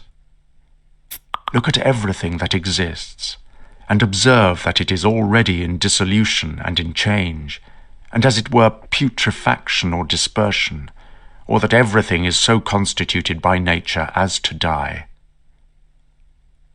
Consider what men are when they are eating, sleeping, procreating, easing themselves, and so forth. Then what kind of men they are when they are imperious and arrogant, or angry and scolding from their elevated place. But a short time ago, to how many they were slavish, and for what things? And after a little time, consider in what a condition they will be. That is for the good of each thing which the universal nature brings to each, and it is for its good at the time when nature brings it. The poet says, "The earth loves the shower," and "the majestic sky loves the earth." This argues affection between them. And the universe loves to make whatever is about to be.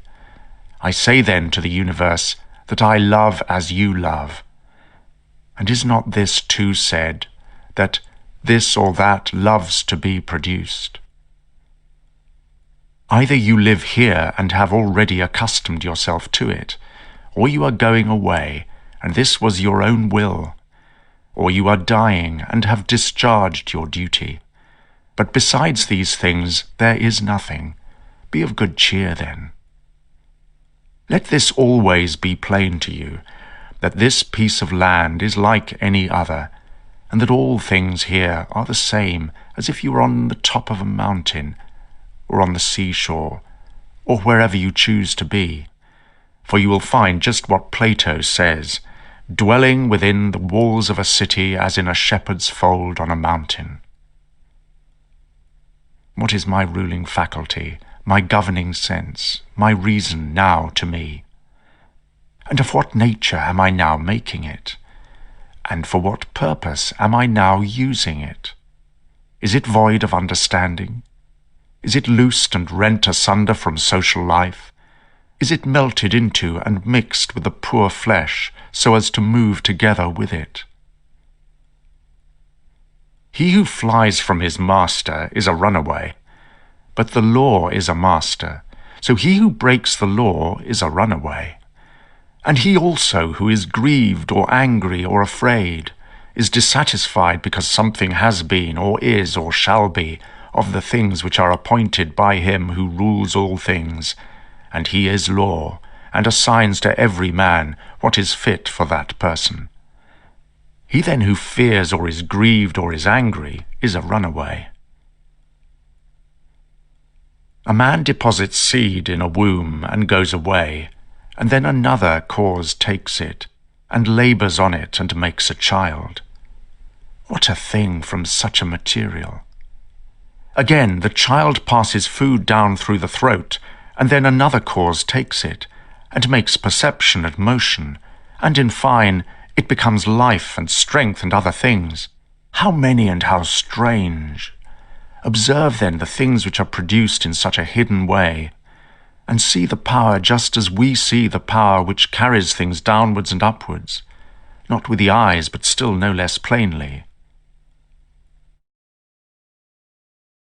Constantly consider how all things such as they now are, in time past also were, and consider that they will be the same again, and place before your eyes entire dramas and stages of the same form. Whatever you have learned from your experience or from older history, for example, the whole court of Hadrian, and the whole court of Antoninus, and the whole court of Philip, Alexander, Croesus, for all those were such dramas as we see now, only with different actors. Imagine every man who is grieved at anything, or discontented, to be like a pig which is sacrificed and kicks and screams. Like this pig also is he who on his bed in silence laments the bonds in which we are held. And consider that only to the rational animal is it given to follow voluntarily what happens, but simply to follow is a necessity imposed on all. Severally, on the occasion of everything that you do, pause and ask yourself if death is a dreadful thing because it deprives you of this. When you are offended at any man's fault, forthwith turn to yourself and reflect in what like manner you do err yourself. For example, in thinking that money is a good thing, or pleasure, or a bit of reputation and the like. For by attending to this, you will quickly forget your anger, if this consideration also is added, that the man is compelled. For what else could he do? Or if you are able, take away from him the compulsion. When you have seen Satyron the Socratic, think of either Eutyches or Hymen, and when you have seen Euphrates, think of Eutychion or Silvanus, and when you have seen Alciphron, think of Tropaeophorus, and when you have seen Xenophon, think of Crito or Severus, and when you have looked on yourself, think of any other Caesar, and in the case of everyone, do in like manner. Then let this thought be in your mind. Where then are those men? Nowhere, or nobody knows where.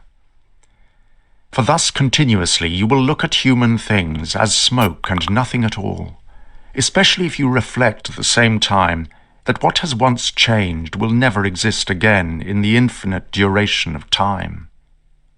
But you, in what a brief space of time is your existence? And why are you not content to pass through this short time in an orderly way? What matter and opportunity for your activity are you avoiding? For what else are all these things, except exercises for the reason, when it has viewed carefully and by examination into their nature the things which happen in life? Persevere then until you shall have made these things your own, as the stomach which is strengthened makes all things its own, as the blazing fire makes flame and brightness out of everything that is thrown into it. Let it not be in any man's power to say truly of you that you are not simple, or that you are not good, But let him be a liar, whoever shall think anything of this kind about you. And this is altogether in your power. For who is he that shall hinder you from being good and simple? Do you only determine to live no longer, unless you shall be such? For neither does reason allow you to live, if you are not such. What is that which, as to this material, our life, can be done or said in the way most conformable to reason? For whatever this may be, it is in your power to do it, or to say it, and do not make excuses that you are hindered. You will not cease to lament till your mind is in such a condition that what luxury is to those who enjoy pleasure, such shall be to you, in the matter which is subjected and presented to you, the doing of the things which are conformable to man's constitution. For a man ought to consider as an enjoyment everything which it is in his power to do according to his own nature. And it is in his power everywhere. Now, it is not given to a cylinder to move everywhere by its own motion, nor yet to water, nor to fire, nor to anything else which is governed by nature or an irrational soul. For the things which check them and stand in the way are many. But intelligence and reason are able to go through everything that opposes them, and in such manner as they are formed by nature, and as they choose. Place before your eyes this facility with which the reason will be carried through all things, as fire upwards, as a stone downwards, as a cylinder down an inclined surface, and seek for nothing further. For all other obstacles or hindrances either affect the body only, which is a dead thing, or, except through opinion and reason's yielding to it, they do not crush nor do any harm of any kind. For if they did, he who felt it would immediately become bad. Now, in the case of all things which have a certain constitution, whatever harm may happen to any of them, that which is so affected becomes consequently worse. But in the like case, a man becomes both better, if one may say so, and more worthy of praise, by making a right use of these accidents.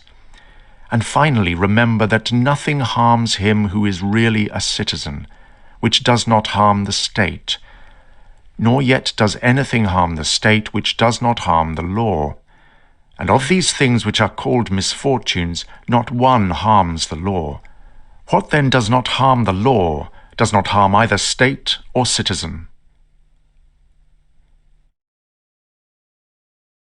To him who is penetrated by true principles, even the briefest and most common precept is sufficient to remind him that he should be free from grief and fear. For example, the wind scatters 1 year's leaves on the ground. So it is with the race of men. Leaves also are your children, and leaves too are they who cry out as if they were worthy of credit and bestow their praise, or on the contrary curse, or secretly blame and sneer. And leaves in like manner are those who shall receive and transmit a man's fame to after times. For all such things as these are produced in the season of spring, as the poet says. Then the wind casts them down, then the forest produces other leaves in their places. But a brief existence is common to all things, and yet you avoid and pursue all things as if they would be eternal. A little time, and you shall close your eyes, and him who has attended you to your grave, another soon will lament. The healthy eye ought to see all visible things, and not to say, I wish for green things, for this is the condition of a diseased eye. And the healthy hearing and smelling ought to be ready to perceive all that can be heard and smelled. And the healthy stomach ought to be with respect to all food, just as the mill with respect to all things which it is formed to grind. And accordingly the healthy understanding ought to be prepared for everything which happens. But that which says, Let my dear children live, and let all men praise whatever I may do, is an eye which seeks for green things, or teeth which seek for soft things. There is no man so fortunate that there shall not be by him when he is dying some who are pleased with what is going to happen. Suppose that he was a good and wise man, Will there not be at last someone to say to himself, "Let us at last breathe freely, being relieved from this schoolmaster"? It is true that he was harsh to none of us, but I perceive that he tacitly condemns us. This is what is said of a good man, but in our own case how many other things are there for which there are many who wish to get rid of us? You will consider this then when you are dying, and you will depart more contentedly by reflecting thus: I am going away from such a life in which even my associates, in behalf of whom I have striven so much, prayed and cared, themselves wish me to depart, hoping perchance to get some little advantage by it. Why then should a man cling to a longer stay here? Do not, however, for this reason go away less kindly disposed to them, but preserving your own character, and friendly and benevolent and mild, and on the other hand not as if you were torn away, but as when a man dies a quiet death, the poor soul is easily separated from the body. Such also ought your departure from men to be, for nature united you to them and associated you. But does she now dissolve the union? Well, I am separated as from kinsmen, not however dragged resisting, but without compulsion, for this too is one of the things according to nature. Accustom yourself as much as possible on the occasion of anything being done by any person to inquire with yourself, for what object is this man doing this? But begin with yourself and examine yourself first. Remember that this which pulls the strings is the thing which is hidden within. This is the power of persuasion. This is life. This, if one may say so, is man. In contemplating yourself, never include the vessel which surrounds you and these instruments which are attached about it, for they are like a workman's axe, differing only in this that they grow to the body. For indeed there is no more use in these parts, without the cause which moves and checks them, than in the weaver's shuttle, and the writer's pen, and the driver's whip.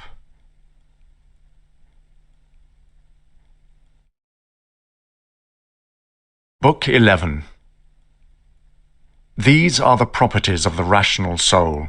It sees itself, analyzes itself, and makes itself such as it chooses. The fruit which it bears itself enjoys, for the fruits of plants and that in animals which corresponds to fruits others enjoy. It obtains its own end, wherever the limit of life may be fixed. Not as in a dance and in a play and in such like things, where the whole action is incomplete if anything cuts it short, but in every part and wherever it may be stopped, it makes what has been set before it full and complete, so that it can say, I have what is my own.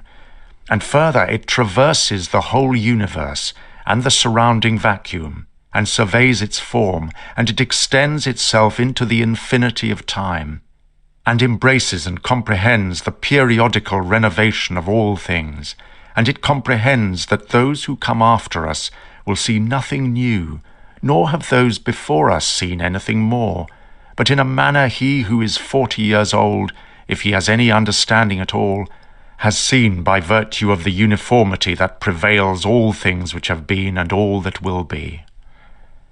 This too is a property of the rational soul, love of one's neighbour, and truth and modesty, and to value nothing more than itself, which is also the property of law. Thus then right reason differs not at all from the reason of justice. You will set little value on pleasing songs or on graceful dancing, or on the skills of the wrestlers, if you disentangle the melody of the voice into its several sounds, and ask yourself as to each separate part, if you are delighted by this, for you will be ashamed to admit that. The same is true in the matter of dancing, if at each movement and attitude you did the same, and the like also in the matter of the wrestling.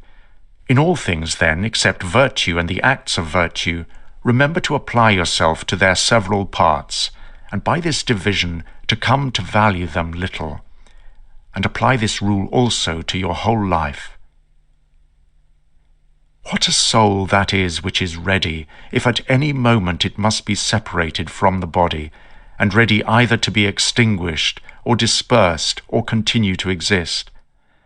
But so that this readiness comes from a man's own judgment, not from mere obstinacy, as with the Christians, but considerately and with dignity, and in a way to persuade another, without tragic show. Have I done something for the general interest? Well then, I have had my reward.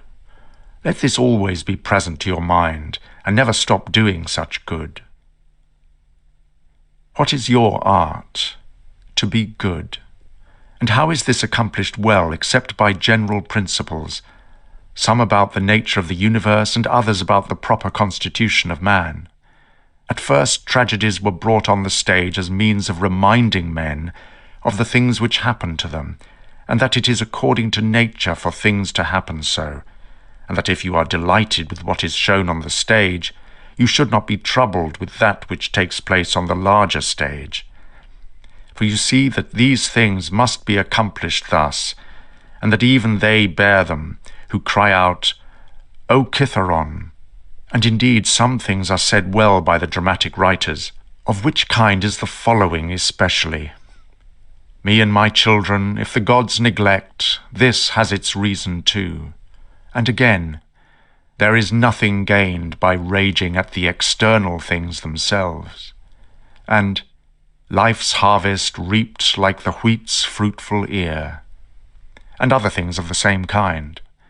After tragedy, the old comedy was introduced, which had a magisterial freedom of speech, and by its very plainness of speaking, was useful in reminding men to beware of insolence, and for this purpose too Diogenes used to take from these writers.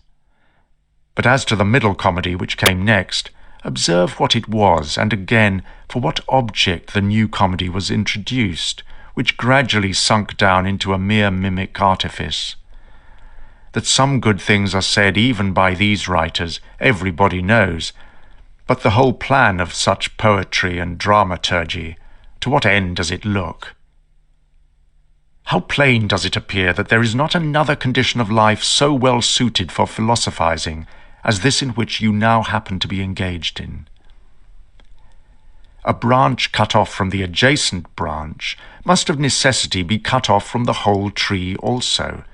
So too a man, when he is separated from another man, has fallen off from the whole social community.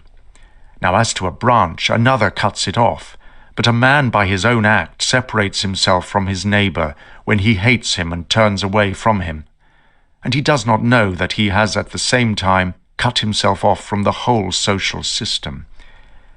Yet he has this privilege certainly from Zeus, who framed society, for it is in our power to grow again to that which is near to us, and to become a part which helps to make up the whole. However, if it often happens, this kind of separation, it makes it difficult for that which detaches itself to be brought to unity and to be restored to its former condition. Finally, the branch, which from the first grew together with the tree and has continued to have one life with it, is not like that which is always being cut off and then grafted. And this is something like what the gardeners mean when they say that it grows with the rest of the tree, but that it has not the same mind with it. As those who try to stand in your way when you are proceeding according to right reason will not be able to turn you aside from your proper action, so neither let them drive you from your benevolent feelings towards them, but be on your guard equally in both matters, not only in the matter of steady judgment and action, but also in the matter of gentleness towards those who try to hinder or otherwise trouble you. For this also is a weakness, to be vexed at them, as well as to be diverted from your course of action, and to give way through fear. For both are equally deserters from their post, the man who does it through fear, and the man who is alienated from him who is by nature a kinsman and a friend. There is no nature which is inferior to art, for the arts imitate the nature of things. But if this is so, that nature which is the most perfect and the most comprehensive of all natures cannot fall short of the skill of art. Now all arts do the inferior things for the sake of the superior, Therefore the universal nature does so too. And indeed, hence is the origin of justice. And in justice the other virtues have their foundation. For justice will not be observed if we either care for indifferent things, or are easily deceived and careless and changeable. If the things do not come to you, the pursuits and avoidances of which disturb you, still in a manner you go to them. Let then your judgment about them be at rest, and they will remain quiet, and you will not be seen either pursuing or avoiding. The spherical form of the soul maintains its figure when it is neither extended towards any object, nor contracted inwards, nor dispersed, nor sinks down, but is illuminated by light, by which it sees the truth of all things, and the truth which is in itself. Suppose any man shall despise me, let him look to that himself. But I will look to this, that I be not discovered doing or saying anything deserving of contempt. Shall any man hate me? Let him look to it. But I will be mild and benevolent towards every man, and ready to show even him his mistake, not reproachfully, nor yet as making a display of my endurance, but nobly and honestly, like the great Phocion, unless indeed he only assumed it. For the interior parts ought to be such, and a man ought to be seen by the gods neither dissatisfied with anything nor complaining. For what evil is it to you, if you are now doing what is agreeable to your own nature, and are satisfied with that which at this moment is suitable to the nature of the universe, since you are a human being placed at your post, in order that what is for the common advantage may be done in some way? Men despise one another, and yet flatter one another, and men wish to raise themselves above one another, and still crouch before one another. How unsound and insincere is he who says, I have determined to deal with you in a fair way. What are you doing, man? There is no occasion to give this notice. It will soon show itself by acts. The voice ought to be plainly written on the forehead. Such as a man's character is, he immediately shows it in his eyes, just as he who is beloved forthwith reads everything in the eyes of lovers. The man who is honest and good ought to be exactly like a man who smells strong, so that the bystander, as soon as he comes near him, must smell whether he choose or not. But the affectation of simplicity is like a crooked stick. Nothing is more disgraceful than a false friendship. Avoid this wolfish friendship most of all. The good and simple and benevolent show all these things in the eyes, and there is no mistaking. As to living in the best way, this power is in the soul, if it be indifferent to things which are indifferent. And it will be indifferent if it looks on each of these things separately and all together, and if it remembers that not one of them produces in us an opinion about itself, nor comes to us.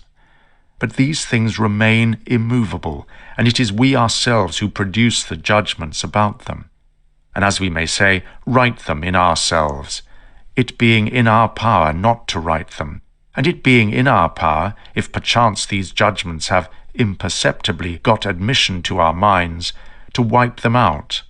And if we remember also that such attention will only be for a short time, and then life will be at an end. Besides, what trouble is there at all in doing this? For if these things are according to nature, rejoice in them, and they will be easy to you.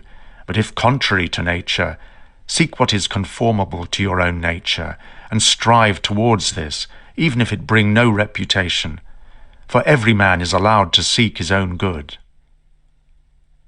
Consider whence each thing is come, and of what it consists, and into what it changes, and what kind of a thing it will be when it has changed, and that it will sustain no harm.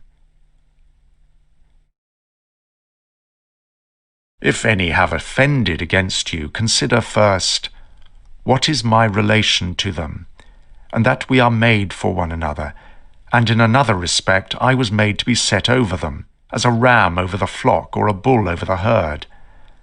But examine the matter from first principles, from this. If all things are not mere atoms, it is nature which orders all things. If this is so, the inferior things exist for the sake of the superior, and these for the sake of one another. Second, consider what kind of men they are at table, in bed, and so forth, and particularly how much they are under compulsions in respect of their opinions and beliefs. And as to their acts, consider with what pride they do what they do. Third, that if men do rightly what they do, we ought not to be displeased, but if they do not right, it is plain that they do so involuntarily and in ignorance. For as every soul is unwillingly deprived of the truth, so also is it unwillingly deprived of the power of behaving to each man according to his deserts. Accordingly, men are pained when they are called unjust, ungrateful, and greedy, and in a word, wrongdoers to their neighbours. Fourth, consider that you also do many things wrong, and that you are a man like others, and if you do abstain from certain faults, still you have the disposition to commit them, though either through cowardice or concern about reputation or some such mean motive you do abstain from such faults. Fifth, consider that you do not even understand whether men are doing wrong or not, for many things are done with a certain reference to circumstances. And in short, a man must learn a great deal to enable him to pass a correct judgment on another man's acts. Sixth, consider when you are much vexed or grieved that man's life is only a moment, and after a short time we are all laid out dead. Seventh, that it is not men's acts which disturb us, for those acts have their foundation in men's ruling principles, but it is our own opinions which disturb us. Take away these opinions, then, and resolve to dismiss your judgment about an act as if it were something grievous, and your anger is gone. How then shall I take away these opinions? By reflecting that no wrongful act of another brings shame on you. For if you allow anything else to be evil than those things that are shameful, you may fall into wrongdoing to avoid these evils, and become a thief or someone of the worst character to achieve your worldly aims. Eighth, consider how much more pain is brought on us as a result of the anger and vexation caused by such acts than by the acts themselves, at which we were angry and vexed. Ninth, consider that a good disposition is invincible if it be genuine and not an affected smile and acting a part. For what will the most violent man do to you if you continue to be of a kind disposition towards him? And if, as opportunity offers, you gently admonish him and calmly correct his errors at the very time when he is trying to do you harm, saying, "Not so, my child, we are constituted by nature for something else. I shall certainly not be injured, but you are injuring yourself, my child," and show him with gentle tact and by general principles that this is so, and that even bees do not do as he does, nor any animals which are formed by nature to be gregarious. And you must do this neither with any double meaning, nor in the way of reproach, but affectionately and without any rancour in your soul, and not as if you were lecturing him, nor yet that any bystander may admire, but meant for him alone, even if others are present. Remember these 9 rules as if you had received them as a gift from the Muses, and begin at last to be a man while you live. But you must equally avoid flattering men and being vexed at them, for both are unsocial and lead to harm. And let this truth be present to you in the excitement of anger, that to be moved by passion is not manly, but that mildness and gentleness, as they are more agreeable to human nature, so also are they more manly. And he who possesses these qualities possesses strength, nerves, and courage, and not the man who is subject to fits of passion and discontent. For in the same degree in which a man's mind is nearer to freedom from all passion, in the same degree also is it nearer to strength. And as the sense of pain is a characteristic of weakness, so also is anger. For he who yields to pain and he who yields to anger both are wounded and both submit. But if you will, receive also a 10th present from the leader of the Muses, Apollo. And it is this, that to expect bad men not to do wrong is madness. For he who expects this desires an impossibility, and to allow men to behave so to others, and to expect them not to do you any wrong, is irrational and tyrannical. There are 4 principal aberrations of the superior faculty, the soul, against which you should be constantly on your guard: rash agreement, anger, insincerity, and lust. When you have detected them, you should wipe them out and say on each occasion thus: "This thought is not necessary. This tends to destroy social union. This which you are going to say comes not from the real thoughts." For you should consider it among the most absurd of things for a man not to speak from his real thoughts. But the 4th is when you shall reproach yourself the most, for this is an evidence of the diviner part within you being overpowered and yielding to the less honourable and to the perishable part, the body, and to its gross pleasures. Your aerial part and all the fiery parts which are mingled in you, though by nature they have an upward tendency, still in obedience to the disposition of the universe, they are overpowered here in the compound mass, the body. And also the whole of the earthy part in you, and the watery, though their tendency is downward, still are raised up and occupy a position which is not their natural one. In this manner, then, the elemental parts obey the universal, for when they have been fixed in any place, perforce they remain there until again the universal shall sound the signal for dissolution. Is it not then strange that your intelligent part only should be disobedient and discontented with its own place, and yet no force is imposed on it, but only those things which are conformable to its nature? Still it does not submit, but is carried in the opposite direction. For the movement towards injustice and intemperance, and to anger and grief and fear and sensuality, is nothing else than the act of one who deviates from nature. And also when the ruling faculty is discontented with anything that happens, then it too deserts its post. For it is constituted for piety and reverence towards the gods, no less than for justice. For these qualities also are comprehended under the generic term of contentment with the constitution of things, and indeed they are prior to acts of justice.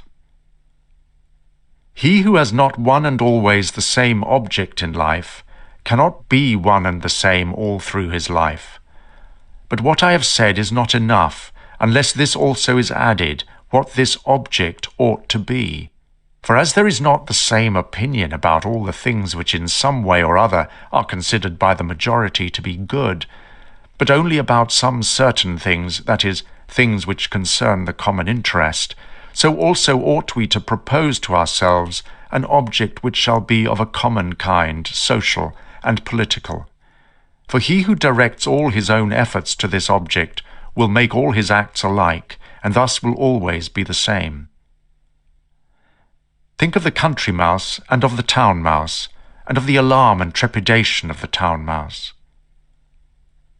Socrates used to call the opinions of the many by the name of lamiae, bugbears to frighten children. The Lacedaemonians at their public spectacles used to set seats in the shade for strangers, but themselves sat down anywhere. Socrates excused himself to Perdiccas for not going to him, saying, "It is because I would not perish by the worst of all ends, that is, I would not receive a favour and then be unable to return it." In the writings even of Epicurus there was this precept, constantly to think of some one of the men of former times who practised virtue. The Pythagoreans bid us in the morning look to the heavens that we may be reminded of those bodies which continually do the same things, and in the same manner perform their work, and also be reminded of their purity and nudity, for there is no veil over a star. Consider what a man Socrates was when he dressed himself in a skin, after Xanthippe had taken his cloak and gone out, And what Socrates said to his friends who were ashamed of him and drew back from him when they saw him dressed thus. Neither in writing nor in reading will you be able to lay down rules for others before you shall have first learned to obey rules yourself. Much more is this so in life. As the saying is, a slave you are, free speech is not for you. From Homer, and my heart laughed within me. From Hesiod, and virtue they will curse, speaking harsh words. To look for the fig in winter is a madman's act. Such is he who hopes for a child when it is no longer to be granted. When a man kisses his child, said Epictetus, he should whisper to himself, "Tomorrow perchance you will die." But those are words of bad omen. No word is a word of bad omen, said Epictetus, which expresses any work of nature, or if it is so, it is also a word of bad omen to speak of the ears of corn being reaped. The unripe grape, the ripe bunch, the dried grape, all are changes, not into nothing, but into something which exists not yet. No man can rob us of our free will, Epictetus also said. A man must discover an art with respect to giving his assent, and in respect to his inclinations he must be careful that they be made with regard to circumstances, that they be consistent with social interests, that they have regard to the value of the object, and as to sensual desire, he should altogether keep away from it, and as to aversion, he should not show it with respect to anything which is not in his power. The dispute, then, he said, is not about any common matter, but about being mad or not. Mad as the vulgar are, who have no philosophy, or not as those who are wise and virtuous are. Socrates used to say, "What do you want? Souls of rational men or irrational? Souls of rational men, of course." Of what kind of rational men? Sound or unsound? Sound. Why then do you not seek for them? Because we have them already. Why then do you fight and quarrel?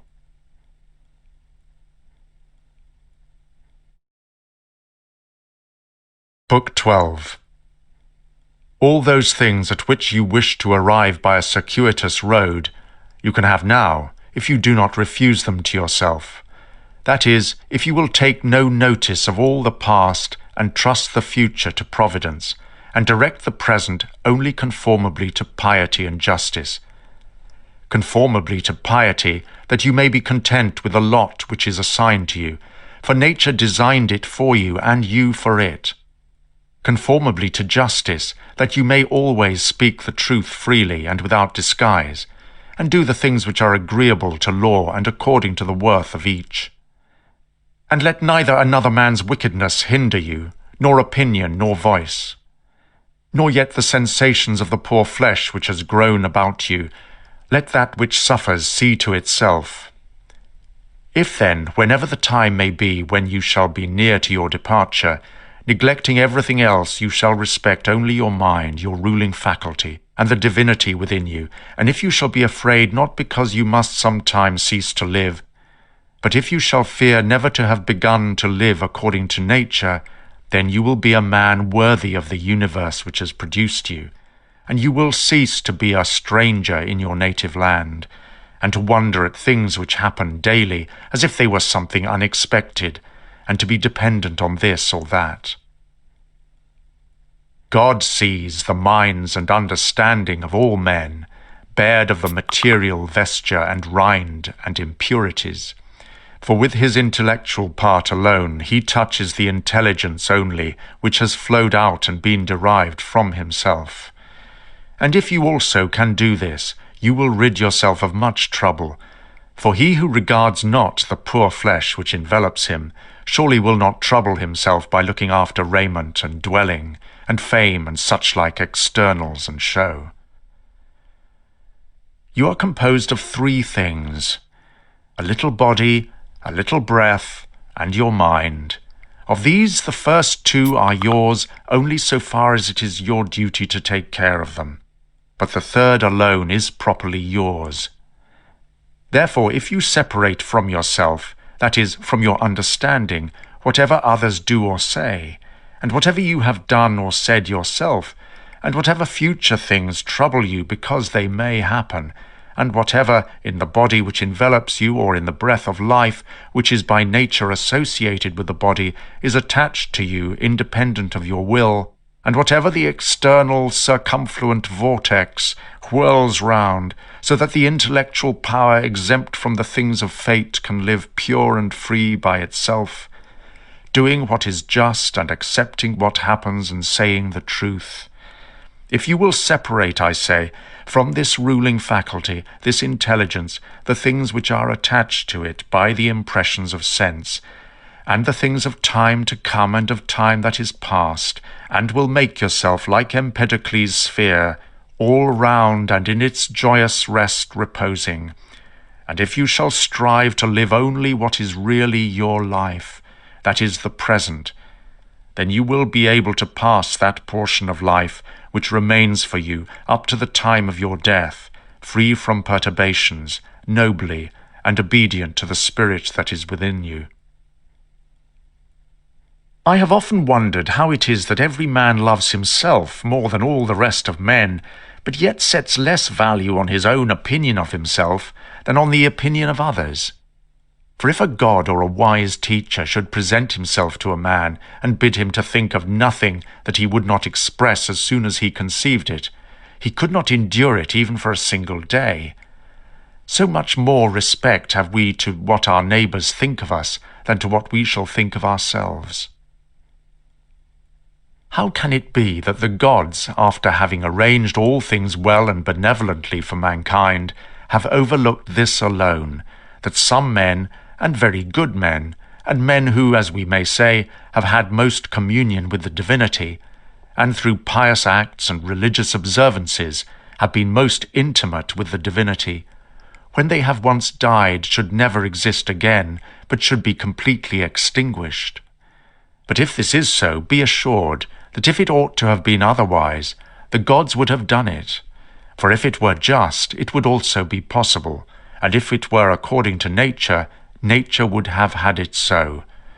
But because it is not so, if in fact it is not so, be you convinced that it ought not to have been so. For you see even of yourself that in this inquiry you are disputing with the deity. And we should not thus dispute with the gods, unless they were most excellent and most just. But since they are so, they would not have allowed anything in the ordering of the universe to be neglected unjustly and irrationally. Practice even in those things which you despair of accomplishing. For even the left hand, which is ineffectual for all other things for want of practice, holds the bridle more vigorously than the right hand, for it has been practised in this. Consider in what condition, both in body and soul, a man should be when he is overtaken by death, and consider the shortness of life, the boundless abyss of time, past and future, the feebleness of all matter. Contemplate the essence of things, their forms, bare of their coverings, the purposes of actions. Consider what pain is in itself, what pleasure is, and death and fame. Who is to himself the cause of his uneasiness? How no man is hindered by another, that everything is opinion. In the application of your principles, you must be like the pancratiast, who wrestles and boxes not like the gladiator. For if the gladiator lets fall the sword which he uses, he is doomed, but the other always has his hand, and needs to do nothing else than use it. See what things are in themselves, dividing them into matter, form, and purpose. What a power man has to do nothing except what God will approve, and to accept all that God may give him. With respect to that which happens conformably to nature, we ought to blame neither gods, for they do nothing wrong either voluntarily or involuntarily, nor men, for they do nothing wrong except involuntarily. Consequently, we should blame nobody. How ridiculous and strange he is who is surprised at anything which happens in life. Either there is a fate, which may be utter necessity and invincible order, or a kind and placable providence, or a confusion without a purpose and without any governing hand. If then there is an invincible necessity, why do you resist? But if there is a providence which allows itself to be propitiated, make yourself worthy of the help of the divinity. If there is a confusion without governor, be content that in such a tempest you have in yourself a certain ruling intelligence, and even if the tempest carry you away, let it carry away the poor flesh, the poor breath, everything else, for the intelligence at least it will not carry away. Does the light of the lamp shine without losing its splendor until it is extinguished? And shall the truth which is in you, and justice and temperance, be extinguished before your death? When a man has presented the appearance of having done wrong, say, "How then do I know if this is a wrongful act? And even if he has done wrong, how do I know that he has not condemned himself? And so this is like tearing his own face." Consider that he who would not have the bad man do wrong is like the man who would not have the fig tree to bear juice in the figs, and the infants to cry, and the horse to neigh, and whatever else must of necessity be. For what must a man do who has such a character? If then you are irritable, cure this man's disposition. If it is not right, do not do it. If it is not true, do not say it. In everything that presents itself to you, always resolve it by dividing it into its form or essence, its material, its purpose, and the time within which it must end. Perceive at last that you have in you something better and more divine than the things which cause the various emotions, and as it were pull you by strings. What is there now in my mind? Is it fear, or suspicion, or desire, or anything of the kind? First, do nothing inconsiderately, nor without a purpose. Second, make your acts refer to nothing else than to a social end. Consider that before long you will be nobody and nowhere, nor will any of the things exist which you now see, nor any of those who are now living. For all things are formed by nature to change, and be turned and to perish in order that other things, in continuous succession, may exist. Consider that everything is opinion, and opinion is in your power. Take away then, when you choose, your opinion, and like a mariner who has doubled the promontory, you will find calm, everything stable and a waveless bay. Any activity, whatever it may be, when it has ceased at its proper time, suffers no evil because it has ceased. Nor does he who has done this act suffer any evil because the act has ceased. In like manner, then, the whole which consists of all the acts, which is our life, if it cease at its proper time, suffers no evil because it has ceased. Nor he who has terminated this series at the proper time has he been ill dealt with. But the proper time and the limit is fixed by nature, sometimes as in old age the peculiar nature of man, but always the universal nature, by the change of whose parts the whole universe continues ever young and perfect. And everything which is useful to the universal is always good and in season. Therefore the termination of life for every man is no evil, because neither is it shameful, since it is both independent of the will and not opposed to the general interest, but it is good, since it is seasonable and profitable to, and congruent with the universal. So in this way too is he moved by the deity, who is moved in the same manner with the deity, and moved towards the same things in his mind. These three principles you must have in readiness. Do nothing either inconsiderately or otherwise than as justice herself would act, but with respect to what may happen to you from without, consider that it happens either by chance or according to providence, and you must neither blame chance nor accuse providence. Second, consider what every being is from the seed to the time of its receiving a soul, and from the reception of a soul to the giving back of the same, and of what things every being is compounded, and into what things it is resolved. Third, if you should suddenly be raised up above the earth, and should look down on human things, and observe how great is the variety of them, and at the same time also should see at a glance how great is the number of beings who dwell around in the air and the ether, consider that as often as you should be raised up, you would see the same things, sameness of form and shortness of duration. Are these things to be so proud and pompous about? Cast away opinion, and you are saved. Who then hinders you from casting it away? When you are troubled about anything, you have forgotten this, that all things happen according to the universal nature, and forgotten this, that a man's wrongful act is nothing to you, and further you have forgotten this, that everything which happens always happened so, and will happen so, and now happens so everywhere. Forgotten this too, how close is the kinship between a man and the whole human race, for it is a community, not of a little blood or seed, but of intelligence. And you have forgotten this too, that every man's intelligence is a god, and flows from the deity, and forgotten this, that nothing is a man's own, but that his child and his body and his very soul came from the deity.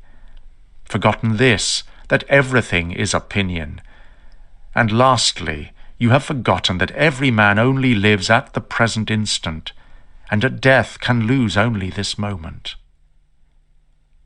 Constantly bring to your recollection those who have complained greatly about anything, those who have been most conspicuous by the greatest fame, or misfortunes or enmities or fortunes of any kind.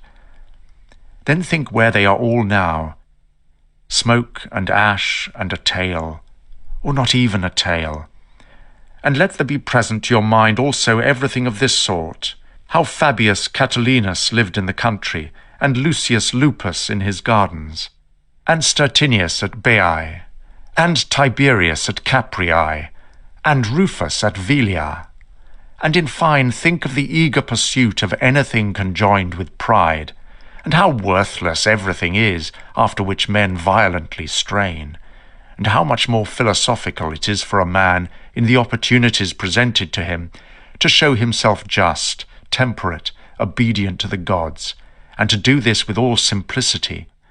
For the pride which is proud of its want of pride is the most intolerable of all. To those who ask, where have you seen the gods, or how do you comprehend that they exist and so worship them? I answer, in the first place, they may be seen even with the eyes. In the second place, neither have I seen even my own soul, and yet I honour it. Thus then, with respect to the gods, from what I constantly experience of their power, from this I comprehend that they exist, and I venerate them. In this is the happiness of life, to examine everything all through, what it is itself, what is its material, what the form, the essential part, with all your soul to do justice and to say the truth. What remains except to enjoy life by joining one good thing to another, so as not to leave even the smallest intervals between? There is one light of the sun, though it is interrupted by walls, mountains, and other things infinite. There is one common substance, though it is distributed among countless bodies which have their several qualities. There is one soul, though it is distributed among infinite natures and essences. There is one intelligent soul, though it seems to be divided. Now these things which have been mentioned, which are mere air and matter, are without sensation, and therefore have no fellowship, and yet even for these parts the intelligent principle and gravitation holds them together. But intellect in a peculiar manner tends to that which is of the same kin, and combines with it, and the feeling for communion is not interrupted. What do you wish? To continue to exist? Or do you wish to have sensation, movement, growth, and then again to cease to grow? Do you want to use your speech, to think? What is there of all these things which seems to you worth desiring? If it is easy to set little value on all these things, turn to that which remains, which is to follow reason and God. But it is inconsistent with honouring reason and God to be troubled that by death a man will be deprived of the other things. How small a part of the boundless and unfathomable time is assigned to every man, for it is very soon swallowed up in the eternal, and how small a part of the whole substance, and how small a part of the universal soul, and on what a small clod of the whole earth you creep. Reflecting on all this, consider nothing to be great, except to act as your nature leads you, and to endure that which the common nature brings. How does the ruling faculty, reason, understanding, make use of itself? For all lies in this. Everything else, whether it is in the power of your will or not, is only lifeless ashes and smoke. This reflection is most adapted to move us to contempt of death. Even those who think pleasure to be the sole good and pain an evil still have scorned it. The man to whom that only is good which comes in due season, and whose acts are all conformable to right reason, howsoever many acts they may be, and to whom it makes no difference whether he contemplates the world for a longer or a shorter time, for this man neither is death a terrible thing. Ah, man, you have been a citizen in this great state of the world. What difference does it make to you, whether for only 5 years or 3? For that which is conformable to the laws is just for all. Where is the hardship, then, if no tyrant nor unjust judge sends you away from this state, but nature who brought you into it? The same as if a magistrate who has employed an actor dismisses him from the stage. But I have not finished. I have but performed 3 acts. True, but in life the 3 acts are the whole drama, for what shall be a complete drama is determined by him who was once the cause of its composition, and is now of its dissolution. But you are the cause of neither. Depart then satisfied, for he also who releases you is satisfied.